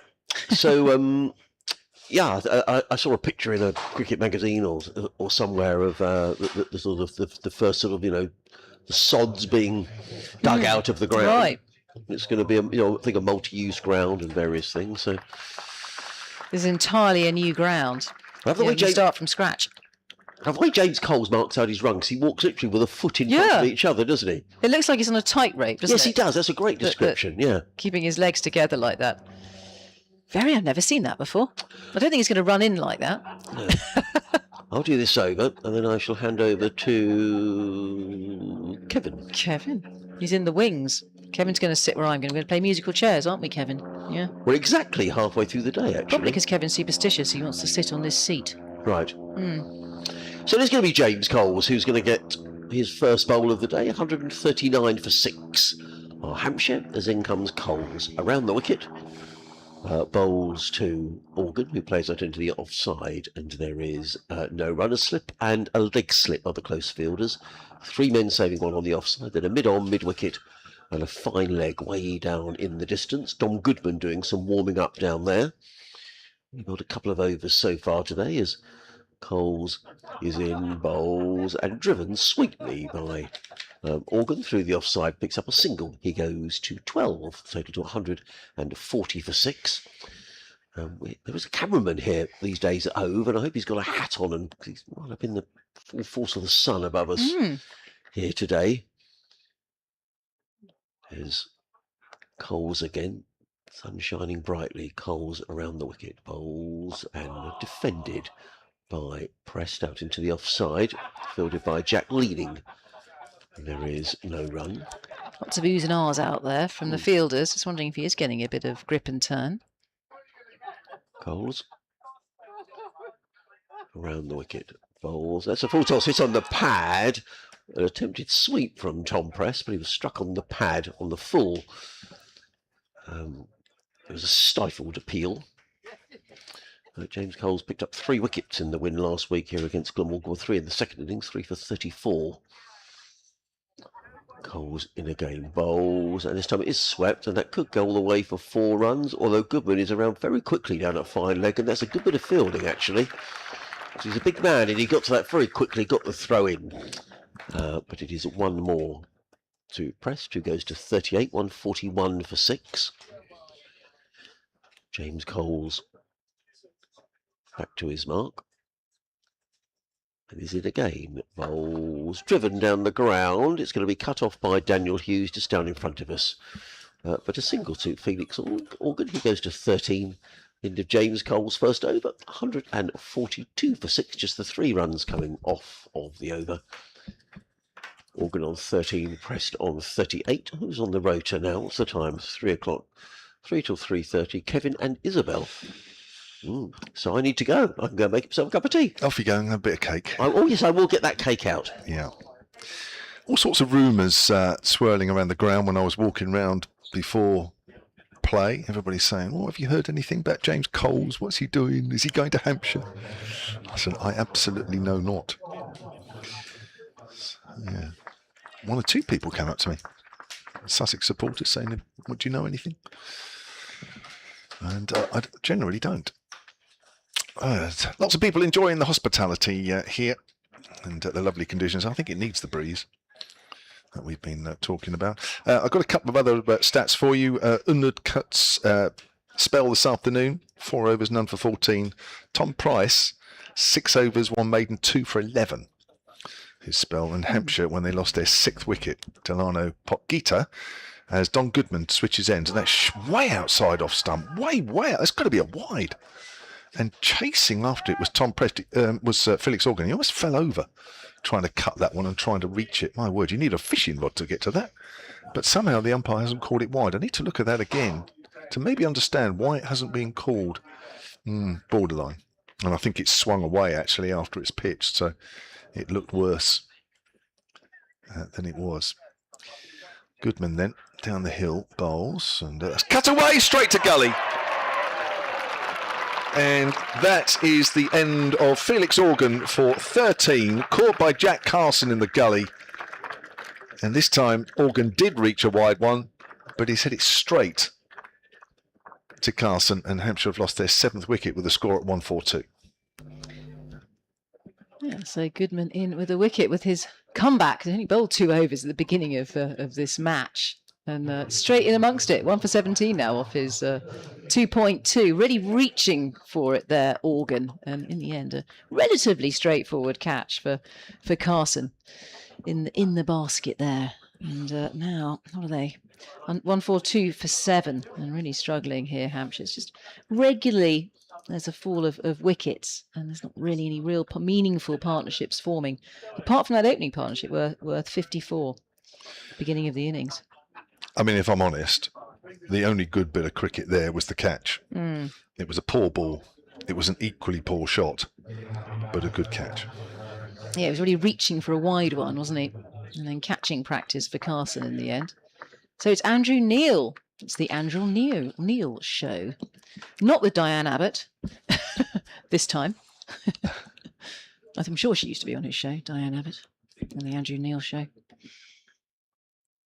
So he's the new batter who's come out to the middle. In fact, it's spelled differently, Neal. The Andrew Neil I'm talking about, and he had that sort of current events program was Neil, I'm pretty sure.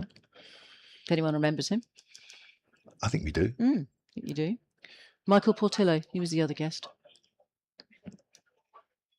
2 steps in the gully. Sorry, no, he's making his first-class debut for Hampshire. He has played a couple of first-class games in the past. In fact, it was the year before COVID when he played for Leeds Bradford MCCU. Yes. It's all right. He's commentating. Was it this me? one. Oh, yeah, Probably was me, you. yeah. Sorry. So pitched up and Neil drives that one. Back then, he was a left-arm seam bowler, and in subsequent years had a bit of a back problem and came back as a spinner. That's why he's in the side here. He joined Hampshire staff as a left-arm spinner, and he's in at number 9. Hampshire debut, made his T20 debut earlier this season for Hampshire. Gets a length ball, and he plays that out confidently enough on the offside. Played a couple of games for Hertfordshire, where he's originally from, this season as well, in between playing for Hampshire second 11. Also played a game for Harpenden in the Hertfordshire Premier League this season. Scored 81 not out against Flitwick. Those of you will know Flitwick so I think it's a sign off the M1.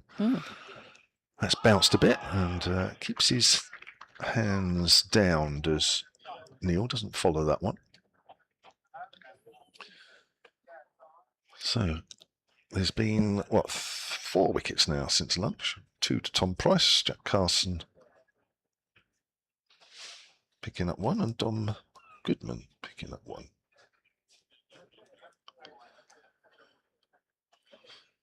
Well, 54 without loss, it looked okay, but it's a little bit different now at 142 for 7. As Goodman comes in, again it's outside off stump, and that's left alone. So good over there from Goodman in terms of wickets. 1 for 17 from 3 overs now, his first 2 overs before lunch, costing him 17, so that is a wicket maiden. He's a tall man, Dom Goodman. If he can extract a bit of bounce, he could be quite effective. I'll see in this second spell if he can pick up some more wickets. He's already picked up 1. Didn't have a good start this morning, got sprayed around a bit, couldn't quite find his line. But he's making his comeback now. So Coles from the other end. So you've got slow left arm from the C end. Combination of quick from one end and spin the other. Prest will be facing. He's on 38. Hampshire 1 for 2 for 7 have struggled with the bat. I think they have more or less all season struggled with the bat, haven't they, Hampshire? They're very thin on the ground when it comes to batting points. Coles, left arm around. And it's hit straight back to the bowler. Fielded by Coles. He had a great game against Glamorgan. 224 not out, I think. I'll have to look up that figure just to make double sure. Here he is again, Coles. There'll be a run here. There's big holes on the leg side. There's nobody in on the single. And 3 fielders out on the boundary. And they do whip through for 1. 1 for 3 for 7 now. Yeah, James Coles. 224 not out versus Glamorgan and 3 for 34. So he had a corker of a game. He'll be feeling really confident with his tail up. I'm struggling a little bit before that through the season. And that has given him a real boost. You know how talented he is. Left arm around again. Almost pushing Neil onto his stumps. But watches it dutifully. There's a short leg in there. Breathing down the neck of Neil. Andrew Neil. He comes again and comes forward and stifles the spin this time, Neil. Getting through these overs quickly with the spinners on. Just a single office over so far from Coles in his second over. And he comes again. A little bit quicker this time from Coles and comes forward positively there, Neil. Oh, the sun has gone behind a wispy cloud for the first time today. A little bit of relief for the crowd and the players out there. How dare there be a cloud? Meant to be having crystal blue skies. The field is rearranging a little bit here for Neil, who's facing. Yet to get off the mark, Neil. 2 slips in for him. Comes forward. Make sure he gets to the pitch of the ball here. Doesn't give the ball a chance to bite and turn. It's a good over there from Coles. I think just 1 off it. 1 4 3 for 7. Pressed on 39. Neil yet to get off the mark at the other end. So top scorer for Hampshire, 52 from Nick Gubbins, and that's the subject of an email from Chris Hutchins here. Hampshire Cricket at bbc.co.uk. Getting used to Nick Gubbins, says Chris, having a first-class season that is consistent but far from spectacular. As an opener, we'll definitely take this based on Hampshire's recent woes of opening batters. He highlights the 450s with a top score of 83. 5 scores in the 30s and 40s. That's between 48 and 36 as Don Goodman starts a new over coming down the hill. Bowls to Tom Prest, who drives. There is a fielder now out at deep cover for Prest. He moves on to 41. Couple of ducks as well. He's been caught 12 times in those 15 innings, says Chris. Feels like Gubbins' opener experiment has been pretty successful. That's right. Was persuaded to open this year. Just needs a similar, I'll put say similar, consistent partner, and for him to turn decent scores into game-changing ones. So, I think on the whole, the Nick Gubbins experiment of opening up is working. Here's Goodman, bowls to Neil, who plays forward and misses. That's a good delivery. It's better stuff from Goodman. Yeah, using his height a bit now, Goodman. Get that bounce. You might as well all 6 foot, I'm guessing. 4, do you reckon? I mean, next to the umpire at the other end, who's Jack Shantry. He's taller than Jack Shantry. 3 slips in the galley for Neil. Goodman in again. Tall right arm seamer bowls. That's Fuller. It's driven. Bounced first before it reached wide mid-off. Bill Cunningham on the emails, hampshirecricket@bbc.co.uk. Listening in. Isabel mentioned real tennis at Canford. I was there in the 70s and was taught to play real tennis by Derek Shackleton. Oh. Former Hampshire player. Right. Preston Organ are both Canfordians. Goodman in. It's a thick outside edge, runs along the ground to gully. So there you are, real tennis at Canford School. Yeah, so the cricket pro could be the real tennis professional in the winter. Yes. Keep him busy, keep him off the streets. Okay. I've been there a few times. AFC Bournemouth used to train there many moons ago. Did you play a bit of footy? No, I was there as a junior? reporter. No, Oh, not you football. No, I reporter. never did that sort of thing. Goodman bowls, slightly shorter. It's worked on the leg side by Andrew Neil. No ball. Signalled by the umpire. Yeah, AFC Bournemouth used to train there for quite a bit before I think they moved to near the ground, and now they've got their brand new training facilities. Actually, I think very near the school, actually. Oh, okay. Yeah. Which was opened within the last 6 months. Mm-hmm. That's short, and that's cut away by Andrew Neil. Nice shot to get off the mark. Confident shot off the back foot, clipped away through point, raced away for 4. And Andrew Neil's first-class account for Hampshire is opened 150 up, and that's come at a cost of 7 wickets. Yeah, he's a tall man as well, isn't he, Andrew Neil? He really got on top of that. Nice and safe along the ground and perfectly timed as well. Well, the biggest compliment that could be paid for that shot is there's now a deep cover point. And also deep square leg has been pushed back. As Goodman's in, Neil is forward, looking for a quick single. No, says Tom Prest, and Neil has to abruptly turn around. Fortunately, he's got good spikes, able to turn around easily, but he was about a third of the way down, and at least he answered Prest's call rather than keeping going. Into the over, 150 for 7. Yeah, that would have been an injudicious run, I think, as the fielder was about to pounce on it. Not a tip and run. Right to be sent back. 150 for 7 for Hampshire. Small ripple of applause for the 150. Yeah, we picked that up in the effects mic, didn't we? Just the odd one. Might be a couple of cents. I'm not sure. I don't think I've seen any Hampshire supporters here. I'm sure there will be 1 or 2. Well, the gentleman who's been sitting in our box. Vince, yeah. He's a big Hampshire supporter, isn't he? Yeah. So I sat next to him and I was eating my giant sausage and chips at lunchtime. We had a bit of a chat. He was grumbling a bit about Hampshire, unsurprisingly. Coles, here he is, with his slow left arm, orthodox. Oh, there's a reverse going on. And has that come off some bat? Might have come off a top edge, or has it possibly come off some pad? Let's see what the umpire's got to say about it. So a little bit of bat on that. Yes, there was. Not in control of it. That's flown down towards the fine leg boundary, and they come back for 2. 152 for 7 now. Pressed on 42 is the second highest scorer for Hampshire today. Gubbins being the highest scorer on 52. In comes Coles. And it's pushed into the vacant spot. Point has to run in from the boundary. Preston to 43. Neil now facing. Neil, who's a late developer in first-class cricket, isn't he? Because this is his third first-class game. Picked up 4 wickets at 49 in those games. He's only 26 years old. Coles again.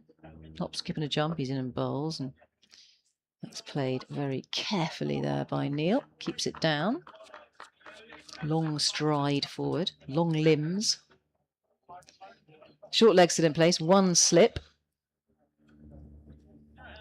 And Coles just creeps in and bowls. Oh, it's gone aerial. It's in the air. It's safe. And it's going to be 4 runs. That was over-pitched by Coles, perhaps trying to tempt Neil into a shot, but Neil finds the gap, and that's gone for 4 runs, a bit of a release of pressure. 7 off the over so far, which is a pretty positive over for Hampshire, relatively speaking. 157 for 7 now. Neil on to 8.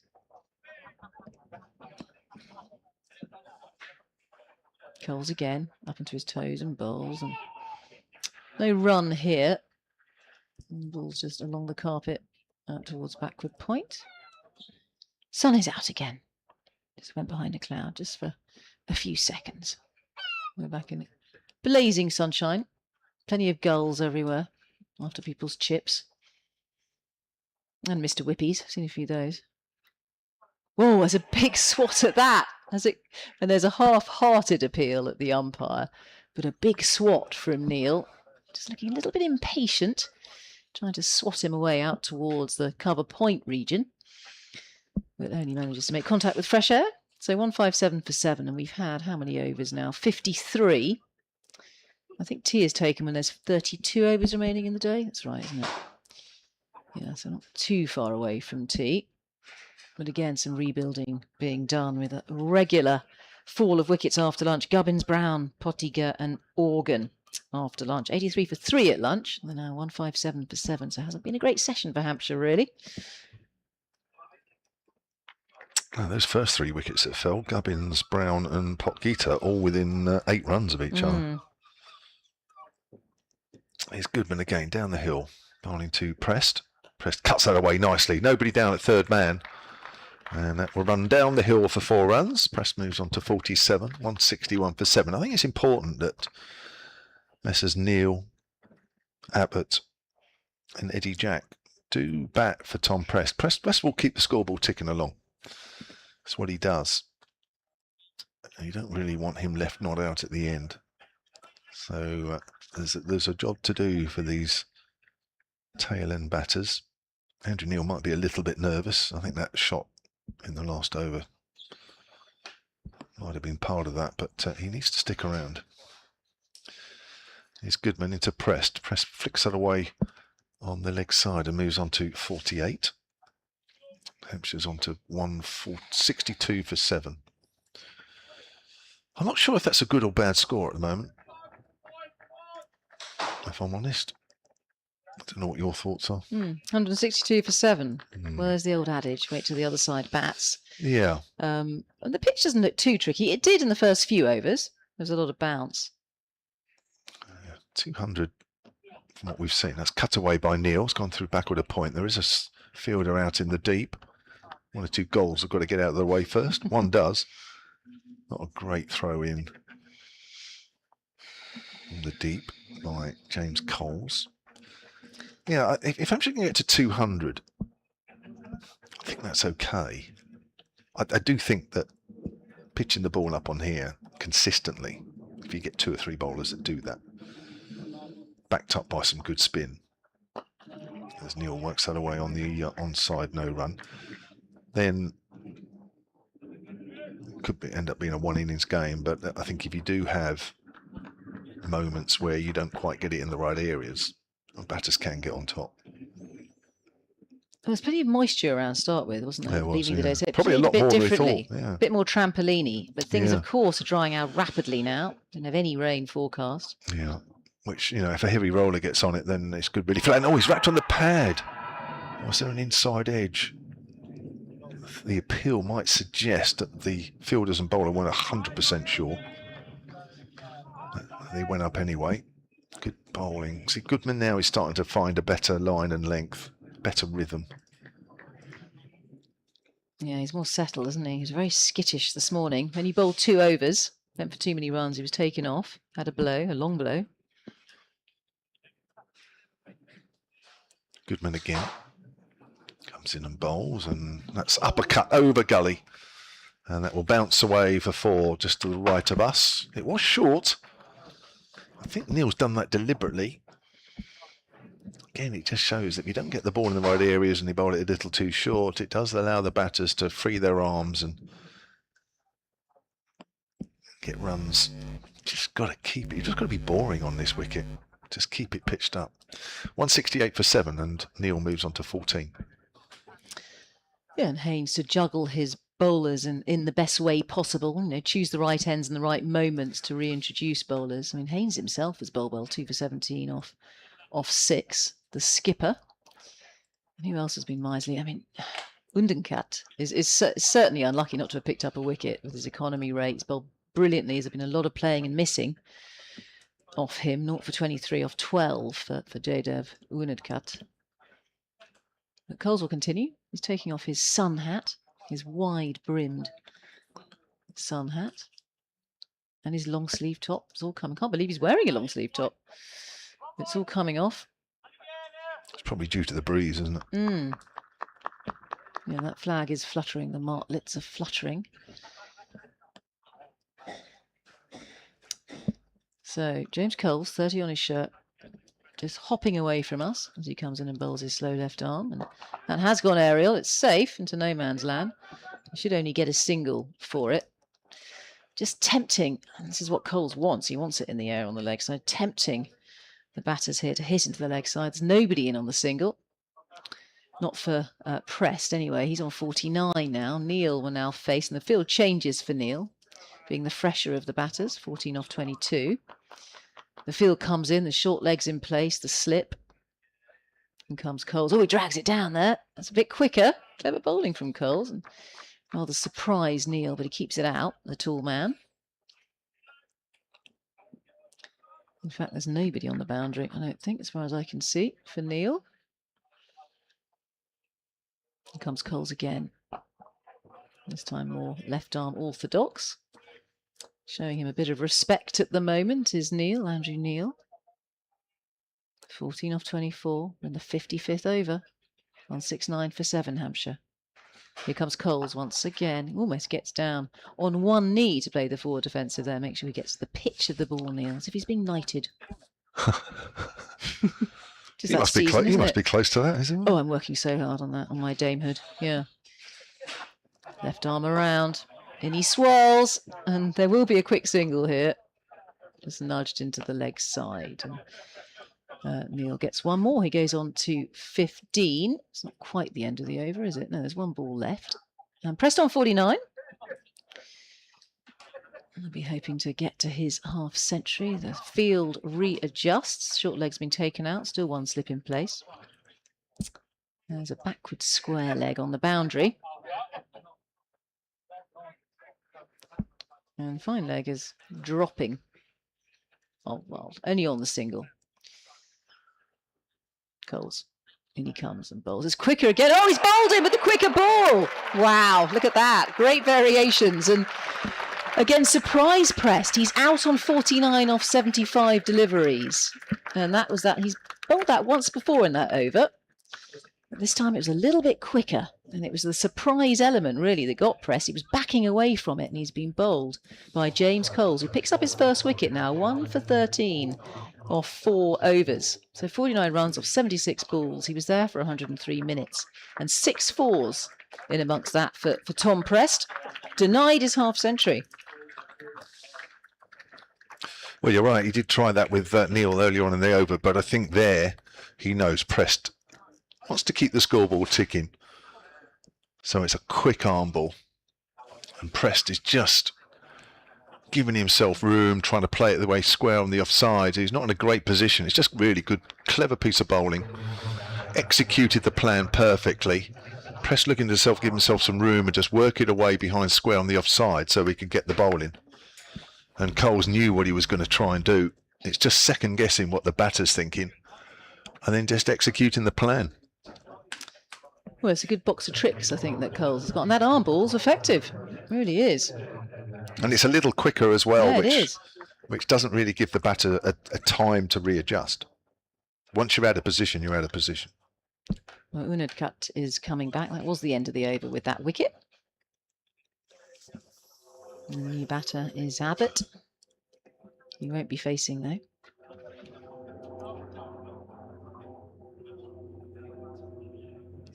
It's a good innings, nevertheless. Tom Prest, there was a lot of good shots, as there often is in a Tom Prest innings when he gets in. 6 4s in that 49, but he'll be desperately disappointed because it's another example of him getting in and then just getting out, really, when he looks set. Unadkat has taken over from Don Goodman. He's coming round the wicket down the hill and he bowls to Andrew Neil, length ball. So 170 for 8 now. Sussex can polish off Hampshire for below 200, and there's a good chance now that it'll be fairly well below 200. I think they'll be fairly happy, especially with Hampshire at 54 without loss at one stage. Unadkat has got 2 gullies for Neil. Oh, get one that bounces off a length. Still a bit there. You know, this ball's into its 56th over and we're seeing the ball bounce off a length like that. Yeah, it's a bit of spice, isn't there? If you bend your back a bit, and if you hit that patch on a good length, it really leaps off a length. It's a steepling bounce. Still looking for his first wicket here, the Indian seamer.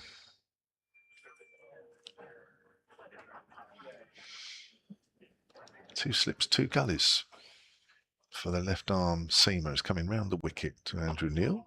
Works that length ball out square on the leg side. And there is no run. So 170 for 8. I think Hampshire really do need 200 here.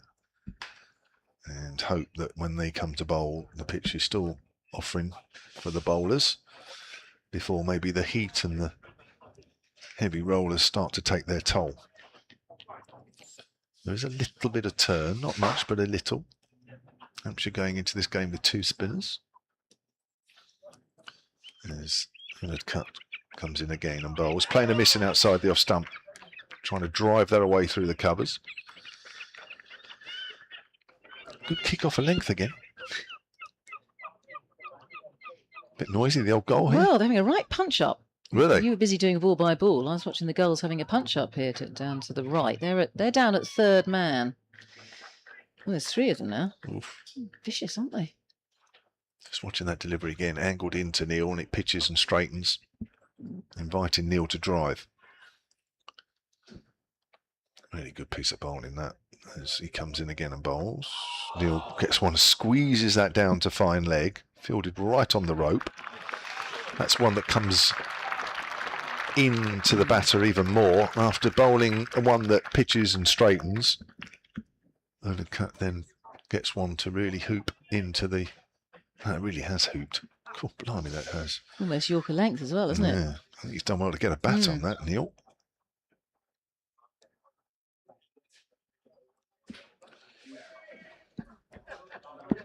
So 171 for 8 brings Abbott on strike for the first time.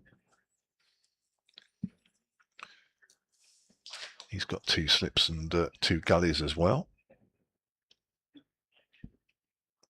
Unadkat in bowls and Abbott drives pleasantly through mid-off. That should run up the hill for 4. And that's a really good shot. Now, what Unadkat there's done is he's banked on that ball hooping in. Probably hasn't quite hooped in as much as he would have hoped, but it is a half volley. Yeah, it did hoop in, but actually Abbott's got himself into a decent position there, and that's a lovely shot to get off the mark. And Hampshire move on to 175 for 8 at the end of that over. Can be a change in the commentary box. Isabel Duncan is moving off to get a large slice of that cake. Oh, has it gone back in the fridge, Adrian? No, the cake is on the side. Paul Edwards distinguished journalist. I cut him the first piece of the cake, and his report was it was delicious.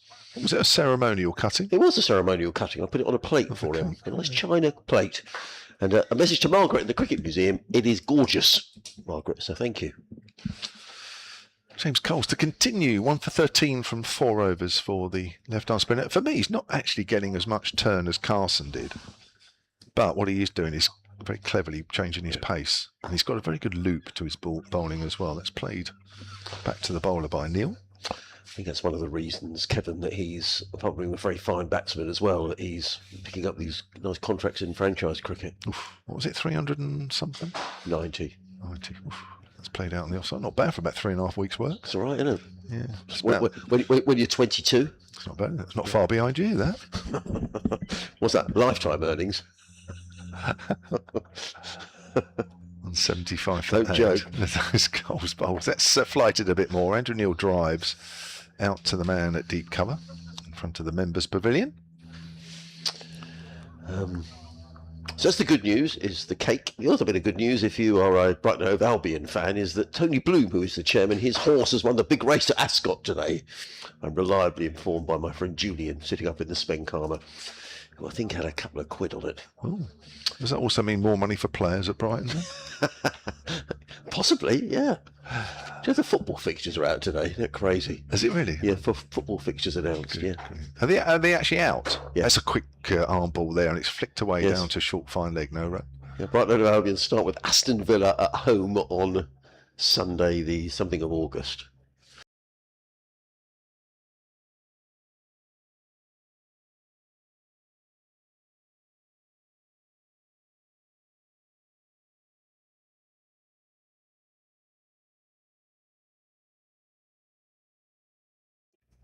That's nice. One alone at the end of that over. So 176 for 8. Hampshire have lost 5 wickets this afternoon. They went to lunch at 83 for 3. Gubbins then went for 52. Ben Brown for no score. Delano Potgieter for 1. Hampshire lost 3 wickets for 8 runs in that sequence. Felix Organ went for 13 and Tom Press, the latest to go, for 49. Yes, of no particular relevance. I know people get a bit irritated when we talk football, so I don't mean to. But anyway, Brighton Hove Albion start their season on Sunday, the 23rd of August, with a 2 o'clock kick-off at home to Aston Villa. I think that coincides with the Sussex game here, actually. I think that's the Somerset game. Oh, no, Sussex are away at Warwickshire that week, that's right. It does affect the attendance here, in all seriousness, it does. If it's a Saturday game or a Sunday game, and the Albion are playing at the Amex, it definitely affects it. You know, a lot of stewards are Albion fans, and a lot of the supporters are as well. Jade Evanukhat, who's a little unlucky really not to pick up a wicket today, because I think he's bowled very nicely. 13 overs, 4 made, no wicket for 28, comes running in and bowls to Neil, who thumps that to mid-off, and there is no run. These two fellas batting now wouldn't be able to place in the second row, would they, of a scrum? They're big fellas, aren't they? Look like lock forwards. Sean Abbott and Andrew Neil. I don't know if Andrew Neil has bulked up a bit since he joined Hampshire. Oh, he looks a big fella. Yeah, I think he might have done. I mean, just looking from here, they're 2 big, tall fellas, and I imagine if they get hold of it, it might go a fair distance. 176 for 8. Just waiting for the update to come for our listeners in Kent, Surrey, and Sussex. And look at him, bowls it on the pad. Is that going to be his first wicket for Jadov? No, it's not. He looks heavenward as if to say, "Come on, Jack, give me an LBW." But he doesn't. He's been very consistent, hasn't he? Apart from the one that got Jake Lehman, which was given out just before lunch. Yeah, I think that's just going down. Yep. Just close. It's worth a shout, definitely. Yep. Jadov wanders back to his mark. He is angling it into the right hander, that delivery. And it is, yeah. I mean, he's hit him in front of the leg stump, but remember, he's coming round the wicket.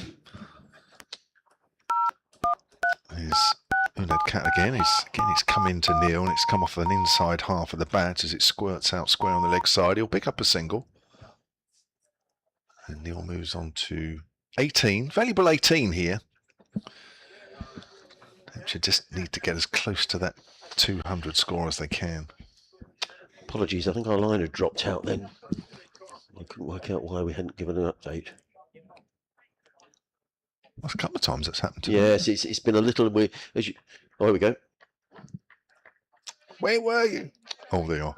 Yeah, it was. We're meant to be switching to new systems throughout the BBC, and this is an old system. In comes the Nudcat. Bowls beaten outside the off stump. Pieces from the cricket. Let's start with Adrian Harm watching day one of Sussex's game against Hampshire at Hove. Yes, and Sussex having a good day here because Hampshire are 177 for 8, having won the toss this morning and deciding to bat first. Wickets are all around as far as Sussex are concerned. 3 of them, though, to Tom Price, who's bowled particularly well. Meanwhile, down at Cardiff, Surrey also having a good day. Glamorgan 162 for 6, having won the toss and batted in that game. And Kent also having a good day, so 3 in a row. They're 161 for 2 at home at Canterbury against Middlesex. Ben Dawkins and Ben Compton both recording half centuries. The other bit of good news from here is the carrot cake is delicious. Good, I was wondering. Good. You enjoy that. You can keep up with Adrian and the cake via the BBC Sport app and website. And another update from the cricket just after the news at 4. Well, Unadkat in this over has got the ball to swing into the right-hander. A couple of balls ago, he got the ball to look like it was swinging in. It pitched it straight, and very difficult for top order batters, let alone late order batters. No, I agree. Just always bowled that length that's committed the batters to the front foot, and he's got the ball past the outside edge many times. Just hasn't quite caught the outside edge, though, at the same time. It's coming over the wicket, which I think is probably the first time he's done that. Yes.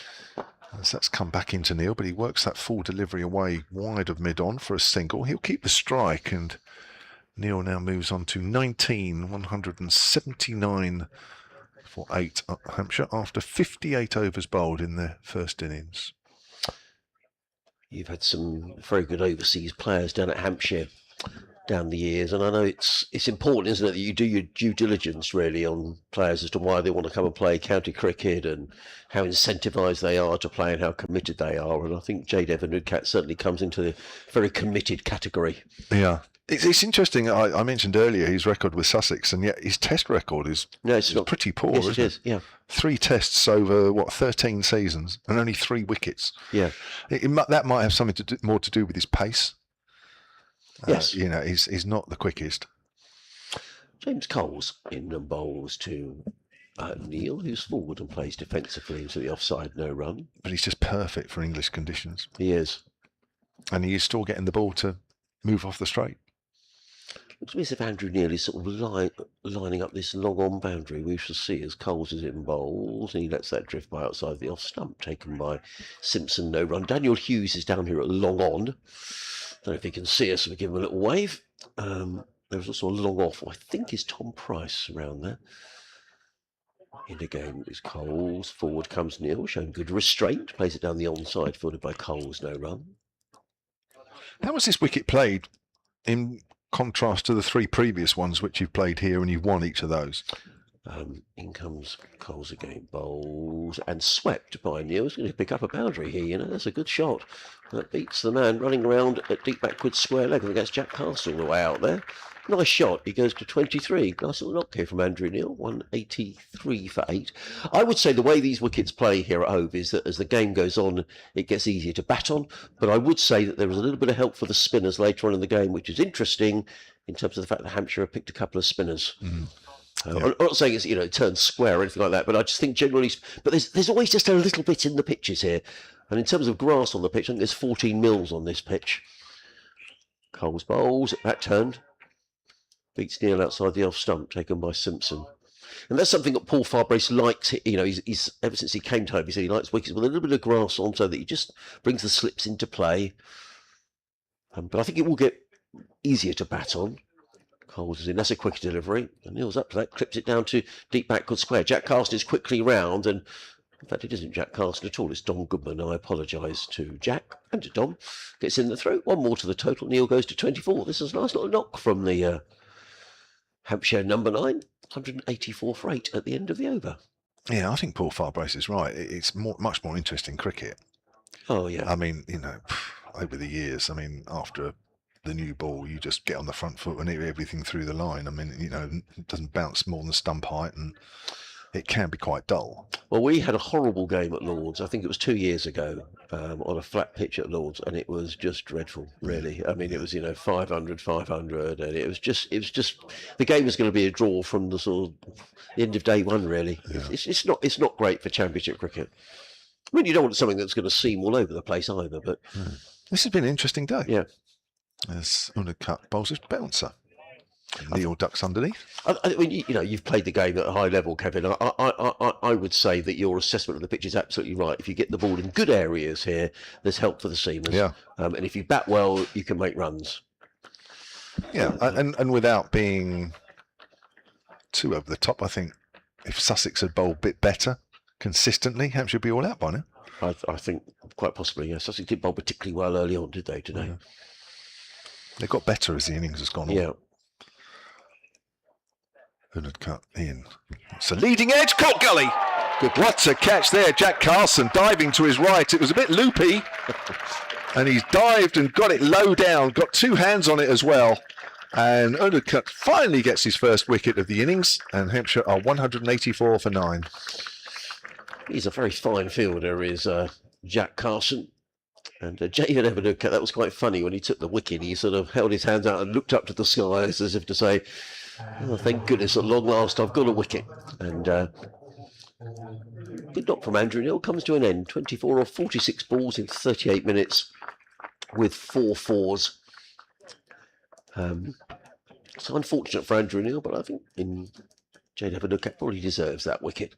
In his 15th over, figures of 1 for 31. And the 9th wicket goes down, but I certainly think there'll still be something there for the Hampshire seamers, Kevin. Well, yeah, Put it you'd in the right expect so. areas. Yeah, I mean, listen, Undercut's a very good bowler, and will find a little bit more than others. I guess coming from the subcontinent, you work hard on the ball, you try and make something happen, you get good wrist positions, and you have to do something with the ball, otherwise, you're just wasting your time. And translate that to English conditions, and he's finding a little bit more than most. But it's skill. It's really good skill. And what he does do is, because he's not express pace, he has to pitch the ball up really to be effective. And if you combine all that in a mix, it's hard work, isn't it? I mean, yes. he could bowl exactly the same again and be forfeit and have forfeit by now. He could, yeah, absolutely, yes. Yeah. Last man at the crease is Eddie Jack. Now, he's batting number 11. I don't want to say too much. He's a little bit better than number 11, I'll be honest with you. It's just the way that the Hampshire batting order is set up.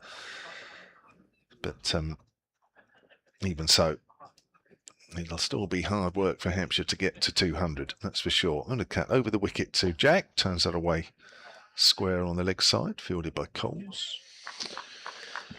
The leaders Essex have been bowled out by Notts for 184 at Chelmsford. Liam Patterson-White, the spinner, picking up 6 wickets. So there's like there's a bit of turn at Chelmsford. Looking forward to seeing what Harmer might do. Yes, that may not be a 4-dayer. No. Essex On the face of it. Top of the championship. Undercut in. Undercut, I should say. Bowls, and Jack just about pulls the bat away at the last moment. Keith Flood has emailed hampshirecricket@bbc.co.uk. He says, I know we don't know how good the wicket is until both teams have batted. However, today's batting performance is like deja vu all over again this season. Only 3 batting points this season, but every other team are into double figures. That's right, and 2 of those came in the last game against Surrey at the Oval. I feel sorry for our bowlers, never having a decent total for them to defend, and of course puts very little pressure on the opposition. We seem unable to bat a full day. Sorry for being negative, but as a lifelong fan, my father played for Hampshire some years ago in brackets. I wish I could give some answers on how to improve things, but this is surely the job of the coaching staff, says Kevin. Kevin Flood, that is, not Kevin James, as that's pushed up towards mid-off. Eddie Jack is off the mark with a single. 185 for 9. I have to say, there's always been a bit in it for the bowlers in this pitch. Even with the ball into its 60th over, there is still something there. So never at any stage, I don't think, do the batters ever feel really confident that, oh yeah, the ball's got soft. Now the wicket has evened out a bit and we can start playing some shots knowing that we can trust everything that we do. But there probably has been 1 or 2 shots which the batters are probably regretting, Yes, which is not unusual. Yeah, the Organ one was probably one, wasn't it? But Yeah. But we'll have to see how Sussex get on when they bat. Yeah. You never know. You never really know. It is very much, even now, a line and length wicket. And Popgita might be all right on this wicket, actually. That's nipped back horribly at Abbott. It goes through, maybe just catching the jumper as it goes through to Simpson. Good over there from Modakat. Yes. Finally gets his reward. He has... What does he have now? 1 for 32. Thank you very much. Sorry. I just saw that as it went off the board. They Yeah, it showed just went. Sorry, Kevin. Yeah. No, that's fine. No, it just went for me. You're just watching the replay of that wicket. Elsewhere, Surrey being held up by Chris Cook, very fine player for Glamorgan. He's 59 not out. Glamorgan 168 for 6. Kevin was saying earlier, 2 wickets there for Gus Atkinson. Yorkshire bowled out for 185 at Leicestershire today.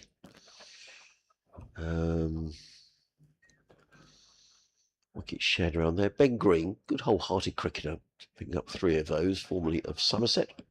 Talking of which, Somerset 200 for 9 at Taunton against Warwickshire. Despite it being a lovely sunny day, there's no one sort of, 250 for 1 at the moment. So, interesting day's cricket all around the country. Jack Carson is taking over from James Coles. A nice looping off break played into the offside by Jack, fielded by Jack Leaning in the covers, and there is no run. Daniel Hughes down below us with his Sussex cap on.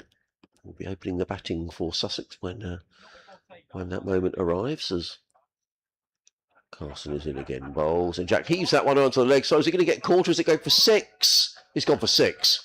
That's a big blow. That's a huge blow. He said he could bat Eddie Jack, and he's just heaved that one away from Jack Carson over cow corner for 6. It's just punched that away, really. There wasn't even Effortless. a full flow of the arms, was there, really? No. It was just hit the middle of the bat, and he is a strong boy. It was a little bit like bowler saying to the batting lineup, "This is how you do it." Lovely shot. In fact, I thought the first shot that he played a lovely just off drive, which looked like he said he's not really a number 11, but that's good. It's a relatively short boundary on that leg side, but James Cole just watched it sail over his head. Carson in again, bowls, and Jack just lets that one go outside the off stump, turning away from the left-hander. Taken by Simpson, no run. That's a predictable reply, that, just seeing if Eddie Jack would go after it outside off stump. Wasn't quite there to drive, just hoping there would be an edge. There was a long off and a fielder on the cover boundary. Carson is in and bowls, and Jack's at it again. Now, I'm not sure that this has gone as far. Coles is underneath it and safely takes the catch. So Jack Carson picks up his 2nd wicket. James Coles takes the catch. And Hampshire are bowled out for 191. Eddie Jack, the last man, out for 7. Jack Carson picks up his 2nd wicket, figures of 2 for 27. And Hampshire are all out. So it just remains to be seen how things are going to pan out here for Hampshire. I see Eddie Jack's walking off towards the... I don't know if he's got a friend or something over there. He's walking off through the little gate, the little picket gate. Perhaps he's got some relatives over there or something he's going to talk to. But he hasn't gone up the players' pavilion, which is slightly... Oh, he's going up the... is he going up the steps? That's a bit strange. He's gone all the way up to where the scorers are. It's Kyle Abbott. Oh, is that Kyle Abbott who's done that?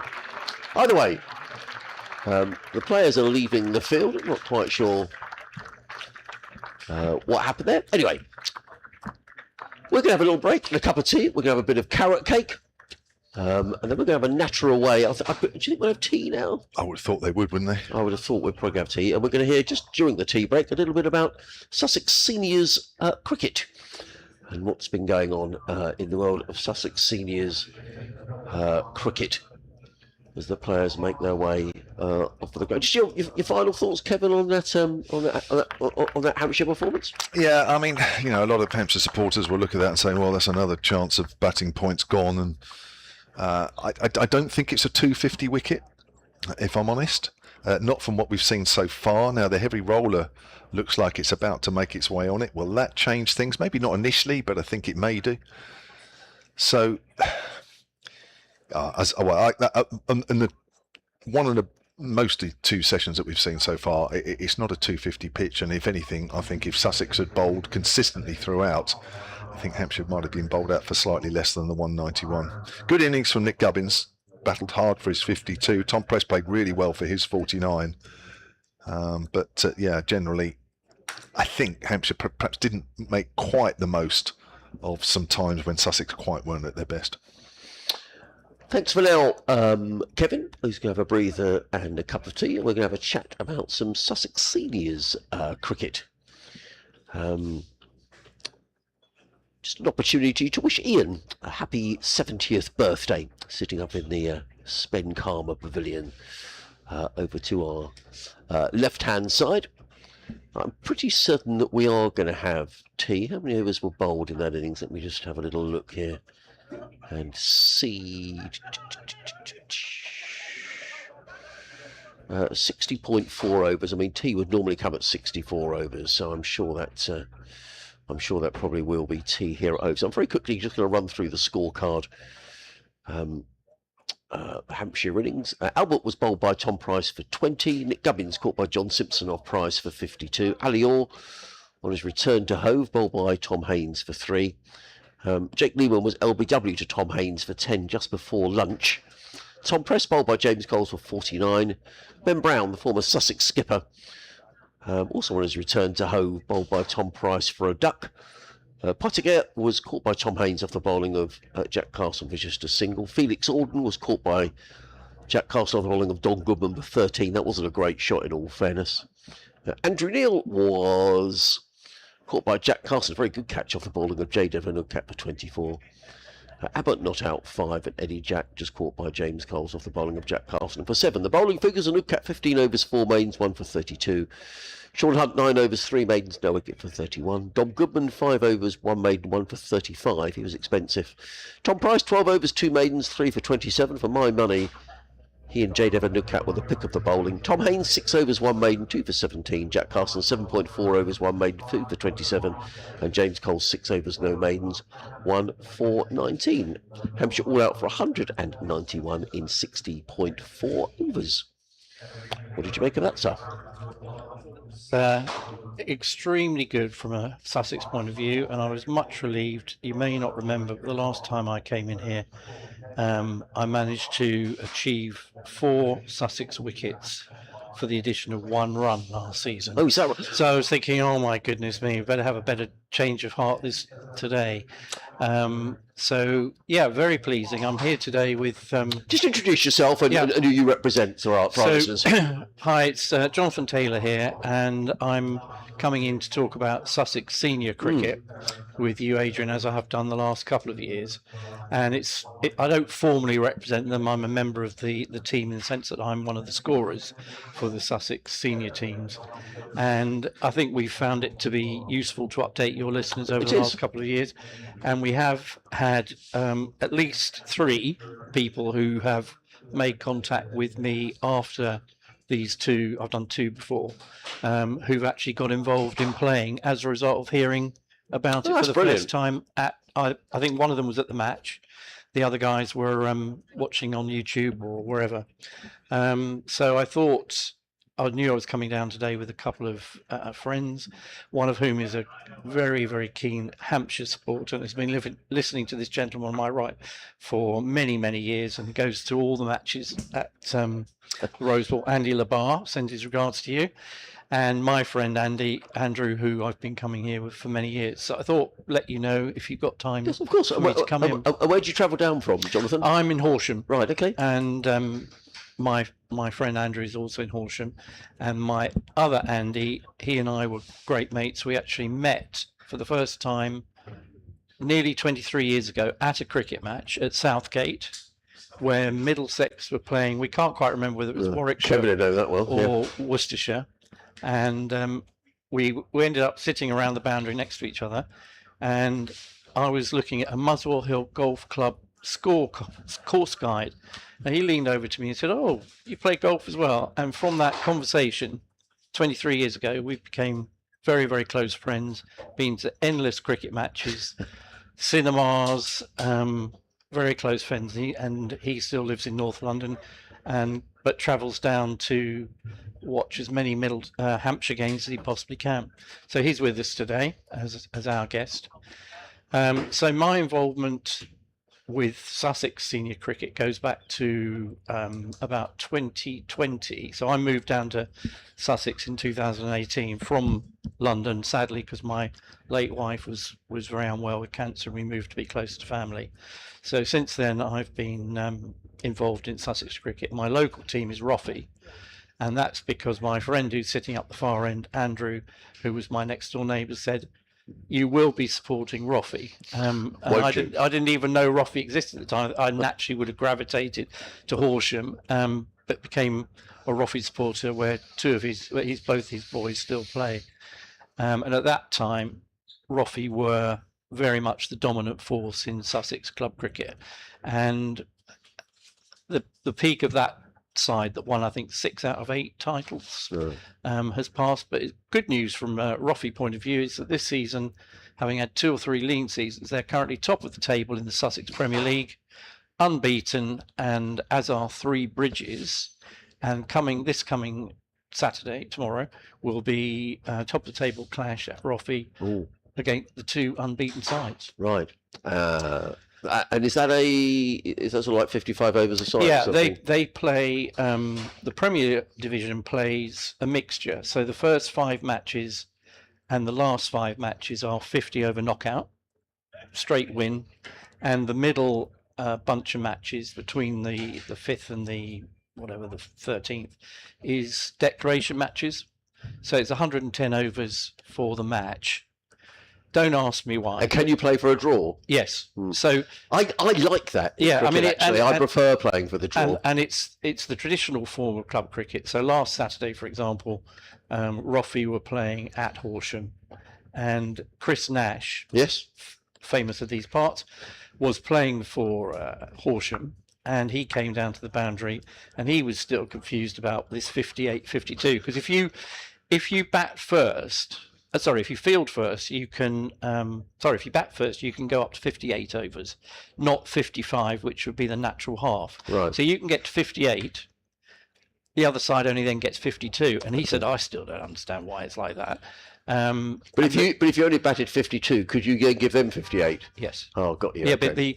but the point is that the logic of it, if it's not logic, but the reason why is that the authorities say if you're batting second, you know what you've got to chase. And as it turned out, Rothesay had got to about 260, they declared, and Horsham, it's a big match, the local derby, okay. beat Horsham, you're really happy. So it went fairly easily last week to Rothesay. So the link between Horsham and Sussex senior cricket is it's one of the grounds where they play a lot of Sussex senior matches midweek. Yes. So coming on to the senior cricket, and again, it would be very interesting to hear from any of your listeners, viewers, if they want to get involved. So basically, once you get to 49, you are eligible to play senior cricket. And have you any idea when senior cricket started in this country? No, you tell me. You've probably told me in the past. No, I actually did a bit more research. It goes back because we were thinking, maybe 25, 30 years. Well, actually, 50s cricket was introduced as long ago as 1984. And 84 was the introduction of 50s cricket. Then as those people have got older, they've said, we want some more of this. So we'll have 60s cricket. So that came in roughly 10, 15 years later. Then as they carried on and survived and still wanted to play cricket, we need 70s cricket. So 70s cricket came in. And I did mention this, I think, last time. There's even some talk about, do we need an 80s league? And there are some counties like Suffolk and Norfolk who have a 75 plus team. So it's grown hugely. And now Sussex, for example, have every week through the summer 10 teams playing senior cricket. Wow. So there's, for the first time this year, 3 50s teams, 5 60s teams, and 2 70s teams. And what sort of format is that, Jonathan? In terms Those of... are all straight knockout. Okay. There's no declaration matches. They're all How many overs? Are... 45. Okay. Generally, as you get to the 70s plus, some of those have an option for 45 or 40. It tends to always be 40. And are they local games generally? They're regionally done. So most of all the 50s and the 60s have kind of 2 parts to their season. So the first half of the season is organised regionally. So you would get Sussex typically playing against Kent, Surrey, Middlesex, Essex, Hampshire, Buckinghamshire, Berkshire, home counties. And similarly, all over the country, those regions would be playing together. Then you get to the point by the end of July that you have those league tables assessed, and the winners and the seconds in each of those go forward to a national competition. So if you get as far as the national, then you could be going to Gloucestershire, Wales, Scotland, and the teams love that. I was talking to a guy who's over there this morning who captains the 60s seconds, Ian Stocker. Now he's delighted, it's great. They make a complete couple of days of it. They go down to Gloucestershire, all book into an Airbnb, play the match, have a night out with the Gloucestershire folk, and come back the next day, because obviously a lot of them at the 60s and 70s are retired. Yeah. That time, 50s, they're still working. So I brought this so I could tell you that if people were interested, that last year, 1, 2, 3, 4, 5 of the teams that had the opportunity to go into stage 2 did so.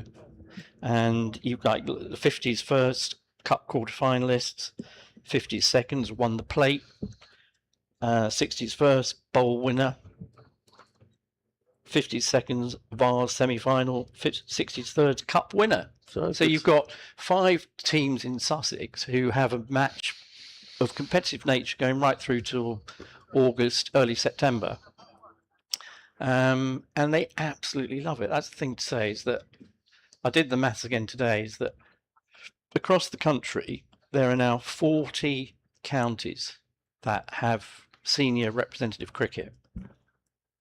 So if you say, like in Sussex, we have 10 teams, average 20, probably more in each squad, 200 times 8,000. It's great, isn't it? 50 plus could potentially be playing competitive league cricket Tuesday, Wednesday, Thursday from May until August. If you just tuned in, you're listening to live cricket here on the BBC. We've got tea here at Hove, and Hampshire got out for 191 here against Sussex. Nick Gubbins top scoring with 52, and you're listening to myself, Adrian Harms, in conversation with Jonathan Taylor, talking all about Sussex seniors cricket. One thing I think I asked you last year, Jonathan, was there may be people listening who think, yeah, I used to play 20 years ago, but I gave up, and I probably haven't got any kit anymore, and I haven't really, I wasn't ever a great cricketer. Yeah. Is there room? So actually, I'm talking about me, really. There is. Never any good. I mean, some of the guys still play club cricket. So they'll play these matches I'm talking about are Tuesday, Wednesday, Thursday. So 60s, for example, play on a Tuesday, the 50s on a Wednesday, 70s on a Thursday. Some of those guys then go on and play club cricket on a Saturday or a Sunday. But it does not mean that you have to have played club cricket at a competitive Premier League or Division 1 in your youth. So there are many of the guys who are playing in the 60s and the 70s who have probably played cricket, but they haven't played maybe for 30, 40 years, and they've families grown up, kids have flown the nest, come back, flown again, and they want to get out. So these days you don't need to worry about having a lot of kit, because people could share bats, the balls are all provided by the league. You can go down to JD Sports and get a bit of kit for next to nothing. So there is no entry level that people should be out there saying, do you know what, I fancy a game of cricket, I'm probably not good enough.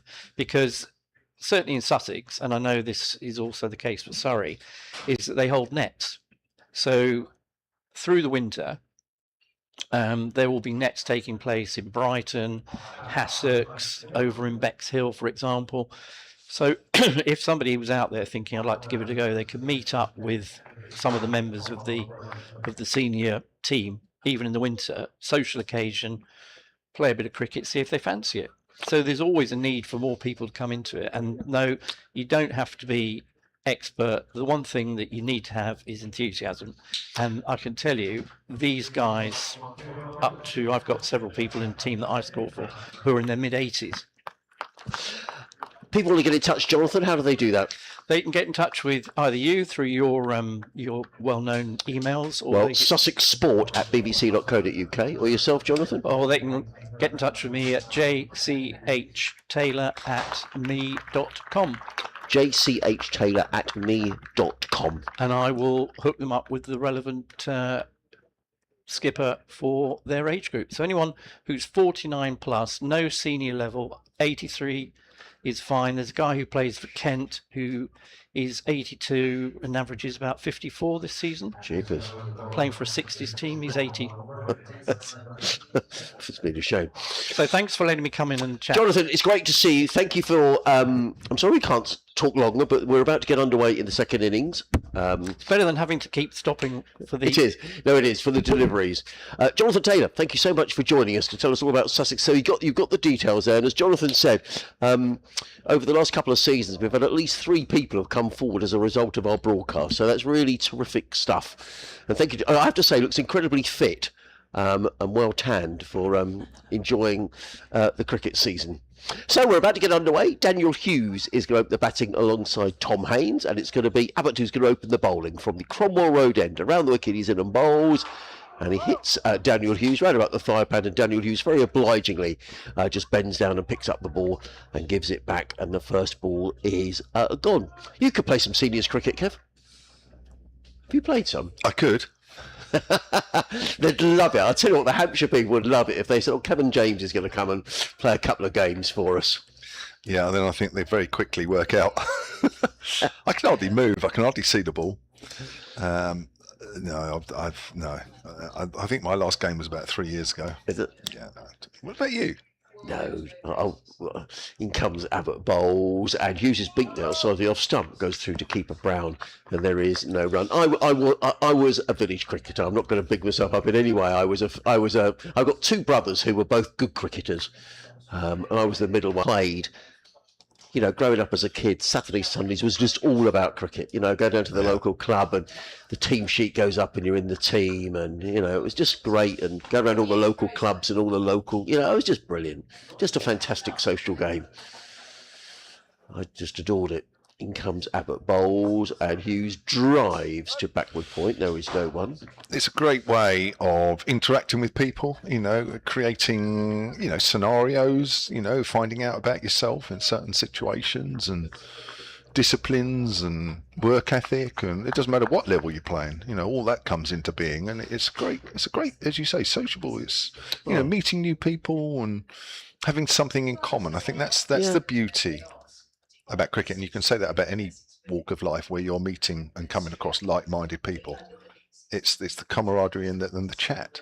Hamilton bowls to Hughes. He's looking for a single there, but it isn't there. Played into the covers, no run. You know, there's a common thing between you. Well, definitely, and you would see characters around the clubs from the season before and after the game. You know, everyone would stay and have a couple of beers, and there was a team jug and all sorts of things. It was just, you know, it was just part of growing up, to be honest, Kev. 100%. And, you know, everyone in the village played or watched, or, you know, as a kid, I started off putting the numbers up on the scoreboard and all that sort of thing, you know. Yeah, it's brilliant. So, seniors, Jonathan is the guy to get in touch with, as in comes Abbott bowls, and Hughes drives down the ground there. The first runs from Daniel Hughes, nicely played, drills the ball down the ground. He's been a good nick, Daniel Hughes, this season, 611 runs, an average of 47. He's passed 3 figures on 2 occasions. And that's a nice way to get on the way for the Australian. Hits that straight down the ground. Yes, in the day, just going back to the club days, yeah, I mean, it was all before camera phones, of course, and you could be in silly things like drinking out of jugs, pouring beer down people, and people could take photos of it. Did all of that. So it didn't matter. Yeah, did all of that. Abbott bowls to Hughes square. He's going to get 4 runs, but I'm not entirely sure how. He was completely squared up, Daniel Hughes, and is that an outside edge? Yeah, that's 4 runs, you know. Leading edge. He goes to 8, Sussex to 8 without loss at the end of the opening over. No, absolutely. I mean, you know, and I've said this before, that when we used to play our match sub, whatever it was, and that will go to playing for a team jug. And then if you got 5 wickets, which I never did, you got a jug. If you got 50, you got a jug. And it was just brilliant. Yeah. I wonder what the match sub is now on average. Do you know, at clubs? Yeah. I wouldn't have a clue. Somebody must know. Yeah. Well, the other thing is as well, of course, that since COVID, very few clubs seem to do teas anymore, and that was always a massive part for me. You know, the teas were brilliant. You know, I've said this story before. We used to have, you know, no one had their own kit. We used to have club kit, and the skipper had to bring the kit round in the boot of his car. But it was you know, it all worked somehow, and it was all good fun. But great to hear from Jonathan, and he's gone now. But thank you for coming up and chatting us about seniors cricket. So Eddie Jack, back in the side after representing the England Lions against South Africa A, comes in, right arm over and bowls, and that's slashed away by Haynes behind square on the offside. Not sure that was quite where he was aiming, but it was a little wide, and he's gone after it. Big time. That is the way that Tom Haynes plays. Sometimes it comes off and sometimes it doesn't. He made runs last week against Glamorgan. What did he make last week? 48. But he's only passed 50 on one occasion this season, Tom. Start of the year, he was being talked about as potential England opener. I like Tom enormously, but he's not made enough runs, is the reality this season. Only averaging 26 this season. Well, there you go. You see, you're not going to disrupt an Emilio Gay or Duckett, etc., if you're only scoring at 26. 37 career, so he's well down as Jack comes in. Leg ball, better ball. It's played towards extra cover. Captain the Lions out in Australia during the winter, and he had a good couple of games out there, Tom Haynes, and I think that's why he came back very much in the frame, because it seemed inevitable that Zach Crawley was going to miss out, and there was 3 or 4 being discussed, and Tom was in the mix. But he'll need to score more runs and more consistently, I should say. Just under 6,000 runs at 37 career, playing his 97th first-class match as he flicks it away down to fine leg. Another run for Sussex, who have very quickly gone on to 13 without loss. Not all those 13 have come out in the middle of the bat, has to be said. The heavy roller was on the pitch between innings during the tea break. So we'll definitely keep an eye out as to the characteristics of this playing surface, whether it changes at any point. But the ball was doing a bit for the Sussex bowlers throughout the Hampshire innings. Hampshire at one stage 54 without loss, bowled out for 191, which means they lost 10 wickets for 137. 9 balls bowled, 13 without loss then Sussex, as Eddie Jack comes in and bowls to Daniel Hughes this time. Hughes leaves that one alone outside of the off stump. Eddie Jack's 3 matches for Hampshire so far this season have yielded 4 wickets. They've come at 55 apiece. A little bit expensive. Played a couple of first-class matches in that series against South Africa A. Picked up 9 wickets in those 2 games. One of those games was down at Arundel. I think the other one was at Beckenham, wasn't it? Yes, it was. Yes, yeah. Henry Crocombe played in one of them. Yeah. Wrapped on the pad, shout for an LBW, not out. That was sharp, actually. Says the umpire. Yeah, he's not slow. Eddie Jack. Just watching the replay again. I think that's probably pitched outside leg stump. Looks like Hughes was trying to flick that away on the leg side anyway. Only 20 years old, Eddie Jack, so still got plenty of time to develop as a cricketer. Is developing. Yeah, that's pitched outside leg stump. Watching that on the replay. It's also got to come back a bit as well, which it hasn't. Big fella, isn't he? Broad. Yeah, another one. They love a gym, the Hampshire players. Comes in again and bowls. That's nipped back and bounced at Hughes. Gets hit on the top of the pad. End of the over. 2 overs gone then of the Sussex reply. They are 13 without loss. Trail Hampshire on the first innings, currently by 178. And you're listening to live cricket on the BBC. Adrian Holmes, Kevin James, and Isabel Duncan, your commentary team here at Hove today, where it's the most glorious day. We've got one or two little patches of cloud around now, but the weather forecast is good. There's a nice breeze as well. If you're listening locally and you think fancy watching the cricket, well, come down because it's free entry after tea here at Hove. And just to shout out again, free entry as well on Sunday, but you have to buy your tickets online. So if you want to treat someone for Father's Day, get online and get Dad a ticket for the cricket. It's going to be Kyle Abbott, who's going to come from the Cromwell Road and bowling to Tom Haynes, who drives sweetly through the offside. There's a slight misfield at extra cover. In fact, in fairness, the fielder did very well to get round and prevent that going for a boundary. And it's just a single to Tom Haynes. Was that Nick Gubbins there at extra cover? It was. And there is just a single to Haynes, who goes to 6 and Sussex to 14 without loss. Abbott, tall man, 30 wickets this season already. Around the wicket bowls to Hughes, who lets that go through to keeper Ben Brown. When Daniel Hughes lets the ball go through to the keeper, he seems to lift his left foot up, a little hop. He's through to Brown. There is no run. Shows his weight's on the front foot. Yes. It seems strange watching all the years watching Ben Brown keep wicket here at Hove. It does seem strange to see him keeping wicket. He always used to wear a very faded Sussex cap, did Ben Brown. But he's waiting now as Abbott is in bowls and Hughes lets that one go, and he didn't do the little hop on that occasion. And there is no run. 3 slips at a gully, point, extra cover, mid-on, mid-wicket, and a fine leg. Eddie Jack just down below us. Decent crowd today. Kevin and I were saying that it seems a very popular day, just Friday, for watching county cricket. It's certainly been the best attended of the days here at Hove throughout the summer. I don't know whether that's people working from home or pretending to work from home or whatever, but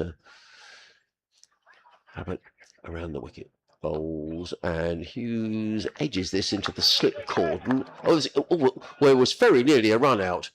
The ball was played into the slip cordon. I think Tom Haynes, well, Daniel Hughes suddenly set off thinking there was a single, and he was sent back by Tom Haynes, and it was Haynes' call at the non-striker's end. A complete breakdown in communication. The throw came in, missed the stumps, but a good bit of fielding there in the slip cordon. I'm not sure who stopped that, actually. Was it third slip or was it gully? Either way, no run taken. Total remains on 14 without loss. Abbott is in around the wicket bowls. Daniel Hughes takes a step down the track, and the ball hits his thigh pad and bounces in front of him, and there is no run. And Daniel Hughes goes down, does a little bit of prodding of the pitch. Just keeping up to date with the score in the Test match, where New Zealand are 119 for 2, leading England by 219, starting to look a bit ominous at the Oval.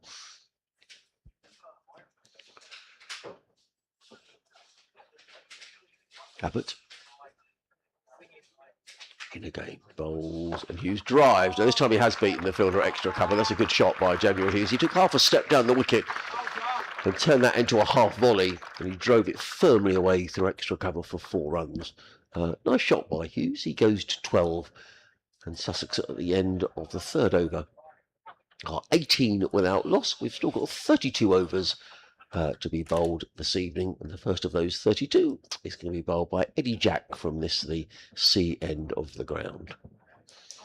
Well, I'm looking for signs that this pitch may be behaving like it did in the first few overs of the Hampshire innings this morning at 11 o'clock. I don't think it's quite like that, but then again we had that sea fret and what have you this morning where you couldn't see too far in front of you about an hour and a half before the game. And then all of a sudden it cleared as quickly as it came. But at the moment it seems as though it's doing a little bit, but not quite the same. As started a new over from Eddie Jack, bowls to Haynes, works that up towards mid-on. And there is no run.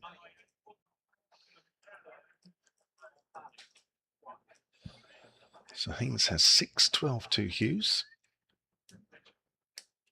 Hughes, as you mentioned earlier, has had a good start to the season, averaging 47, career average of 38, so well ahead of that first half of the season. Yeah. Here's Jack again, bowls, and it's smashed away through the covers. That's a beautiful shot on the up. A little bit of width again here from Eddie Jack, but Haynes has absolutely cracked that away. His best shot to date. Yeah, lovely shot. He's very strong through that offside, particularly anywhere, sort of through backward point as well, is a very strong area for Tom Haynes. Right on top of the bounce there as well. Nothing wrong about that shot. Just a bit of width from Eddie Jack. Yes, of course he plays T20 as well, Daniel Hughes. He won't play in the one-day competition.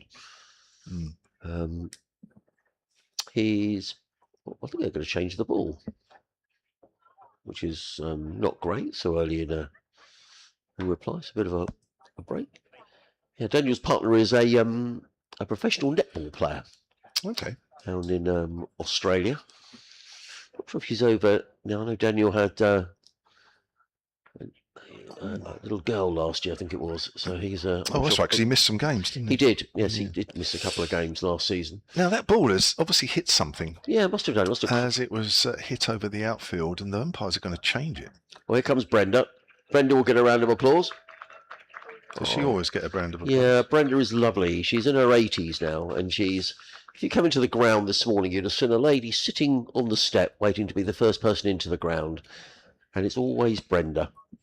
And so she sits over there in the Spencamba Pavilion, and she looks after the box of balls.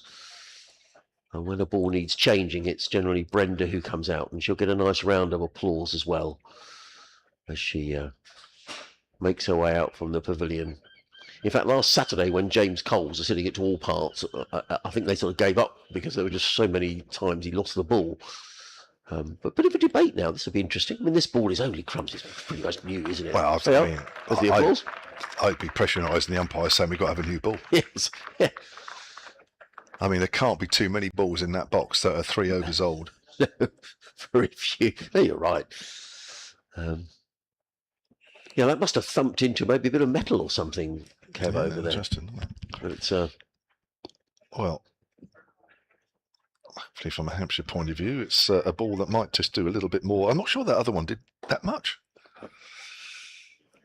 Jack comes in again and bowls, and that's worked away down to fine leg by Haynes. Moves on to 11, 23 without loss. Yes, I got it quite early this morning because I had stuff to do over in the museum, and even at that time, I think it was about 9:05, and Brenda was sitting over in the queue, waiting to come into the ground. So she's the guardian of the balls, is she? She is indeed, yeah. Entrusted. Yeah. Bit of a tradition here at Hove. That's a goal on the outfield that's made itself very at home at deep extra cover. That's pulled away down to fine leg by Hughes. Moves on to 13. It almost looks like it's sitting on a nest. Oh, yeah, it does, doesn't it? It doesn't look as though it wants to move. No, might do if a ball comes in its direction. Yeah. 24 without loss. It's a good start by Sussex. Notice. Fast start as well. Yep. Scoring at 6.5 and over, which is already a bit of a worry. It's early days yet, of course. But you don't want too many overs where that run rate, not from a Hampshire point of view anyway. Yeah, I think it's going to take a lot to move that goal. I really do. Fortunately, it's not in a sort of a serious position as that's driven out towards mid-wicket. If it was extra cover, saving 1 might be a bit more interesting. At the moment, it's probably just about saving 2. Yeah. Mind you, if it doesn't move, it won't be doing that. Yeah. It's about this time of day when you do tend to get a few more seagulls. I don't know whether they sort of detect there's a bit of food around or whatever, but there's just a few more around now. Yeah, don't know if your sandwich is openly open, that's for sure. It's worked away. It's a good stop at mid-wicket, or is it? No, it's not. It's going for 4. That's a nicely timed shot off his hit by Haynes. He moves on to 15. 28 without loss. A really good start here from the home side, putting Hampshire under pressure in these early overs of their reply. Yeah, he's a sweet timer of the ball, Tom Haynes, when he's when he's in good form, and it has been a feature of the way Tom bats. It's interesting, as you say, he only averages 26 this season, and perhaps what if you were to be in any way, it's not critical. An observation is that you can get a good start, and then 20s and 30s, and he looks $1 million, but then gives it away. But skipper at the moment with Ollie Robinson away, injured actually. In comes Abbott, bowls, and Hughes is dropped at first slip. Now that was going very fast, but I think I'll be disappointed that chance has gone down. Dropped at first slip by Tom Prest. Thank you, Kevin. Gets me out of jail there. I don't know if he split a finger there, Tom Prest, because that was going very quickly. It was in front of his face. I think he's okay. He's certainly staying on the field. But nonetheless, that's a life for Daniel Hughes when he was on 13 and the score 28 without loss. Abbott just waits at the end of his run. Around the wicket, bowls to Hughes, who lets that one go. Well, it's very easy to say from up here, isn't it? But I guess at this level, he'd have expected to have caught that. I think that's a tough one. I mean, it did go fast. It's more than catchable. It did go very, very quickly. It's above his head as well, and it's almost on its way up still. Ideally, you want to see those taken. But it was going very, very. I mean, Hughes has really gone out of that, and it's gone very quickly off the edge. But it's catchable. It's more than catchable. Abbott in again, bowls, and Hughes is hit on the pad, and it's run away down to the boundary for 4 runs. It's come off the bat. Well, that was strange, wasn't it? He was looking to turn it on the leg side, and it's gone very, very fine. Now they can't find the ball. I didn't see where it went either. He's in the wars here, is Tom Prest. He's now climbed over the advertising hoardings. He's still looking at that finger, I can only think the ball might have gone underneath the covers here. There's various groundsman's paraphernalia down at this end of the ground. I sometimes think Sussex should maybe post a steward down here just to keep an eye on the ball, because this is it's a bit village now. We've got the Hampshire lads having to look underneath the covers down below us just to see where the ball went. In fact, there's 4 Hampshire. I think they've just found it. I was going to say, I think I'd have left that under the covers and asked for another new ball. Tom Prest has found it. Yeah. I think he's just favouring that hand, Kevin. Look, he's it's a painful one. It's a painful one. As I say, it wasn't particularly easy to slip catch his go. No, it wasn't. No, but we've seen those taken, even though it's flying to first slip and it's going very quickly indeed. We've seen those taken. So eventful over here. As Abbott is in again, bowls, and Hughes plays us out into the offside, and there is no run. Yeah, this is a difficult start for Hampshire. This is almost a perfect start for Sussex here. 32 without loss, and we are literally only in the 5th over. And I think Hampshire just need to sort of have a spell here of just trying to calm everything down here, because it's all happening a little bit too quickly. Just joining us, Hampshire by up for 191. Nick Gubbins top scoring with 52 as in comes Abbott, bowls, and Hughes lets that one pass by outside the off stump, taken by Ben Brown. And it is a dot ball. 3 wickets for Tom Price, who together with J. Devon Nugcat was the pick of the Sussex bowling. After Hampshire got through a very good start, 54 before the first wicket went down. Opening partnership between Toby Albert and Nick Gubbins. Gubbins is back to his mark. And he's going to come around the wicket to the left-handed Daniel Hughes. He's in a bowls, and Hughes works this one into the gully region. There is no run. So good over from Kyle Abbott, who's asking a few questions in that over. Had a catch drop down. It would have been a good catch by Tom Prest at first slip. 32 without loss. Haynes is on 15. Hughes is on 17. An update to come shortly, and then Isabel Duncan will be back with Kevin. Yeah, I mean, I lost count of the number of one-day games, 50 over games, 55 over games, whatever it was we played back in the day, where you start the game at 11 o'clock in the morning and the ball's doing all sorts, and then you come to bowl middle of the afternoon with the sunshine out and it does absolutely naff all. I'm not saying it's doing naff all here, but it's certainly not doing as much as it did for the Sussex opening bowlers, and it is frustrating. It's very frustrating because you feel that the opposition openers have got it much easier. Delano Potgieter is taking over from Eddie Jack. Now, again, he's the sort of pace that we saw in the Sussex lineup. So that's worked away on the onside by Haynes for a quick single, 34 without loss. He's that similar pace to Tom Price and to Haynes, and they both were successful.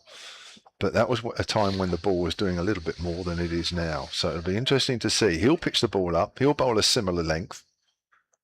Now, will he get quite as much out of it? And I refer to what I've just said a couple of minutes ago. It's incredibly frustrating when the sun's been out all day. And you think, oh, yeah, we've got the new ball. It'll do this and that. And it really doesn't do as much. Coming into bowl to Hughes here. Both left-handers out there at the moment. That's a good line. Worked away towards mid-wicket, no run. Potgieter has picked up 5 wickets for Hampshire at 35 apiece. Slightly more than his career average, which is 24 apiece. Over 130 wickets in his career.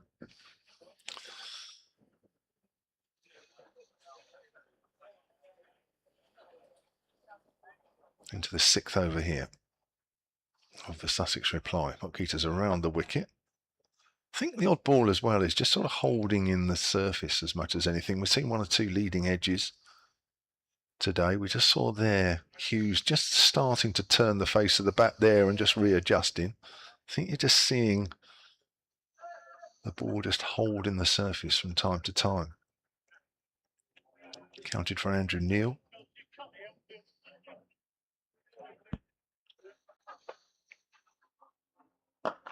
It's played away on the offside, up to mid-off, where it's fielded by Eddie Jack, who I'm sure will relieve Kyle Abbott down the hill when Abbott's finished his first spell. Definitely feels a bit quieter out there for the bowlers. Batters are playing very nicely indeed. They put the bowlers under real pressure straight away. Potgieter runs away from us and bowls. Oh, that's kept low. That's kept wickedly low. Oh, my word. 2 bounces through to Ben Brown, and if that was straight... God, well, that's the first one we've seen do that. That was a bit like a Jacob Bethel one. It was, wasn't it? Yeah, exactly. Yeah, if it had been hit on the pads in front, that would have been... Oh. You got no chance. That's a good 6 inches outside the off stump, and it looked like Hughes was sort of walking into that shot as well, so he was out of his crease. He was walking into it, took a couple of paces down the wicket, but that still kept wickedly low. Cool. Just above ankle height from a length. Nice drive there to Jack at mid-off. End of the over. Good over there from Potgieter. Just conceded the single, 33 without loss. Yeah. So it's the first one we've really seen that's crept. And Hughes would have been pleased that wasn't on the stumps, because he could have been in all sorts of trouble. Elsewhere around the country, good recovery by Glamorgan today. They were 79 for 6 at one stage against Surrey. Now 199 for 6. Chris Cook leading the response for Glamorgan down in Cardiff. Notts 35 for 1 in reply to Essex's 184. And Leicestershire 22 for 1 in reply to Yorkshire's 185. Sorry. Here comes Abbott. Round the wicket, bowls. Haynes rather lets that go through to Ben Brown, no run. Just seen a Hampshire flag at the top end of the ground. Oh, what, in the blue seats? Just on the left of the marquees. Offside right. That's all. Oh, extreme heat warning being issued. Thank you. It's an update to come to the listeners to BBC Radio Sussex, Surrey and Kent as in comes Abbott bowls, and Tom Haynes works this one away through the slip cord and it's run away for 4 runs. Tom Haynes goes to 16. Sussex to 37 without loss. I don't know if there's any carrot cake left or is it all gone? I had a bit. I just wonder whether they've eaten it all. I was going to give an update on the radio.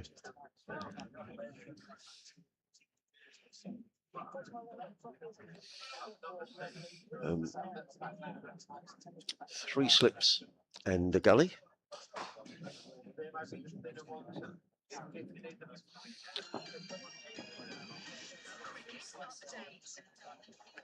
Latest from the cricket now, Adrian Hove's spotted day one of Sussex's game against Hampshire.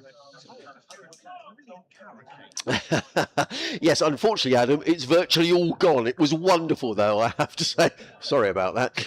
It's been a good day for Sussex as well, because they bowled Hampshire out here for 191 earlier on today. 3 wickets for Tom Price. In reply, Sussex going along very nicely. They're 37 without loss. Glamorgan are 202 for 6 against Surrey down in Cardiff. That's a big recovery by Glamorgan, who at one stage was 79 for 6. And a good day so far for Kent at Canterbury against Middlesex. They're 202 for 4 half-centuries there for Ben Dawkins and Ben Compton. Thank you. You can follow all today's games, Big Live Ball, of course, via the BBC Sport app and website. So 37 without loss.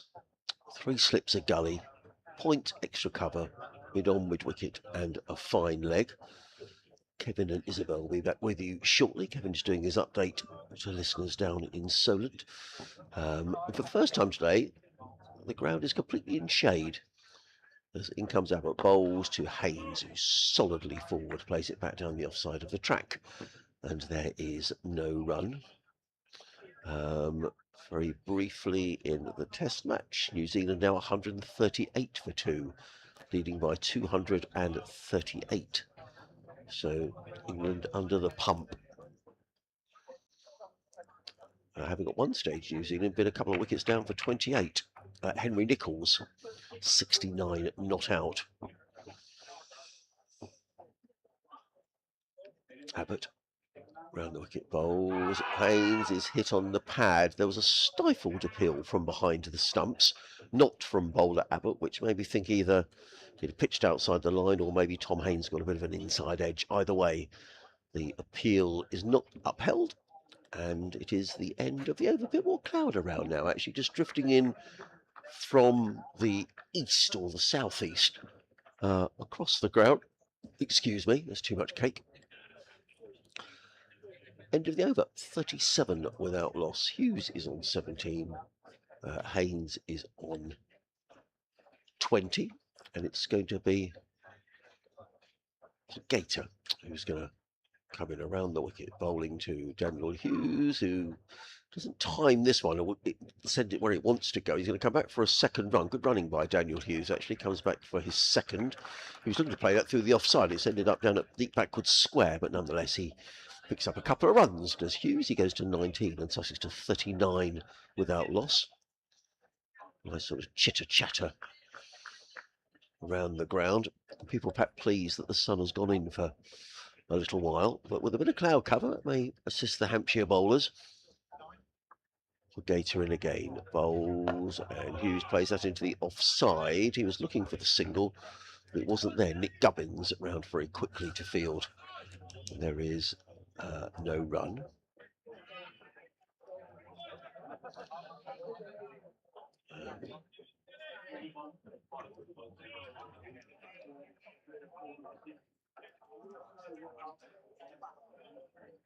Gator, as the sun reappears in again, and bowls to Daniel Hughes, who's forward and just plays the ball into the offside. There is no run. There's a flock of pigeons just down below us that have been disturbed by the seagulls, and so they've decided to go and graze away in front of the clock tower's scoreboard away to our right hand side. 2 slips and a gully. There's a fielder already on the cover boundary. Cover mid-off, mid-on, mid-wicket, and a deep fine leg as Podgator is in again. Bowls to Hughes, who's trapped in front. Yeah, he is trapped in front. I don't think there was too much doubt about that. And Daniel Hughes has gone And umpire Burns' finger is raised, and Daniel Hughes is on his way. So the first wicket goes down on 39. Daniel Hughes is the man who's gone for 19, 39 for 1, and probably the most relieved man will be Tom Prest, who dropped a really difficult chance at first slip. But Hughes has been in good form for Sussex. At the top of the order is gone for 19. Sussex are 39 for 1. Time for me to depart, and I'm going to leave you in the capable hands of Kevin James and with Izzy Duncan. Oh, I think Hampshire needed that, really, just to calm everything down. And again, Potgieter is bowling that length. Even though the ball's not doing quite as much as it was early on for the Hampshire bowlers as it was for the Sussex bowlers, you've still got to keep the ball in the right areas. There's still enough. And Potgieter being very much a medium pacer, as was Tom Price, as was Tom Haynes. He picks up the first wicket. No surprise, 39 for 1. Welcome back, Isabel. Yes, good afternoon, everybody. I reckon there are about 3 slices of carrot cake left, because Adrian Harms was asking. In case anybody wants some, it's in the fridge. Not everybody is welcome. I think media people only, probably. I had the thinnest of thin slices. Oh, did you? Yeah. A butterfly's wing. So who's got this end, Kevin? The C end, is it yours or is it mine? It's your, you choose. All right. Potgieter. Alsop is the new man who's come out to the middle. 39 for 1. Sussex, they were off to a flyer. In comes Potgieter. Coming around the wicket to another left-hander. We've seen a lot of left-handers today, haven't we? Left-hander galore. Alsop just defends this. A good start until the wicket for Sussex, playing with real intent, looking to be in control and commanding. They're trying to unsettle the bowlers. They did a good job until the fall of Hughes, LBW Potgieter. The South African running away from us. Just ambles in and bowls, and that's very full. Almost Yorker length and dug out there by Alsop. The new batter, end of the over. So at 39 for 1. Earlier on, Hampshire were all out for 191. Gubbins top scored on 52. Prest 49. Price was really pick of the bowlers with his 3 for 27. But there weren't any really meaningful partnerships, apart from the opening partnership between Albert and Gubbins for 54. But never really got going. Never really got into any rhythm.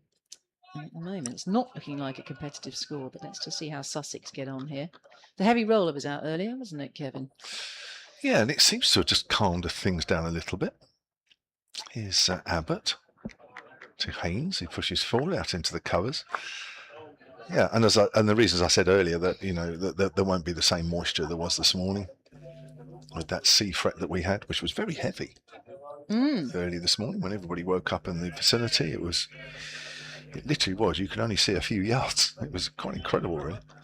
But it very quickly dispersed. But there would have been some remnants of moisture around when we started play at 11 o'clock. But that seems to have very quickly disappeared, or well, not say quickly, but seems to have disappeared more this afternoon. That's outside the off stump from Abbott and left alone by Haynes.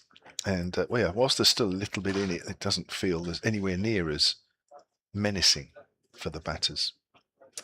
No, not even Kyle Abbott is looking particularly menacing yet, but we know that he's a real legend, isn't he, for Hampshire, Kyle Abbott. And he's got 30 wickets already this season, and we're only halfway through at 19. Let's see if he can turn it on a bit here and change the course of this match for Hampshire.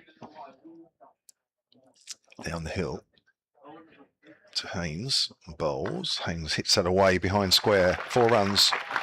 Just a little bit of width there from Kyle Abbott, just turns and looks at the ground there, knows that wasn't his best ball. 43 for 1 now. Yeah, definitely a bit of width, and there wasn't a lot of bounce on that one either. The interesting thing about the stat you just mentioned is a couple of things, really. He turned 39 yesterday. Oh, really? And you're right, he's picking up his wickets this season at 19.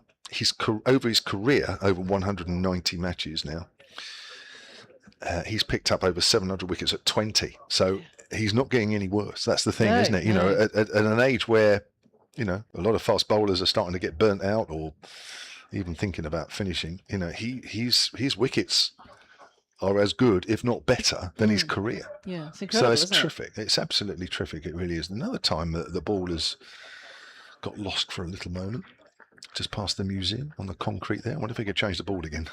No. Haynes is on 24 now as Abbott comes in. Straighter ball this time. Haynes works it up towards straightish mid-off. So he's been terrific, Kyle Abbott, over a long time now. Yeah, it's all muscle memory for him, probably, isn't it? And sort of metronomic, the way that he bowls. He's been doing it for so long. And you're right, isn't it? Like he's going to give up anytime soon. He looks strong. He's probably in the gym a lot of the time. You mentioned that earlier. The Hampshire boys like the gym. Oh, some of them do, definitely. But he's, I mean, for me, he's running as well this year as he has for a long period. Oh, as a player miss outside the off stump. That's a good delivery. Brings Haynes forward. 24 from 21 balls. Tom Haynes. Yeah, it's just a hint of it straightening. Yeah, Haynes is looking to get on top of things. They want to get his average up this season. It's only around 26, but he's looking on song at the moment. Skippering there, Haynes leading from the front. Abbott again. Bowls. Haynes pushes forward. It's the end of the over. So Abbott's completed 5 overs, none for 25. And Sussex, in reply to that, Hampshire all-out total of 191 of 43 for 1. Yeah, Tom Haynes, he's captained before in 2022 when he scored 941 runs. So the captaincy doesn't disagree with him. It goes well with his run making. And of course, he was part of the promotion winning campaign when he averaged 40, nearly 41 in 2024. And he's a good compact player, very businesslike in the way that he plays. He's a danger man out there at the moment for his 24 off 22. Right, Pottiga to continue. Right arm around to the left-hander, Alsop, who leaves it well alone. He's yet to get off the mark. Tom Alsop. Yeah, what do we know about Tom Alsop? He's 30 years old. And another left-hander, of course. High score of 182, averages 31 and 117 first-class games, 10 hundreds, 34 50s. Averaged around 25 in last year's campaign. He's got a point to prove this season. Very crouched in the crease. Potgieter bowls. Crab-like the way he plays that. Alsop. Still 2 slips and a gully. Point, extra cover, mid-off, mid-on, mid-wicket. And there's a long leg down there in front of the indoor school.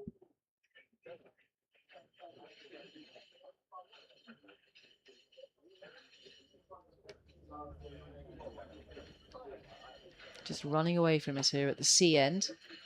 Delano Potgieter. Just tucking up Alsop a bit there. And pushes the ball into the onside for no run. Also a former Hampshire player, Tom Alsop. Yeah. It's all a bit incestuous, isn't it? All this Sussex and Hampshire toing and froing. It's confusing, especially with Ben Brown. I always find that confusing. So a lot of Ben Brown at Sussex. Here he is again. Pumping the arms, up the hill comes Potgieter. Again, it's on middle and leg. Having difficulty getting this through the gap. Finding the fielder at the moment, Alsop. Being desperate to get off the mark, as every batter is. 43 for 1, Sussex. Just calming down a little bit since that wicket. Since the wicket of Hughes for 19. They went off at a real gallop. Throwing the bat. Things have calmed down a little bit.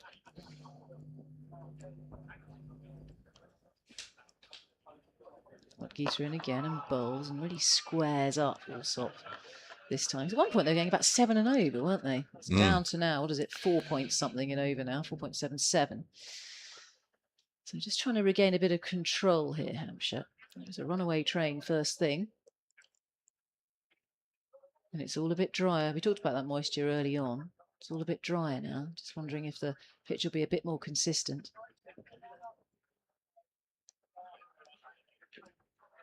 Going for a wide angle, Potgieter here to the left-hander. Just looking to cramp up Alsop.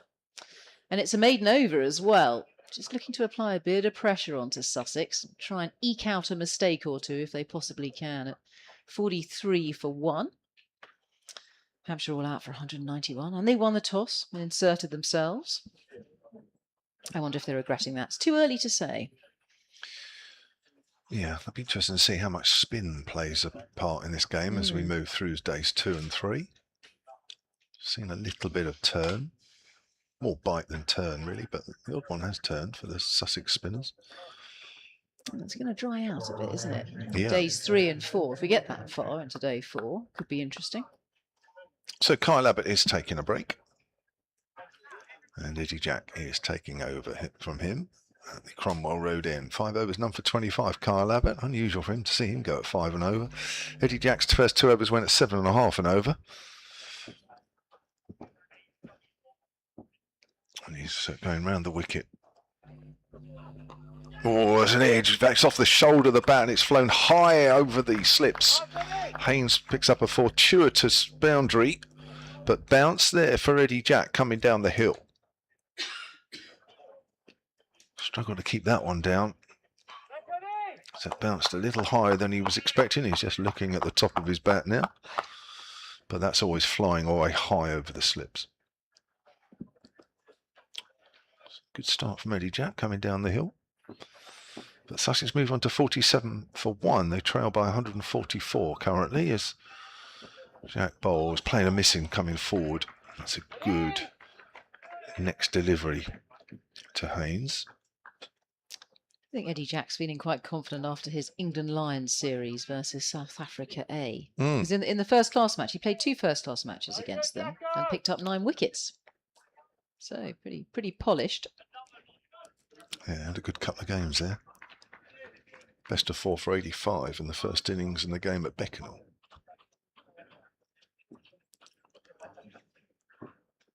Jack again.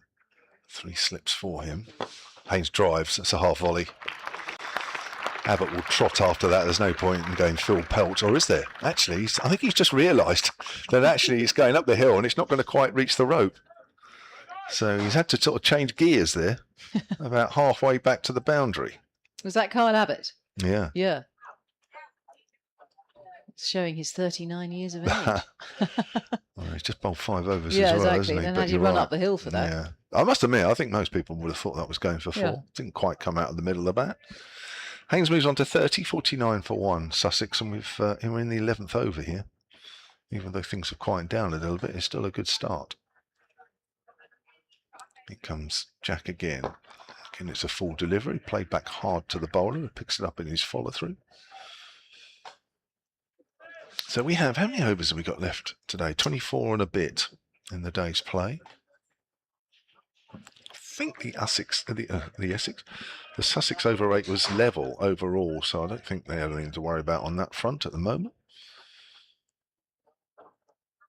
Normally when you get through your allocation, it doesn't actually equate to half-6, does it? It still goes over for some reason. Length ball, and that's driven up to mid-on. That's nicely timed. That'll go for 4. That's not quite a half volley, but Haynes was in a good position to punch that back past the bowler. And the 50 is up for Sussex. Nice looking shot. Haynes moves on to 34.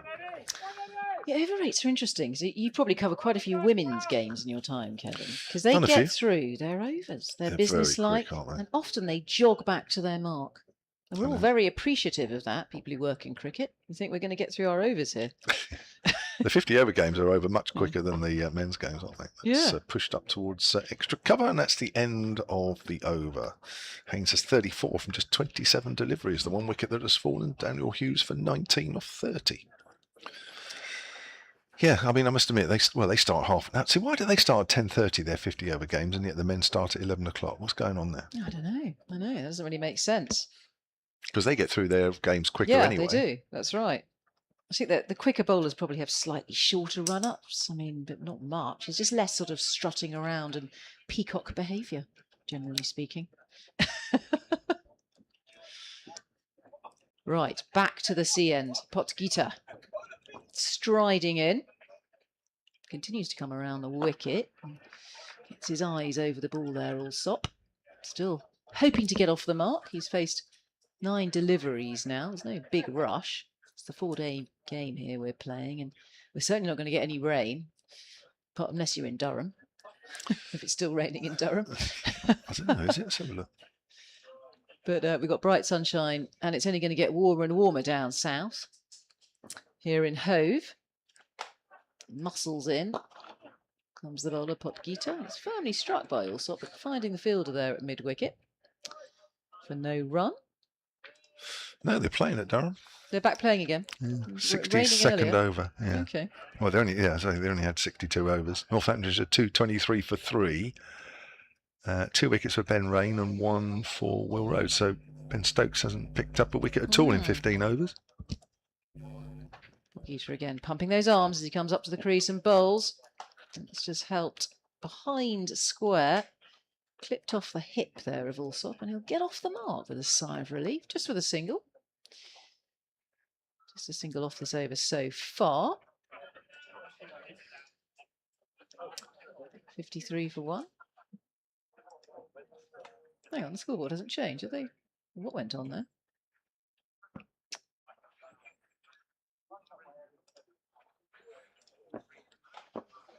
Right, Potgieter. Here he is. Trundling in. Oh, it's caught up with us, the scoreboard. Bowling at an angle. That's well fielded on the follow-through. Again, that was struck firmly off the bat of Haynes. He's on 34 off 29. And good piece of fielding there from Potgieter. Potgieter, who is 29, all-rounder from South Africa. Scored 84 not out against Surrey in that last game, in that draw. 3 for 83 and 1 for 37 as well. So he's in amongst the wickets, bending his back. Good length there. I'm not giving any width at the moment to either of these left-handers. Haynes facing. 500s he scored. He averages 44. Very handy all-rounder. 1050s, 133 wickets at 24. He's on a short-term contract with Hampshire. Yeah, this is his last game. Bowling wide of the crease, coming around the wicket, flicked away. There will at least be a single here for Haynes. They'll think about the second. No, they won't. As Haynes sends back Alsop. And it's also the end of the over. So Haynes should steal the strike. Yes, he does. 55 for 1. We've had 12 overs. That run rate just tempered a little bit. Beginning of the game, they just flew out the blocks, going around 7 and over. But now we're down to about 4.5. Decent over there from Potgieter.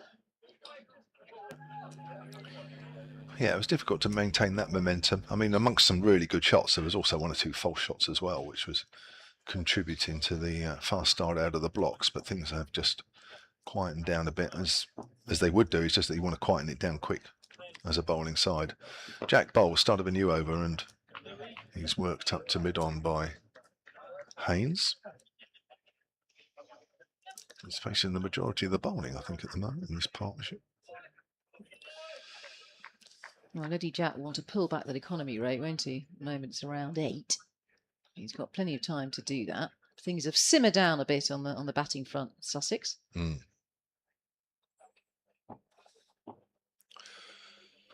Jack again down the hill to the left-hander Haynes. Gets a good length ball, pushes forward. It's good stuff here. It's good length from Eddie Jack. But definitely not quite the same movement we saw this morning. No doubt about that. No. Not the same bounce. Not the same unpredictability. A little bit more calm. The pitch after that heavy roller and the sun being out. Are you still going for that dip in the sea? Well, I was just thinking about plans for the evening. Possibly. See what the temperature is. Depends when closer play is. Jack again. It's flicked down the leg side off the hip, and that's gone past Ben Brown, who's moving smartly to his right for 4 leg byes. As the ball crashes into the boundary boards just to our left. 59 for 1 are Sussex. Well, I can tell you the temperature. I mean, we've got... Well, the sea temperature. Oh, the sea temperature. Yeah, you see, that's what's important. It takes a long time for the sea to warm up, and we're only into June. Well, you'll be waiting forever. Well, we've had 1 heat wave already, which has helped. And I did have a dip here about 2 weeks ago. Right. I was down for a game of paddle. They've got 3 paddle courts down the road. Have they? In front of Rockwater, that cafe. Jack again. That's worked into the leg side, and there'll be at least a single. Haynes is running the first one quickly. He's looking for 2, and he's going to get 2 as well as Lehman comes in from deep square leg. I think it was hampered a little bit by a goal just in front of him. I think that may just have put him off. But I think they would have always got 2 anyway. 61 for 1. Well, the sea temperature isn't going to change between now and 7 o'clock. No, it's not. So I don't know if you know what the sea temperature Well, is. yeah, I'll Google it. I'll Google it because they'll definitely be online. But I'm prepared to do it because I've done it already, and it's a bit shocking when you get in. I bet it is. It's good for burning fat, that sort of coldness. After the giant sausage I had for lunch.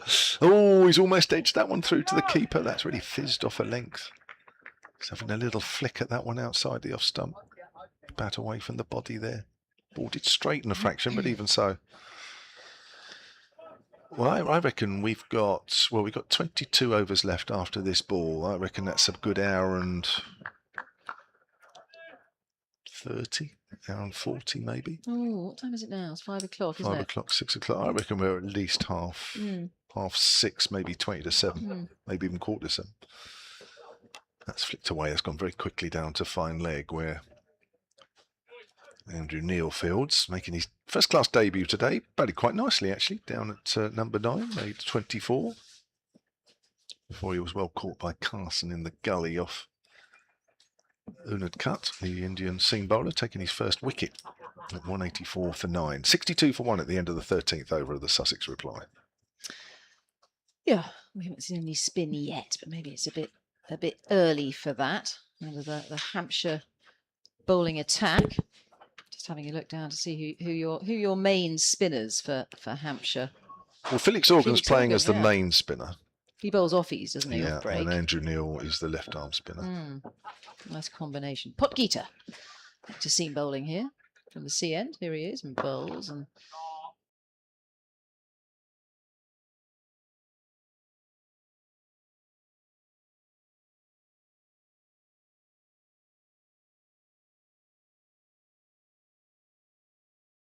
One on his shirt. That's Eddie Jones. He's young, he's supple, energetic. Potgieter again, storming in, bowling, good length ball. He's trying to push that into the leg side, finding the fielder there. Looks like it's Ali Orr. He's got a bit more hair than everybody else, Ali Orr, hasn't he? 62 for 1. What's your threshold then for how cold the sea is before you'll get in? Anything below sort of 12 degrees is probably... Oh, no, you're fine. You're absolutely fine. It's 15.5. Oh, it's not too bad. Currently. Rising to 15.8 in the next 10 days. It's not quite a hot tub, but it'll do. Oh, it's gone down the leg side. And has he nibbled at it? They're all calling, imploring the umpire here. I think is it Burns at this end? Umpire Burns. There's no interest from the umpire. Going for a strangulation. I don't think there was any contact there. It's a long way from the bat. We're going to have a change over in the commentary box soon. That was really good from Ben Brown. He was a jack in the box to take that. Just a little bit awry from Potgieter. He's been pretty miserly with the ball. And he comes again, and it's on leg stump. Gets a little bit of bat on that inside edge as the ball squirts backward of square. And they scamper through for 1. So Haynes goes on to 39.63 for 1. So 15.5. That's Thank tropical. you for looking that up. Well done. You going to join me? No. Have you got your budgies with you? No. No? No, I have absolutely no wish to go in the sea. I had a good shop in the budgie smuggler's shop in Sydney in January. Did you? Yeah. Got a cosy. Maybe not such a good look for the boys, but the girls, it's all right. Right arm around. He continues down the leg side. It's a play and a miss there from Allsop. Just slightly lost his radar a little bit here, Potgieter. I've got my rubber shoes, rubber soles as well, because it's a bit pebbly. You need them here, It's a bit pebbly. Yeah. I think you have to go probably about as far as the Witterings before it starts becoming sandy. I think I'm right. East Head is very sandy. Oh, is it? Yeah. Oh, is it Near where's West that? Wittering. It's near West Wittering. Oh, right. It's part of West Wittering, really. In comes Potgieter again, and that's sliced away into the covers for no run off the bat of Allsop. Just a single off that over, 63 for 1. I think we're going to do a little bit of shuffling, and I'll let Adrian Harms in my end And then I'm going to make way for Isabel. So Sussex currently trail by 128 with 21 overs remaining on day one. We'll get absolutely every single ball of that in because there is still beautiful sunshine here on the south coast. So Isabel is coming in for Kevin. Thank you, Kevin. Yeah, Witterings is lovely. It's a bit of a tradition. We always go for a walk at Christmas time at the Witterings. It's just, yeah, it's gorgeous down there. Even in the winter when it's a howling gale and cold. That's hit Tom Haynes. No, he's not flinching. I thought for a minute it hit him around the elbow area, but it's gone out into the offside, and Tom's not flinched, so I presume he's okay. 63 for one. It's interesting you're talking about sea temperatures. I think that's cold. I think 15 degrees is cold. I mean, you go to a swimming pool, 24, 25. That's for me. You're still a bit sort of got to get in. Oh no, it is shocking. It is shocking. 15 is really cold. A few years ago, there's a swim that you do or can do. Probably couldn't do it these days. In comes Jack bowls, Haynes placed in it off, no run. There's a swim you can do from Ford down the Arun into Littlehampton Harbour. Oh, really? Yeah, and I did that. So you're swimming down the river. Yeah, so you're not against the current. You're swimming with the current. Yeah, so it's about 5k, but it doesn't seem like it because you're swimming with the tide. Yeah. But loads of people do it, and it was in June, and I thought I've never ever done this before, so I ought to do some sort of training. Yeah. So I went to a lake somewhere up near Staines, and in April. Did you? To sort of do some open water practice. Sounds tortuous to me. It was. In comes Jack and bowls. Haynes clips this one nicely to mid-on. They go for the single. Tom Haynes is scampering through, picks up the single. He goes to 64. No, he doesn't. The total goes to 64 for one. I'm sorry. Tom Haynes to 40. And so that particular day we all got in the water, and you had to have a wetsuit on. And it was 10 degrees. And that is freezing. And when we got out, we only stayed in for half an hour. And I couldn't feel my hand. Oh, it's horrible, isn't it? Surely there's no enjoyment in that. Well, there isn't. But there's people in. Not only did you go to Staines, you actually got into a lake. It was 10 degrees. Yeah, it was freezing. Yeah, really cold. Dear. I think your time could be better spent, really. In comes Jack bowls and also plays that nicely down towards fine leg. It scatters the pigeons, but not the seagull. And also comes back for a couple of runs. The former Hampshire man goes to 2. They're his first runs, Tom. Also, I've been at the box for 10 minutes or so. Yes, they are his first runs. Well, it was confusing because they awarded him a single earlier on, then it was taken away again because maybe it hit a thigh pad and not the bat or something like that. It was a leg by instead.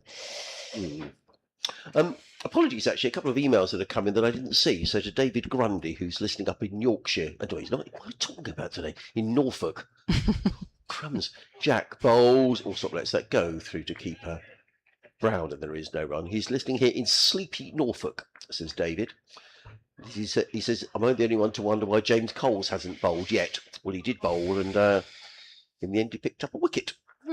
So he actually bowled Tom Press, didn't he, with that quick delivery for 49. So thank you, David, for your email.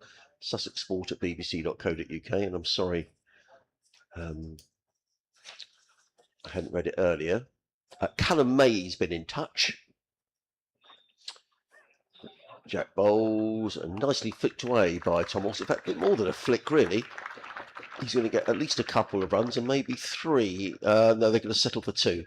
Good bit of fielding, actually, out on the leg side boundary, and saves a couple of runs. So also it goes to 4. 60. Is that 68 or 66? Is he? I think it's 68. It's difficult to see with the sun shining on the scoreboard. But Tom Haynes has 40, and Tom Alsop has 4. Hello, Adrian and Kevin from the shady end of the pavilion. It occurred to me that I've now seen a Franklin Stevenson and Delano Pottinger at Hove. I wonder if anybody else saw Lawrence Roosevelt Worrell, the Barbadian who played 31 games for Hampshire between 1969 and 1972. I don't know if that was a conversation you were having earlier. He never played at Hove, though. Talk about presidential names. So Franklin Stevenson, Delano Potgater. There's a lot of South African bowling going on at the moment, isn't there? We've got Kyle Abbott has changed ends. He's going to bowl from the sea end here. Yes. He wasn't having that much luck from the Cromwell Road end.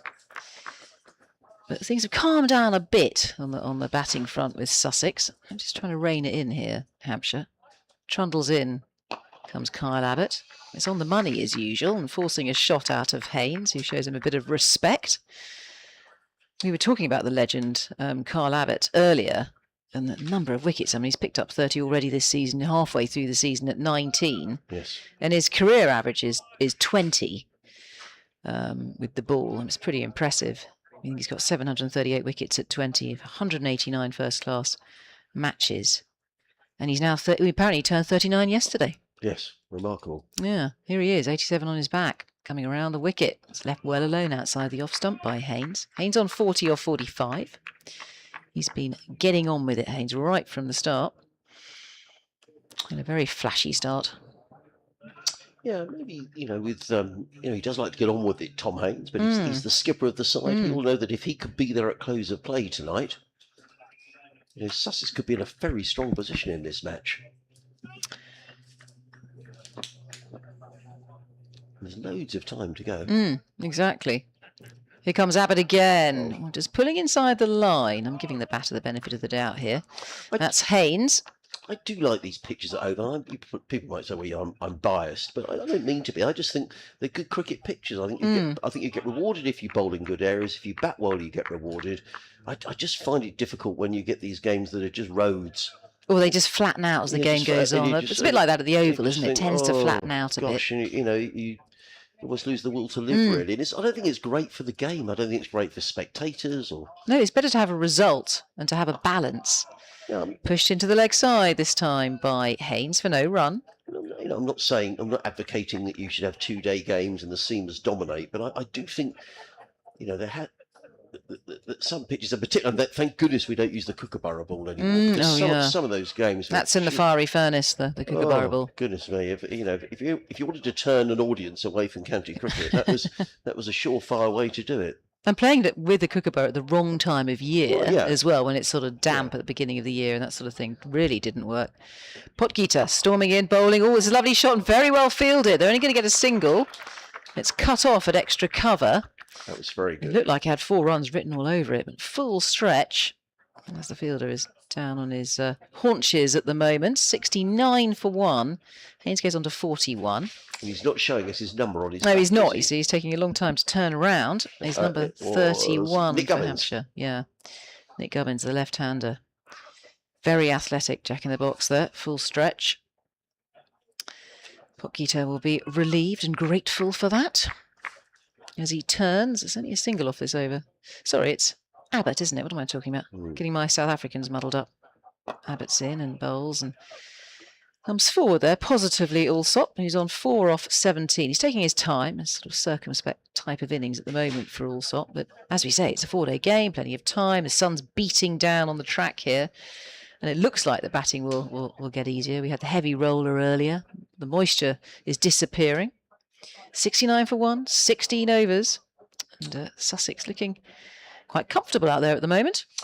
Yes, the two Toms just having a natter, aren't they? Tom Allsop and Tom Allsop. In the Test match, New Zealand 176 for 2. They lead England by 276. Nichols and Ravindra 79 and 73 not out respectively. So England under the pump at the Oval. Notts are 63 for 2 in reply to the leaders Essex 184.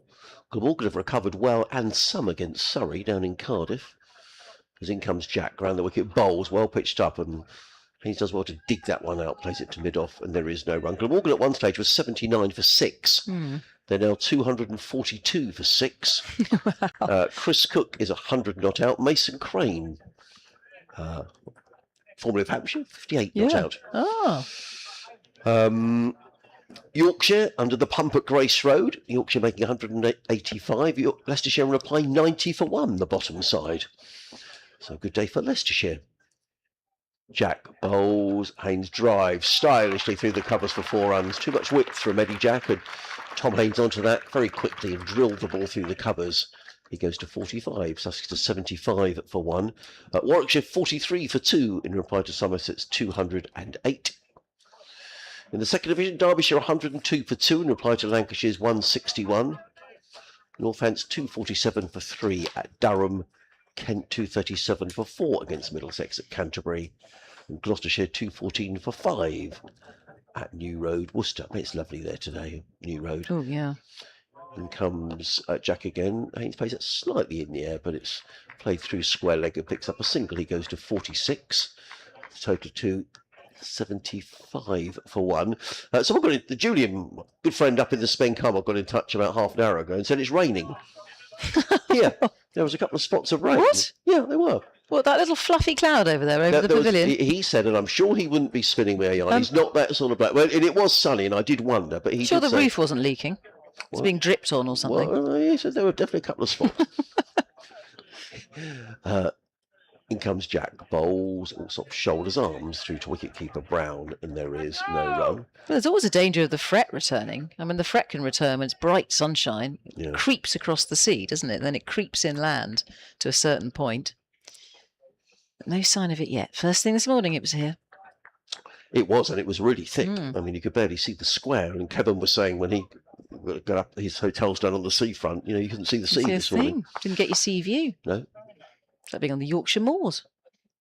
Jack around the wicket bowls to Allsop. Good delivery, right up in the block hole, and Allsop does well to dig that one out. And Jack on the follow through picks up the ball and then throws it to Pottinger, who's doing the or Potgater, I should say, who does the Or Potgita. or Potgater, Not sure. who does the shining of the ball. We've still got another 18 overs to be bowled after this, so we've got quite a bit of cricket, probably at least an hour or so. There's Potgater wheels around at the far end of the ground. That's the Cromwell Road end. He's in and bowls, and also clips this one firmly through wideish mid on. He's going to pick up at least a couple of runs here.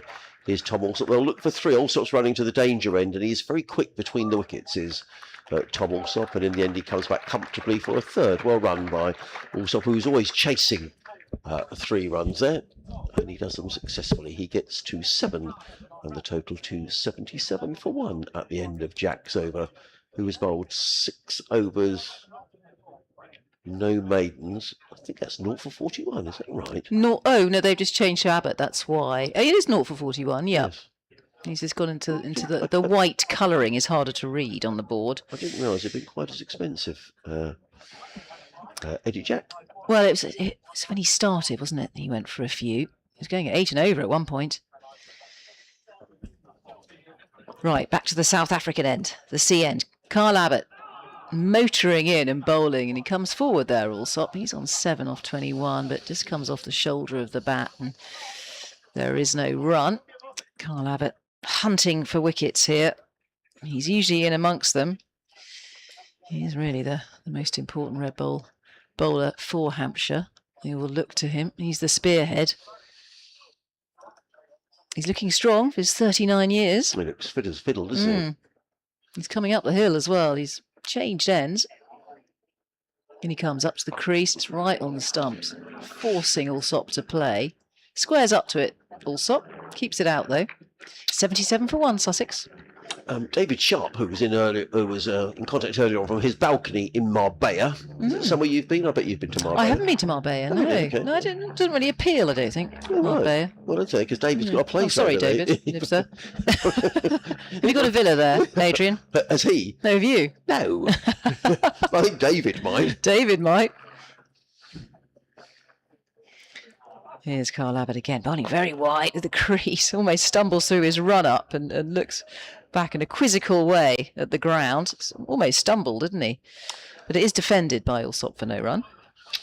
We were talking about Brenda, who Brenda Lower, who brings out the balls for the umpire when the ball goes out of shape or gets lost or whatever.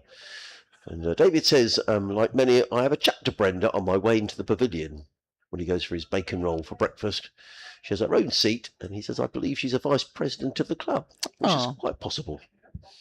Well, it's longevity. How long has Brenda been doing this as Abbott pounds in and bowls? A little bit shorter this time and just up into sort of chest height. Keeps it out well, though, Allsop. Martin Veitch, a very hot Twickenham, has been in touch. He says, hello, Adrian. A belated email, first email of the season. I hope you're well. Yeah, I'm fine. I hope you are too, Martin. It strikes me this is a very open championship with maybe 8 out of the 10 in the running. I quite fancy Somerset, but what about you? And how do you think Sussex will go from here? Can't have it again. Picking up his heels, pumping those arms. Bowles, it's on leg stump, clipped away, but finding the fielder at square leg by Alsop. He goes on to say, also, any word on the coach for next season, and how do you feel the mood has changed since the shenanigans of pre-season? Well, I'll come to some of that at the end of the over. Yes, what is Paul Farbrace up to? Well, I think first thing is, I think it's a very open county championship. I think the top 8 sides are covered by 18 points, so a couple of wins, you know, and obviously a couple of defeats, you can drop from, you know, near the top to down near the bottom. Trundling in comes Kyle Abbott's gone down the leg side. It's a good take, or a good stop rather, by Ben Brown, who leaps to his right and cuts that off. So it will be a dot. In fact, it'll be another maiden from Kyle Abbott. Just wanting to make that change and break up this pair, slowly building a partnership, Alsop and Haynes. Yeah, so I think that I think it's very close. I think what's going to be interesting is the final 6 weeks of the championship season are played in a block. So from, you know, mid-late August, we've got 6 continuous weeks of cricket. So I think in many ways it's going to be a survival of the fittest. Yeah. To be honest, and I think that I'm going to get some spin. I think that could be an issue around Sussex, only in that they you know, they don't have the deepest squad. And so it'd be quite interesting to see how that works out. And Sussex have got some difficult games here. They are very good at home, but they've got Surrey, Nottinghamshire and Somerset all to come to Hove. So that could be decisive. But, you know, I think you're right. I wouldn't want to pick a winner. I think Notts will take some beating just because they've got such a deep squad. Yep. But playing at home, you're right. If you've got that in the bank, and you've been very successful, Sussex, this season. 3 wins at home so far? Yeah.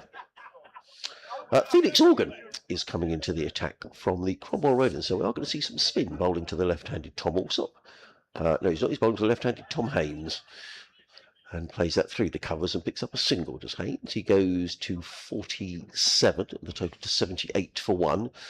And I'll update you perhaps at the end of the over about the head coach situation. There's not much time between balls, unfortunately. The head coach position for next season has been advertised for Sussex.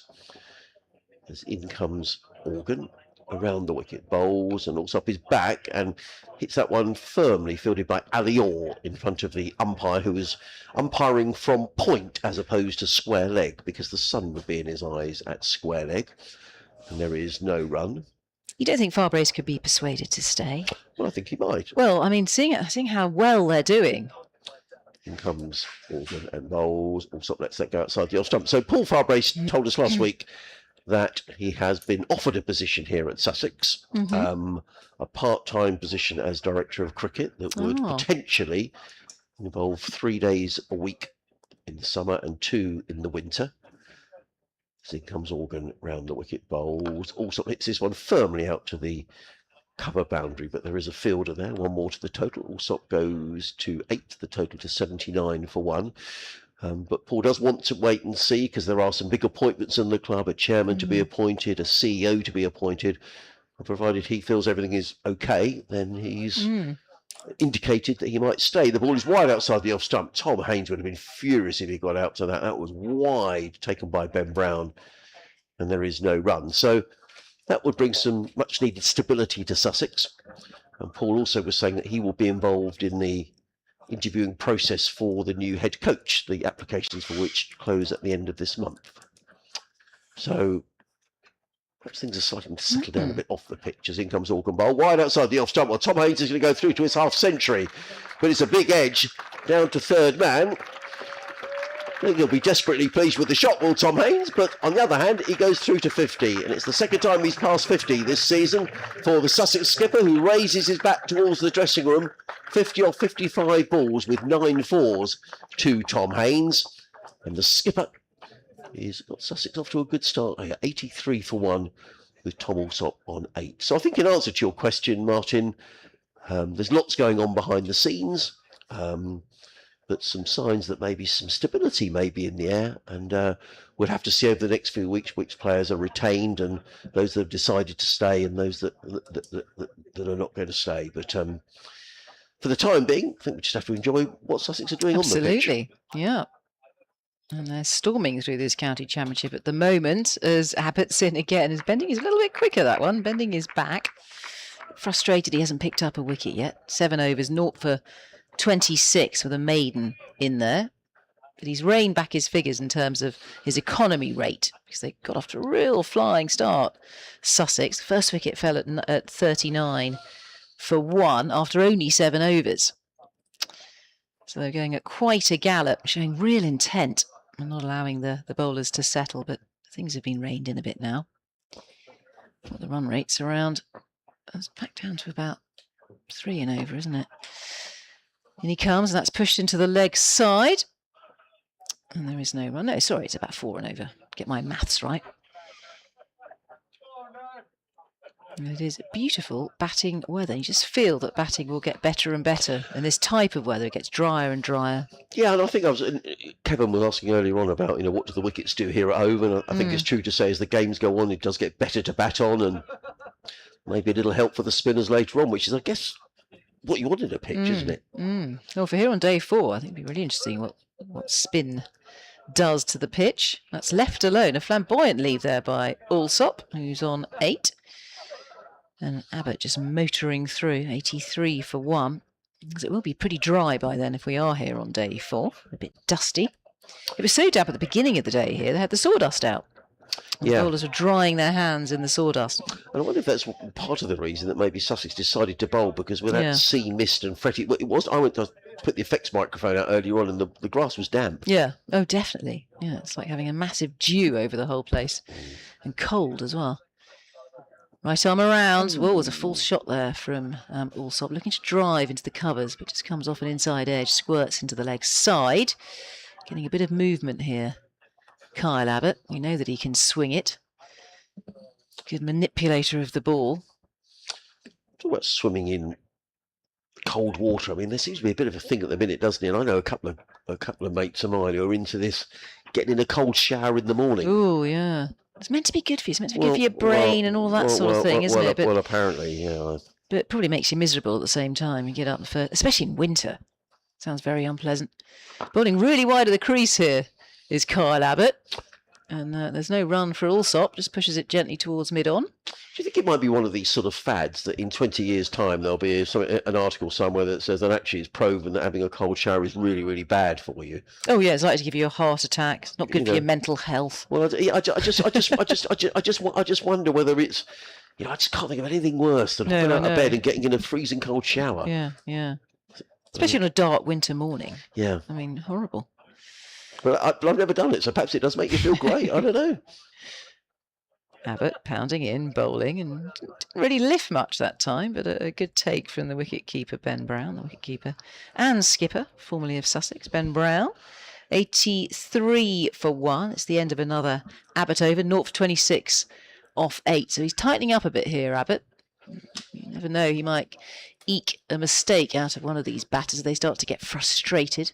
15 overs remaining in today's play. So it'll probably all be over with here. What time is it now? 5:30, 6:30. Probably close of play, I'm guessing. Yes, I reckon. We'll have one more over, and then Kevin will be back for... Is that right on our schedule? Well, yes, it is. In 3 minutes' time, I think. Yeah. Let's have a look. But in the meantime, it's going to be Felix Organ who's going to come into bowl to Tom Haynes, who's a ball wide outside the off-stump, carves it away to the sweeper on the cover boundary. Haynes goes to 52. I'm sure that's going to go. Or does it go to 51? My apologies. Does the scoreboard put that up? Yes, it has. Oh, there we go. There, 52.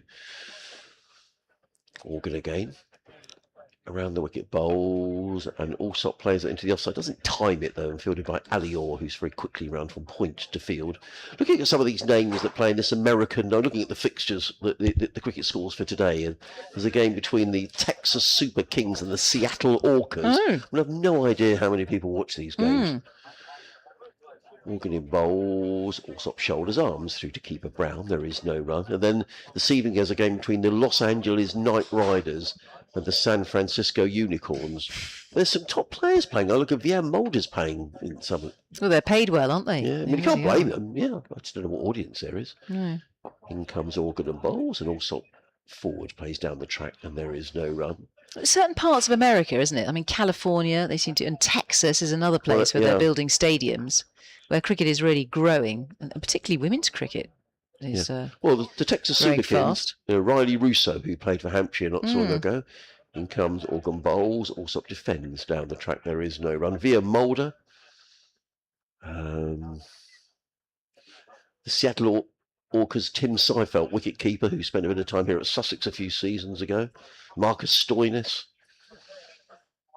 So people go there and then good money. Good luck to them. In comes Organ Bowles to Alsop, who's back and thumps that one away through the covers, but it's only a single fielded on the cover boundary. One more to Alsop. He goes to 9. It is the end of the over. 85 for 1. Izzy is going to have a break. And Kevin James is going to come back with us as the sun disappears behind some high-level cloud, which is drifting across Hove. My next update is at 20 to 6. So we'll listen for that one when it comes. Tidy enough from Felix Organ. 2 overs for 8 runs. But it's going to be the persevering Kyle Abbott who's going to carry on from the C end of the ground. He's a fit fella for 39, Kevin. Yeah, persevering Kevin James with you as well. Well, it's good batting, but the life in this pitch really has gone, isn't it? As Abbott's around the wicket. Alsop pushes forward. It's been a good move for Tom Alsop, coming along the south coast. He was a Hampshire player between 2014 and 2021, played 60 first-class matches and averaged 26. Since he's moved to Sussex, where he's played 54 first-class matches, he averages 37. Yeah. A very good move indeed. And also he's got himself into franchise cricket as well. It's surprised he hasn't been picked up in the 100 this year, as in the 2 previous seasons. Abbott up the hill to Alsop, who pushes forward, and that's an edge through the slips. It's not catchable, but it's gone along the ground. He's found a gap somehow between... Oh, it's gone through the hands, actually. I think that is that Toby Albert? But it was well short of him, was it? I don't know. Yeah. But that is the 50 partnership between these two. Alsop and Haynes. I brought that up in 82 deliveries. It's only the second 50 partnership of the game. Yes. Opening partnership by Hampshire put on 54 before they lost 10 wickets for 137. Here's Abbott. Alsop pushes forward. Yes, that sort of extravagant bounce from time to time has gone. The real big nip, which we've seen at times early this morning, has gone. Maybe even a little bit of the pace of the pitch has gone as well. And Hampshire now sort of reduced to just toiling and trying to put together some maiden overs and try and put pressure on this Sussex batting. Yeah. And these two will be desperate to be together at the close of play. 21 and a half overs until the close of day 1. As Abbott bowls, Alsop works that straight delivery to mid-wicket. Paul Farborough spoke a lot this season. There was a game against Leicestershire that Sussex won, where they were in a great position and then lost a load of wickets in the middle order for not many runs, and eventually won the game. But Paul Farborough was talking about when you've got the opposition in a position to really press home that advantage. And last week they certainly did that against Glamorgan. Daniel Hughes batted a long time for 70 odd, and I'm sure that'll be on the minds of these two. That Leicester game was here, wasn't it? Yes, it was. 3 games ago. So that's turned away down to fine leg. Alsop moves on to 14. That's 90 for 1. You had a first innings lead of about 100 in that game. Yeah, and it should have been more probably. Paul Farborough should have put it to bed. Keith Bridge, who's the curator of the Sussex Museum, has been in touch about cold water showers, and he says they're brilliant. Adrian, do it before you leave the shower. Start at the bottom half before working up. I recommend, says Keith. Working up? Yeah. Oh, I see what you mean, yeah. Working up your body, I presume. Abbott. It's caught, third slip. Second wicket down. 90 for 2. Haynes goes for 52. And that's a sharp catch by Jake Lehman. Taking it about just below stomach height. Safely into 2 hands. And Sussex trail by 101 now on the first innings, and the second wicket is down. Well, just as I was saying that these two will be desperate to see Sussex through to the close, and the skipper disappointed about that. Let's just see this delivery. Did he have to play it? Difficult to see. He just looked disappointed, didn't he, Tom Haynes? But he's got this a smart catch though. A second slip. Well, Jack Leading it was who came out last week and joined Daniel Hughes, and after Sussex had lost a couple of wickets latish in the day and stayed in against some really good Glamorgan bowling that kind of set Sussex up for the final day last week. And more of the same is required here, because you sort of reached the stage of the day, Kevin, whereas the batting side, you've got an awful lot to lose. So the leading experience will be important here as it comes out to the middle. So we found someone who does cold showers. Thank you, Keith. I can't think of anything worse, Kevin, to be honest. Live to tell the tale. Yeah. No, I must admit, it's not for me. No. Cold sea, cold showers, it's not for me. No, I'm not. I'm not. You know, if it's a cold swimming pool, I'm not very good even. No, I mean, I do go swimming to the local baths, and sometimes I get there and I think, what am I doing this for, really? Agreed. If you go on holiday and it's a cold swimming pool, you're all, for me, I'm always disappointed. Yeah. It's a bit like a seawater swimming pool. I think, oh no, please. Prefer the old chlorine. Stay clean at the same time. Yeah. So Jack Leading's the new man, but he's not on strike. Wicket for Kyle Abbott. His 31st of the season as the sun makes its way around and starting to shine into our commentary box. But it's going to be Potgater who's in, bowls to Alsop. He plays the ball down the offside of the track and there is no run. Potgater in his 6th over, very good figures. One made and 1 for 5. Yeah, it just shows it. Just bowl accurately. Just bowl line and length. Don't have to be quick. It was certainly a mode of attack that proved very beneficial, even. Yes. For Price and for Haynes, but not so much in the wicket now for Potgater. Who's in and bowls, Alsop shoulders arms. Lets that one go through to keeper Ben Brown, and there is no run. Live cricket here on the BBC. BBC Radio Sussex Solent. You can, I don't know where you're listening, where you could be watching via the Sussex YouTube channel. Well done to Jack, who's had to go on to camera duties today up on the roof. I hope you're right up there, Jack, because it's probably blooming hot. But you're doing a great job as in comes Potgater again around the wicket, bowls, and Alsop plays off the hip to mid-wicket, and there is no run. Filtered there by Lehman.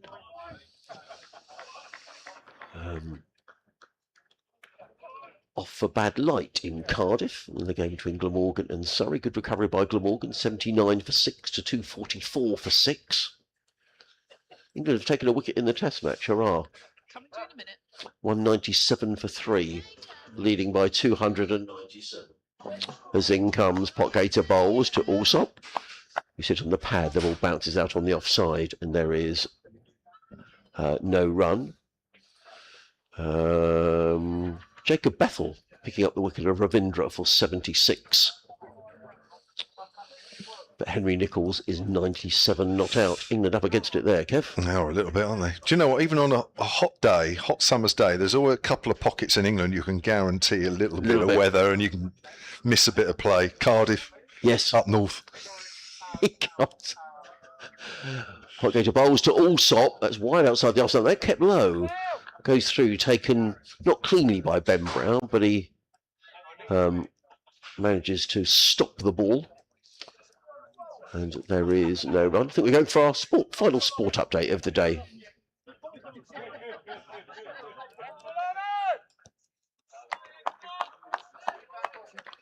Well, it's been a good day for Sussex here, Matt. They bowled out Hampshire for 191, having lost the toss and bowling first. Pick of the bowling, Tom Price, who took 3 for 27, but also very good bowling by Jade Evan-Nugcat, who took 1 for 32. In reply, Sussex 90 for 2. They've just lost their skipper, Tom Haynes, who was out for 52. Tom Alsop going on nicely, though. He's on 14. Meanwhile, down in Cardiff, Surrey started off having a good day against Glamorgan. They reduced Glamorgan to 79 for 6 with 2 wickets there for the England bowler Gus Atkinson, but Glamorgan have recovered to 244 for 6. Chris Cook making 100. They're currently off there though for bad light.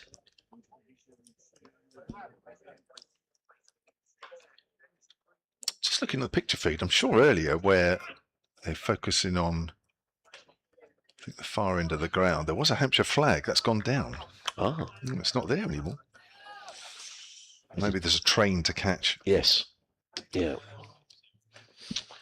I think it's you, Kev. Yeah, it might be me. Abbott's over the wicket. Leaning is pushing forward. And that goes out on the offside. But important sort of few overs here, Kev, because if Hampshire were to pick up a couple of wickets here, they feel that if Sussex go in 130 for 4, Hampshire feel they're very much in it. If Sussex can get through to the close without losing another wicket, I just feel that Sussex will feel it's been their day. Well, they're giving themselves a chance now, Hampshire, by calming things down and just bowling a little tighter. The run rate is drying up a little bit. I mean, it's still just under 4s, but it was an awful lot more than that after the first few overs. Leaning gets one of the nips back, wraps him on the pad. Big shout from just about everybody in the Hampshire side. Not out, says the umpire. It certainly wasn't going over the top, although Leaning's rubbing his back leg quite high. I'm not sure.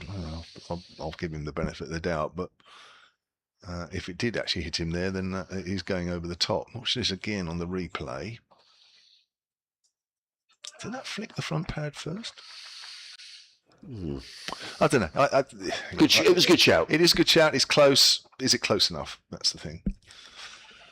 But it's good delivery. But Abbott is calming things down a little bit. I mean, his first 5 overs went for 25, I think, which is 5 and over for him. It's quite a lot. That's outside the off stump, and Leaning leaves that one alone. But he's coming up towards 10 overs completed. He's now 1 for 31. He's in a nice and much better groove. Just needs 1 or 2 bowlers really to just bowl in tandem with him, a bit like Unadcut and Price. Hampshire need a similar type combination. Perhaps Popgita and Abbott are the ones for now. Popgita going for less than 1 and over. Eddie Jack unfortunately going for just under 7 and over off his 6 overs. Felix Organ only the 2 overs, none for 8. Leaning's forward. Leaning's been an ever-present in the side, hasn't he? In the first class since he joined from Kent. Yeah, he has. I mean, he's averaging 31, but he made 120 not out here in the win against Warwickshire. So if you were to take those 120 off, it'd be 220 runs in 13 innings. So he batted well. He's last week he really did his job, Jack Leaning. It was quite tough here on the first day with the lights on and cloud cover, and he staunchly defended to not lose his wicket on that first day. Again, it's a good length ball, which he pushes out to Gubbins and the covers. But we'll probably like a few more runs, I think, Jack Leaning. I think all he has brought to Sussex, which they haven't had in previous seasons, is just that little bit of experience around the middle order. But his job here is to be there with Tom Alsop at the close of the day. I don't think you really want James Coles coming out now with 10 overs to go, and not much to gain for Sussex at this particular stage of play in the day. Sunshine is still out as Abbott comes in again, and Leaning's wrapped on the pad again. 1 or 2 of the Hampshire fielders are almost apoplectic that that's not being given. I think he's outside the line. Just again, he's rubbing high up on his back leg, and I don't know if that's just a general thing he does anyway to try and put umpires off. But he's rubbing in the exact same spot that he got wrapped earlier in the over, and it certainly didn't hit him where he's rubbing. I mean, he's rubbing that a good foot higher than it's actually hit him. So I'm not sure that we should take any notice of that. But I think he may just have fractionally got outside the line. The umpire's having a chat with Kyle Abbott. To say Abbott looks disappointed would be slightly an overstatement. Yeah, I mean, if you take Jack Leaning, 222 in his other 13 innings, so you're averaging less than 20. So he could do with a few runs. As in comes what Gator bowls to Alsop. Getting a bit of lift. Taken chest high by Ben Brown, let go by Tom Alsop. There is no run. This could be a testing little spell, this. Yeah, and Hampshire, it's taken a little while. Obviously spooked by those early runs in the first few overs, but they have settled down now, and they are starting to bowl a good tight line and length. And you do feel there's another wicket or two maybe before the close, the way things are. Gator in bowls, also plays from the hip to mid wicket. There is no run.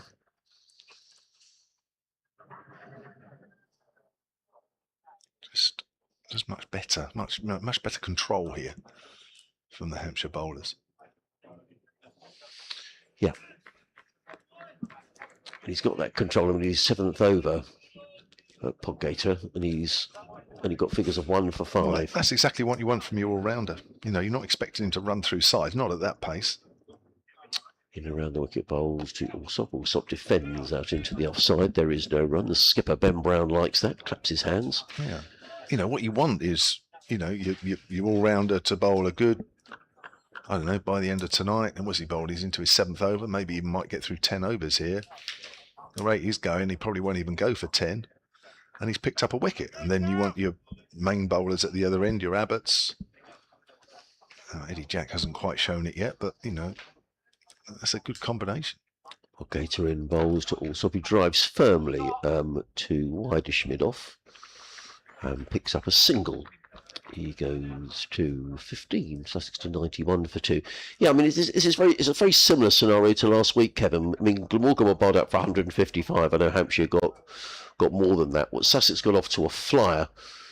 Tom Haynes making 48 very quickly. And at the close of the first day, they were 136 for 2 or 44 overs, but they got the last 20 overs of that first day. They were hanging on, you know, under the lights with cloud cover. So this is a similar scenario, and it set them up for the second day and allowed Coles to play his shot. So these are important overs now at the end of the day. Gator is in again over the wicket bowls to Leaning, who's solidly forward, plays that to mid-off, and there is no run. Very warm welcome to listeners to 5 Sports Extra on a gloriously, Sports Extra 3. On a glorious day here at Hove, but a high-level cloud around. But it's been a beautiful sunny day, and it's been a terrific day's cricket, with Hampshire bowled out for 191. In reply, Sussex on 91 for 2 as Podgator is in and bowls to Leaning, who's forward, plays onto the onside. And there is no run. It is the end of the over.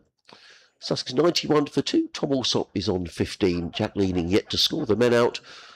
Tom Haynes, who made 52. Daniel Hughes, who made 19. Earlier on today, Hampshire winning the toss, electing to bat first at one stage, 54 without loss. Eventually bowled out for 191. They lost 10 for 137. Nick Gubbins top scored with 52. Tom Prest made 49. But Tom Price taking 3 for 27 for Sussex. But Kyle Abbott here is bowling a really good spell, Kevin, from this sea end of the ground. Certainly has been rewarded with that wicket of Tom Haynes, caught by Jake Lehman at third slip. Here he is up the hill once more on bowls, and he's playing a missing. That's nipped back. That's nipped back at Alsop. Just finding something now, Abbott. There wasn't a lot there initially with the new ball, and the heavy roller and the sun out all day seemed to have calmed everything down. But just, now Hampshire seem to have just got a better control at both ends. Now all of a sudden things are happening. After 9 overs, Sussex in their reply were 43 for 1 and really were putting Hampshire under pressure, and it's just slowly but surely changed since then. 100 runs behind at the moment are Sussex on the first innings as Alsop plays forward. It gets him off the inside half of the bat. He was looking to play that out on the covers. It's actually gone out square on the leg side. He will pick up a single because there's a big gap there. And Alsop moves on to 16, the former Hampshire man, although it's about 5 years since he was at Hampshire, but we still remember him fondly. Good hockey player in his youth. Yes. Tom Alsop. He was. Yeah.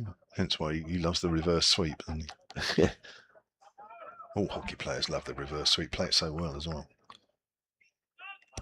So Abbott is into his 11th over here, 1 for 32. His first 5 went for 25 as he comes in. Forward is Leaning. have to watch it. He's been hit on the pad a couple of times in the previous over to Abbott, and it has this sort of strange effect that I'm not sure the umpire would think, well, should I give him that? Should I? Yeah. But it does sort of put a little bit of doubt in the mind that if you get another close call, that it may just slightly go against him. So he'll be mindful of that. He's had 9 balls now, Jack Leaning, yet to get off the mark. Abbott in again and bowls. Leaning drives. Abbott fields. And, these are professional umpires, but even professional umpires, if you get 2 big shouts like that as well, it must be, you wouldn't be human if it wasn't at the back of your mind if there's a third one that you think, That's right. If it's 50-50, you think, well, I can't keep giving 50-50 ones out, not out or whatever. But that's if the umpire's thinking of that. But I think they were that previous over. There were big shouts. Leaning, interestingly, was rubbing his high up on his inside leg, and you think the second one is nowhere near hit you, mate, on that. Leaning gets one that nips back. He works that away to mid wicket. When you played, were there umpires around and no names, no pack drill who you thought were more likely to give you LBWs? Or? Oh, definitely, but that doesn't make them bad umpires. Yeah.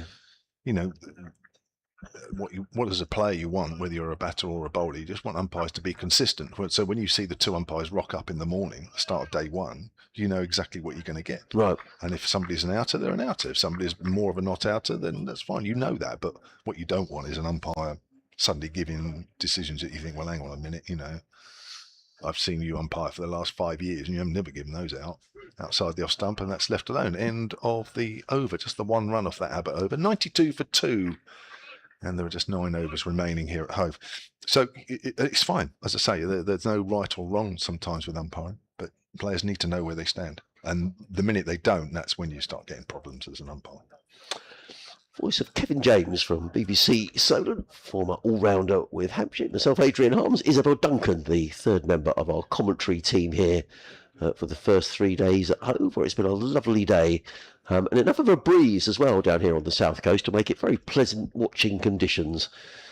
And there are still another 9 overs to be bowled in the day. The first of those to be bowled by the South African Delano Portgaiter, who's running in around the wicket, bowls to Alsop, who flicks that one away down to a wideish fine leg fielded down below us. And it is just a single to Tom Alsop, who fielded that. So the 12th man who's on. To be honest, I wasn't looking at that because I just looked at an email and I was reading it before I read it out. But no, it's my fault. I should be looking at the game. That's more important. 93, is it 93 for 2? Yeah, Tom Alsop goes to 17. Brings Jack Leaning on strike, who's yet to score. He's faced 12 deliveries. As Portgaiter is back to the far end of the ground, the Cromwell Road end, running down the hill. Right arm over the wicket, 2 slips in a gully, go down, he bowls, and Leaning gets back gloves high out of the way. The ball goes through into the gloves of Ben Brown, and there is no run. The 2 slips a gully, there's a point, cover, mid-off, mid-on, a mid-wicket, and a fine leg away to our free ticket. To come to Hove, you just have to go online and make sure you click on the relevant buttons to get your free ticket. Portgaiter in again. Bowls to Leaning. That's close. Yeah, it's out. He didn't need to look at the umpire, did Jack Leaning? He's just stayed still. I'm afraid Jack Leaning has picked up a pair, and that's a big wicket. And Hampshire are fighting back here at Hove.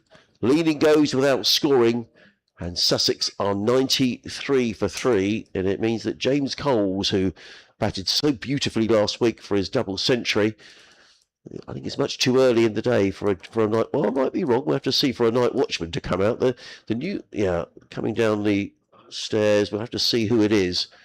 But with 8 overs to go, that's a long time for a night watchman. Portgaiter picks up a wicket. He's bowled really well. He's bowled line and length, Kevin. As you've been saying all day, you've got to put the ball in good areas on this pitch. That's exactly what Tom Price did earlier on. And you'd have to say that Portgaiter is a similar type of bowler. Yeah, it's just nipped back a fraction, committed to the front foot. Once it's nipped back, he's struggling there. And I tell you what, he can't rub the top of his back leg on that one.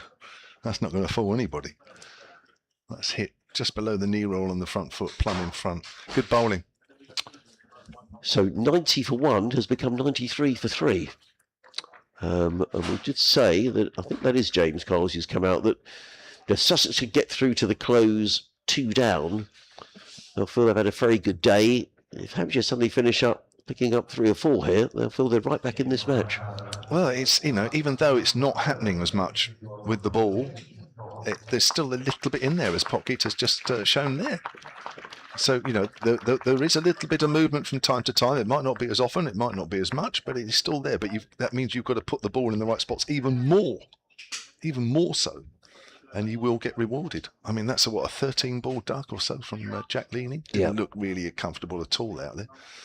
But you're right. I think from a James Cole's point of view, 8.5 overs is a lot left in a day's play. Yeah. I think that's probably too much to ask a night watchman to come in and negotiate that, because of course if they get out and then you've got another batter come out and you lose them, then you're a bit all over the place, really. All right, either one of these could still get out before the end of play, but I think this is the right decision. There's just too many overs left. It just feels like the time of day when the bowling side have got an awful lot to gain more than the batting side. Sussex would gleefully walk off now if it was bad light or something, but that's not going to happen. We're going to get these 8 overs in, and Hampshire with their tails up. Potgieter is in, bowls, and James Coles is solidly forward to the first ball, plays that defensively to mid-off, and there is no run.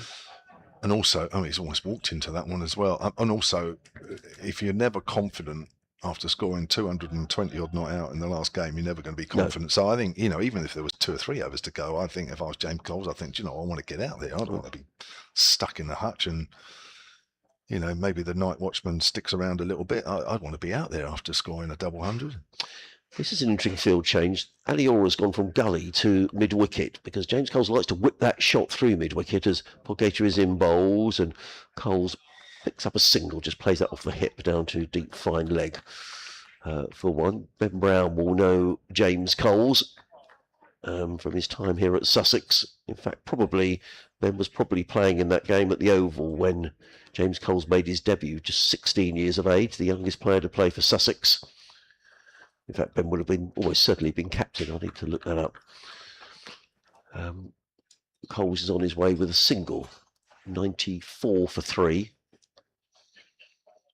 Potgieter is in again around the wicket bowls, and Allsop clips this one away. That's a nice shot by Tom Allsop. It's going to run up towards the boundary edge. I don't think he's going to get there, Fielder was in hot pursuit. In fact, he's given up the chase, and the ball rolls over the rope. So a nice boundary for Tom Allsop to finish off the over, which takes Sussex to 99 for 3. Allsop on to 21. Coles is on 1. You're listening to live cricket here on BBC Sports Extra 3. Adrian Harms, Kevin James, as we go into the final 8 overs of the day. Well, I'm sure Tom Allsop would love to score against his old side. It's always a little bit more special when you do that. I know he's played against Hampshire once or twice. He hasn't played that many games actually against Hampshire, has he, in terms of first class? I know he's missed 1 or 2 since his move. This is only his second game, actually, isn't it? He played in the last game. Yes, it is. Has he been injured or something? Yeah, he did pick up an injury. He came and did some summarising, actually, earlier in the season. Tommy had a calf injury. In fact, he didn't get in the side for the first game of the season. Tom Clark played and did well. So Tom Allsop was out the side. Then he got a calf muscle injury. And his first championship game of the season was last week. Here's Eddie Jack taking over from Kyle Abbott. It's outside off stump. Now, this is quite an important spell here for Eddie Jack because he has been expensive. He tends to be expensive. And what you don't really want to do now is, having built up just a little bit of period of pressure now with Potgieter being very economical, Abbott's second spell definitely economical, that it doesn't really want to undo any of that hard work. Started his 7th over, he's already conceded 41. Allsop's just doing his bootlaces, or is that Coles? Yeah, that was Allsop doing his bootlaces at the non-strikers end, so we just taking a break between deliveries. We're ready to go again as Jack bowls. It's outside the off stump, and that's left alone.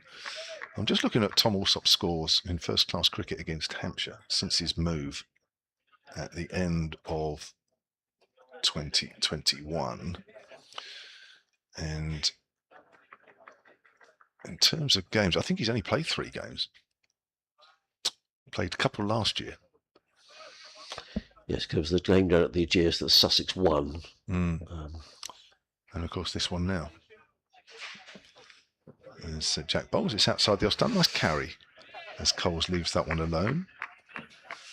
Just to say that game at the Oval was in September 2020 when James Coles made his debut, and indeed Ben Brown was skipper of Sussex in that game. Ben made a half century in the Sussex first innings. Tom Haynes made 117.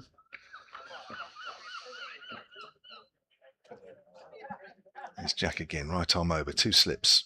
Again, it's wide of off stump and it's left alone by Coles.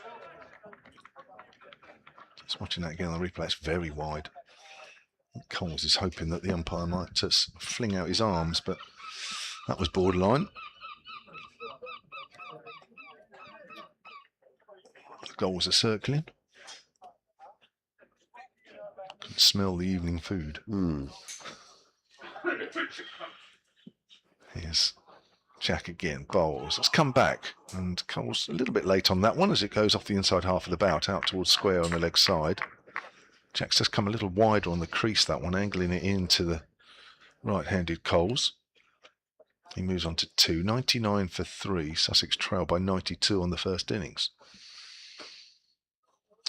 This is going to be the most pleasant of evenings. Gorgeous, isn't it? On the seafront this evening. It's the kind of evenings that you dream about for English summers. Yeah. Fish and chips overlooking the sea. I did it last year. Right. I'm not sure I will this year. I don't know, actually. I haven't thought about it. It's down the leg side to the left-handed Allsop, who lets that one go by. End of the over, 99 for 3. Coles has 2. Allsop has 21. The 3 batters out. Hughes for 19. Haynes for 52. Leaning for no score. I'll do one more over, and I'll leave you with Isabel Duncan, who will come and join Kevin James. The spectators are largely staying on, and actually, why wouldn't you on an evening like this, to be honest? Another 7 overs to go, half an hour's cricket. And it's been a good day, absorbing day's cricket. Just a reminder for those just joining us, 191 Hampshire bowled out for having won the toss this morning. Nick Gubbins making 52, but here comes go to bowls to James Coles, who's, I'm not sure if that came off the glove, but it's gone to backward square leg, and there is no run. With 2 slips in place, they've got that man in there, Ali Orr, at a straightish mid-wicket, and as I say, that's for the shot that James Coles likes to whip that ball away through the leg side. And there's now a leg slip in place as well. So 2 slips and a leg slip.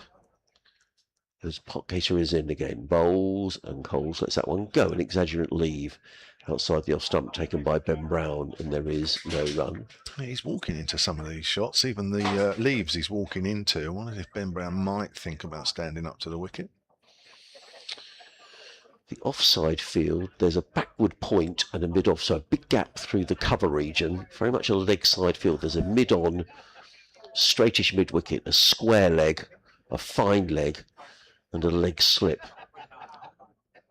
Potgater is in. Bowles, and Coles works that one down to fine leg and picks up a single, does James Coles. He goes to 2, and the ripple of applause around the ground is for the 100 up for Sussex. 100 for 3. So trailing by 91. 13 wickets to fall in the day.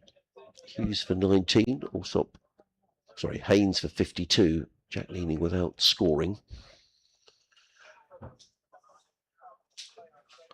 And Potgater with very good figures in his 9th over. Figures of 2 for 13 for the South African. Done a great job. Really good job. He's on a good line and length. As the sun disappears momentarily, in and bowl short, and also hops into the air and plays that away into the offside. And there is no run, and then rehearses the shot, does Tom Allsop. The field has changed for the left-hander, and that there's just the 2 slips, a deep backward point, cover mid-off, mid-on, mid-wicket, square leg, and a fine leg just down below our commentary box here. Potgater's going to run down the hill from the Cromwell Road end. In and bowls to Allsop, and Allsop just lets that one pass by outside the off stump taken by Ben Brown. And there is no run. So we've had a half an hour's play since Haynes's wicket. That was the second wicket. And Sussex have only added 10. Yeah. Yeah, it's about it's been a mixture of good bowling, and I think Sussex thinking I desperately don't want to lose another wicket here tonight. We've got to survive another 6 overs and 1 ball. Potgieter in bowls to Alsop, who to a short delivery defends into the offside, and there is no runs. End of the over, 100 for 3, Alsop 21, Coles on 3. I'm going to leave you with Kevin James and Isabel Duncan for the final 6 overs of the day. Complete contrast to the first 6 overs or so, where Sussex get away to a really fast start. Hampshire have dragged that back and beginning the job of thinking about how to get players out, and part of that is by making them feel that they should be scoring a little quicker than they are. So we've got Eddie Jack, who's bowling up the hill from the C end. Comes in, that's short outside the off stump. That's left alone. Welcome back, Isabel. Yes, good afternoon, everybody. I've just been on the roof watching the cricket from up there in the sunshine. It's not really warm. There's a nice breeze, but very pleasant. I know it's going to get hotter over the next few days, so I'm not going to go for that dip after all.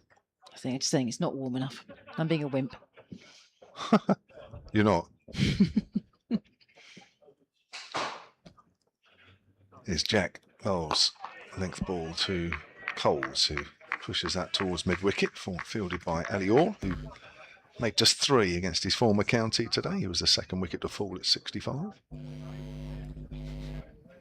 Isabel's back on her computer. It's the buzzing noise, isn't it? It's a giveaway, isn't it? There's something to do with the wires, cross wires somewhere along the line. Something. Yeah, sorry about that. If No, people can hear the buzzing at home, I apologise. Keeps me awake. There's a bit of a buzz. There we are. That's the phrase. What's the buzz? You're creating a buzz. Jack Bowles driven into the offside by Coles, who will pick up a single. He moves on to 4. There's definitely a sort of an end of day one feel around the ground here at the moment, isn't it? I don't know, I think noise levels or just general ambience just feels like we're in the last few overs of the day. Always feels a bit slower in the last few overs, doesn't it? The batters don't necessarily go for it. They want to last out the day, so they're here tomorrow morning. Definitely. Not out overnight. Promises to be a very good batting day tomorrow. As Jack comes in again, that's whipped away behind square by Alsop on the leg side. He moves on to 22, 102 for 3. Sussex trail by 89 now. Yes, I think whoever, and it looks very much like Sussex, that will return tomorrow with plenty of first innings wickets remaining, will have control of day 2. Unless, of course, they don't bat particularly well or Hampshire bowl very, very well.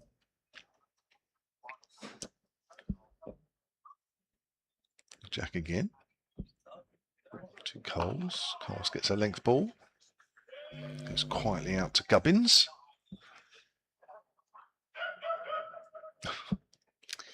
Oh, it is a dog-friendly ground here, isn't it? Is it? Apparently so. I think so. Yeah, I think that dog was probably inside the ground. I've seen there are various grounds that are dog-friendly. Worcestershire's another very dog-friendly ground. Could have brought my dog with me. I'm not sure you could bring your dog to the media centre. That's slightly different, isn't it? I didn't realise that grounds were either dog. Are there any grounds that are not dog-friendly? Oh, yeah. Well, a lot of the international grounds, I don't think they're particularly dog-friendly. Coles drive. Good stop by Eddie Jack. That's saved 4 runs. Got low down with his right hand on his follow-through. Just to create a little bit of rough on the pitch as he's done so. Well done. Rough. Yeah. Very clever. So, so you reckon, as a general rule of thumb, the international cricket grounds are not dog-friendly, but other grounds are? Yes. Okay. Although at Lord's, I know that the chief executive is allowed to bring his own dog in. Special permission. He had a little Jack Russell. That's when Guy Lavender was chief executive. And I remember that Jack Russell got out one evening and went berserk because they were catching foxes in cages around the ground to release them back into the wild. Oh. But the dog obviously scented that. Off it went, and being a Jack Russell, Right, here we are. Pot guitar. storming in and bowling and coming forward to play this. Also not quite timing it, finding the fielder at extra cover. And then, of course, you get all the sniffer dogs as well in the international grounds. And when you come in, sniff your car and your bags and everything else. The well-trained dogs. 102 for 3 here at Sussex, the dog-friendly ground. It's not something I've ever thought about before when I've come to Hove. Sort of I've thing not I think thought, about all I'm the going time. to Hove, that dog-friendly ground. I know. Coming around the wicket, Potgieter. And there's a play and a miss at that. It's come off a bit of padding outside the line. That's out of the off stump. Adrian's got a dog, I think. He's got 2 doggies. Have you ever brought them to the ground? No, well, funny enough, last year when Surrey were playing here, Ollie Pope's parents were here. Right. Ollie Pope's dog was down. Did they? No. Oh, that's lovely. Oh, that's nice. Might be.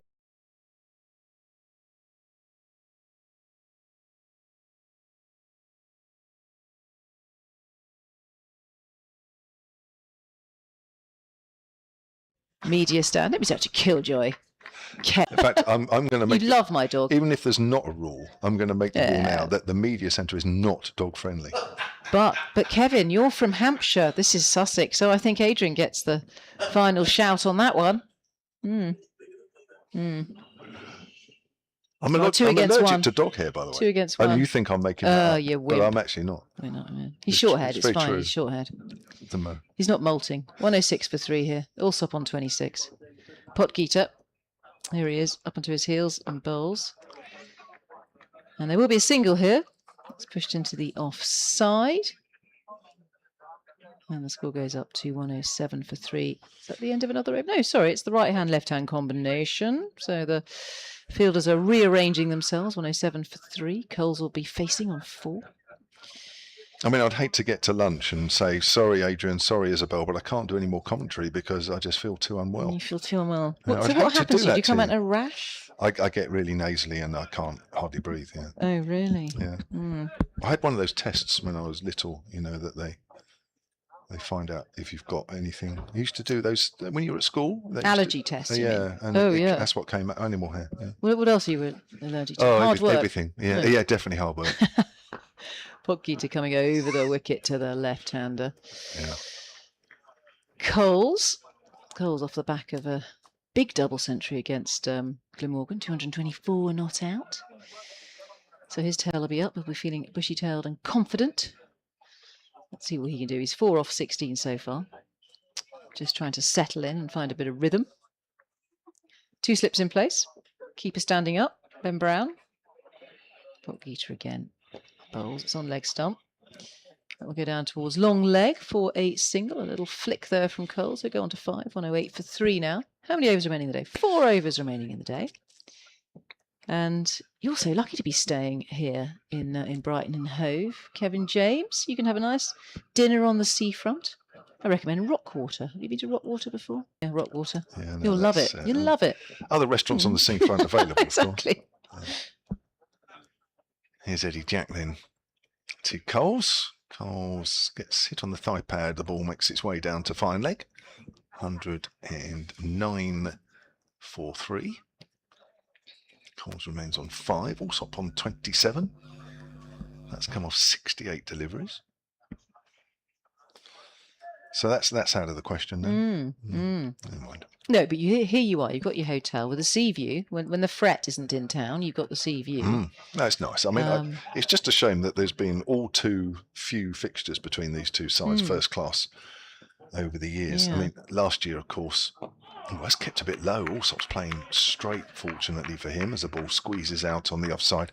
But apart from COVID year, which of course, you couldn't just walk around and do what you wanted. But previously, a championship game here between these two sides was June 2015. So 10 years between the two fixtures. When you were a mere whippersnapper. Yeah. 2011 was also here. And then 7, 8 and 9 was at Arundel.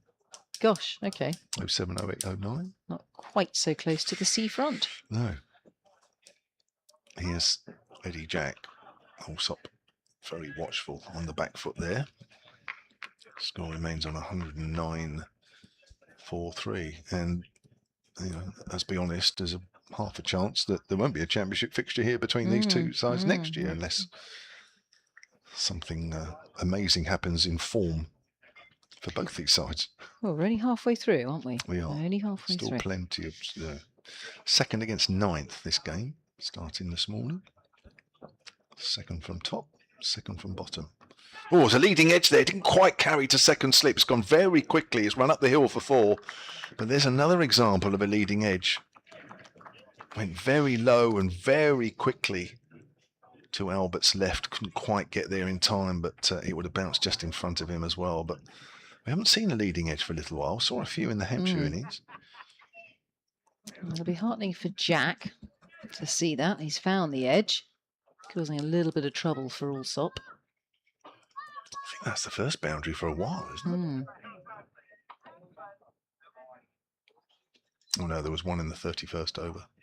Down to fine leg, I think. Yeah, that's right.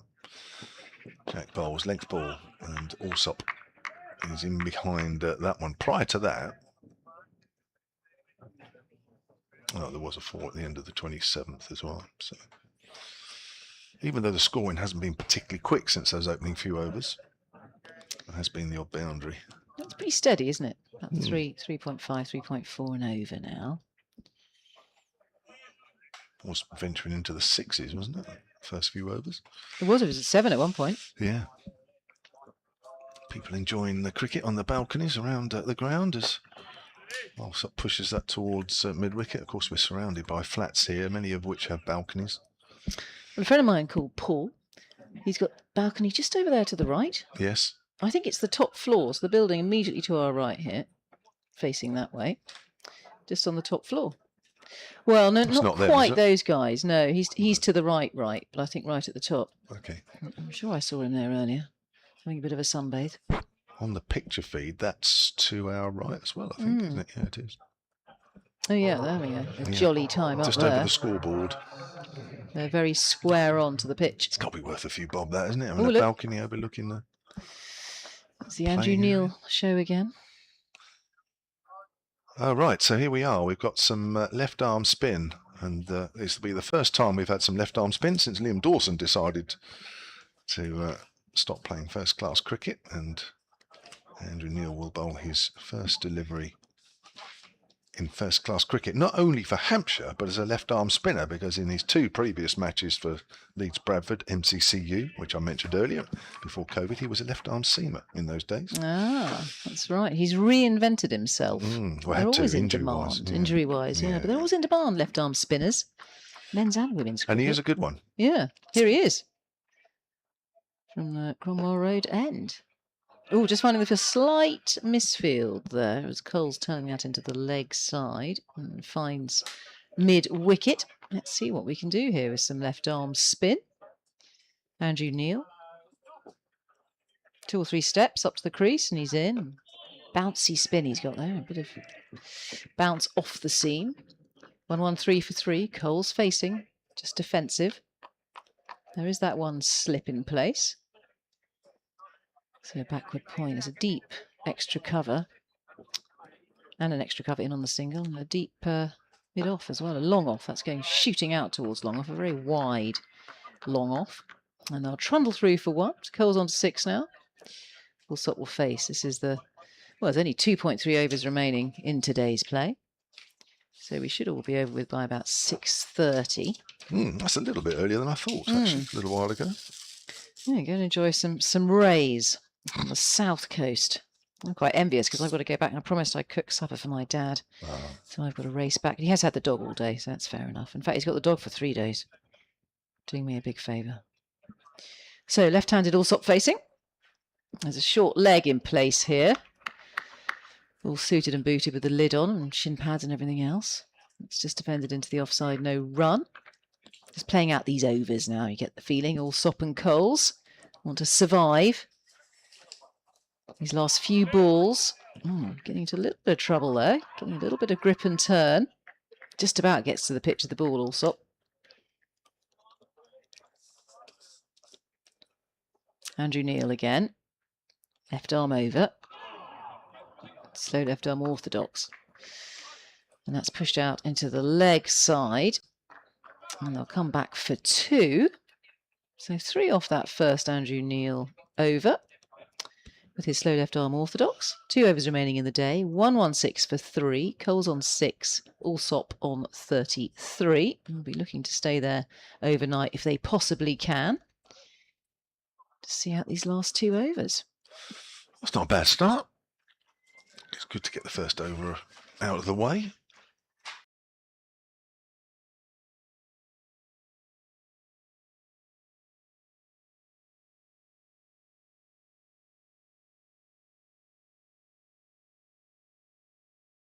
Come on from the C end. That's our commentary end. Isabel's on the computer again. Felix Organ, 2 overs, 0 for 8. Yeah. Here he is. He's So busy warming up. Yeah, there's a deep cover, deep square leg, deep mid on. So a fairly scattered field at this stage. There's just 12 balls remaining. So Sussex 116 for 3.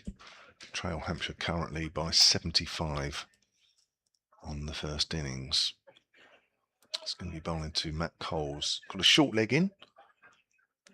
And there is a slip in as well. So deep fine leg as well as so there are 3 fielders out. As Organ comes in with his off spin, Coles is forward, works that to mid wicket. Fielded by Gubbins, who has hit the game's highest score today so far of 52. Closely followed by Tom Prest, who made 49. Actually, he's equal top scorer, isn't he? Because Tom Haynes made 52 before he was the second wicket to fall. Here's Organ, bowls, and Coles works that away past a dive in Alior at short leg.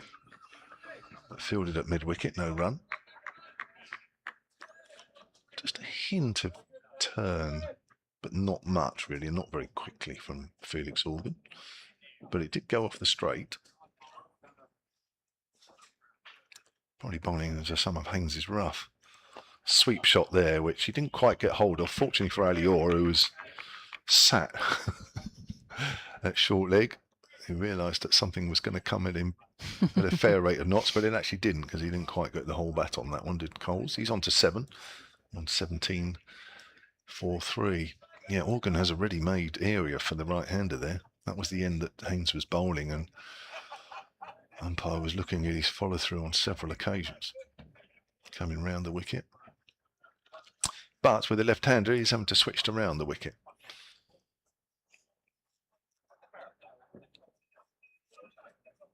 It's always rough outside the left-hander's off stump.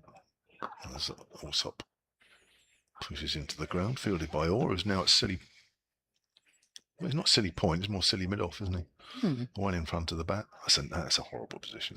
Yeah, that's not very nice. That one. Here's Organ. Bowls, it's a little short. Allsop thinks about a single, so did Coles initially. Both decided against it. So it goes out towards mid-wicket, fielded by Potgieter. 1 ball left of the penultimate over. It's a bonus finishing before 6:30. Very good. Yeah, I was looking at 6:45 at one stage, I think. We're doing well. Yeah, the introduction of spin at the end here, whizzing through the overs. Helps, doesn't it? 1 run off the over as well. Here's Organ to Allsop, brings him forward. And that's the end of that over. Just the 1 run off it. Organ's 0 for 9 from 3, 117 for 3. Sussex trail by 74. Right, well, I'm sure Andrew Neil will continue with his slow left arm orthodox. 0 for 3 off his first over. Just this last over remaining in today's play now. So it'll all be done and dusted by 6:30. And I'm sure Sussex will be almost looking forward to tomorrow, thinking that batting will get a little bit easier. Talked about the track. Might flatten out a little bit with the sun beating down on it. It's going to be an even warmer day, I think, tomorrow. We'll double check the weather forecast, but I don't think there's any sign of rain or anything like that. Heat wave on its way. 1 slip in place here. And Neil continues. He's going to come around the wicket with his twirlers. Here he is in bowls, and he's bowling to Coles, the left-hander. Just comes forward tentatively there, keeps the ball out. He's going to see out this over. I don't think we're going to see anything flamboyant or a rush of blood to the head. Neil again, a little bit quicker this time. Just looking to work with a spin here, Coles, but finding the fielders at the moment. No, Ben Brown's just rearranging his fielders, so it will be. Alior's put the lid on again. Now, where's he going to go this time? Is he going to go into the short leg position? I think he is. He's got his shin pads on. He's ready to go. Left arm over round comes Neil once more. Fielded by Alior at short leg, no run. 117 for 3. Oh, there's some pictures going on that balcony. Then again, and comes forward. Big stride forward for Coles there, stifling that spinning ball. Some very well dressed ladies up there on that top balcony, on top of that building. There's a soiree going on. They're probably drinking some sparkling. Going for the sweep. There might be runs here. I think there's going to be 4 of them. Yes, there will be. Just a little bit shorter. And that's a bonus there for Coles. And for Sussex, he goes on to 11. Sussex 1-2-1 for 3. Last ball of this over. It's rather ruined the potential maiden for Neil. But Coles just cashing in there. Hop, skip and a jump comes Andrew Neil. And just about keeps that out. Goes onto the back foot this time, Coles. And it will be stumps at 121 for 3 for Sussex, who made a very good start. They went a real canter this morning at 7 and over. The 3 wickets that have fallen in the Sussex innings. Hughes for 19, LBW Potgita. Haynes then for 52. He's been the top scorer so far for Sussex. He was caught by Lehman, bowled by Abbott. That second wicket partnership, in fact, worth 51. And then leaning out for nothing off 14 deliveries, LBW Potgita again. But these two making a good fist of things, forming a bit of a partnership. They'll be not out overnight. Hampshire all out from 191 earlier. Gubbins on 52, Prest 49, and Price pick of the bunch, top of the pops for 3 for 27. Haynes 2 for 17, and Carson 2 for 27. So Sussex just ahead of the game here, don't you think, Kevin? Yeah, definitely. Yeah. Hampshire had a wicket that didn't quite help them the same as Sussex did. I still think that Sussex could have bowled Hampshire out for less than 191, if I'm honest, but they got better. They got more into it as the Hampshire winnings went on, and in the end Hampshire probably feels they could have got more than 191, but they're in a good position. 33 not out for Tom Alsop off 79 deliveries. James Coles is there as well. He's in fine form after that double 100 last week here. A wicket for Kyle Abbott, 2 for Potgita. Those two once more looking the most likely to take wickets. And what Hampshire need to do tomorrow is more of the same that we saw in this last hour and a half. Okay, well, it's good night from us, and it's good night from him. And we'll see you tomorrow morning at 11 a.m.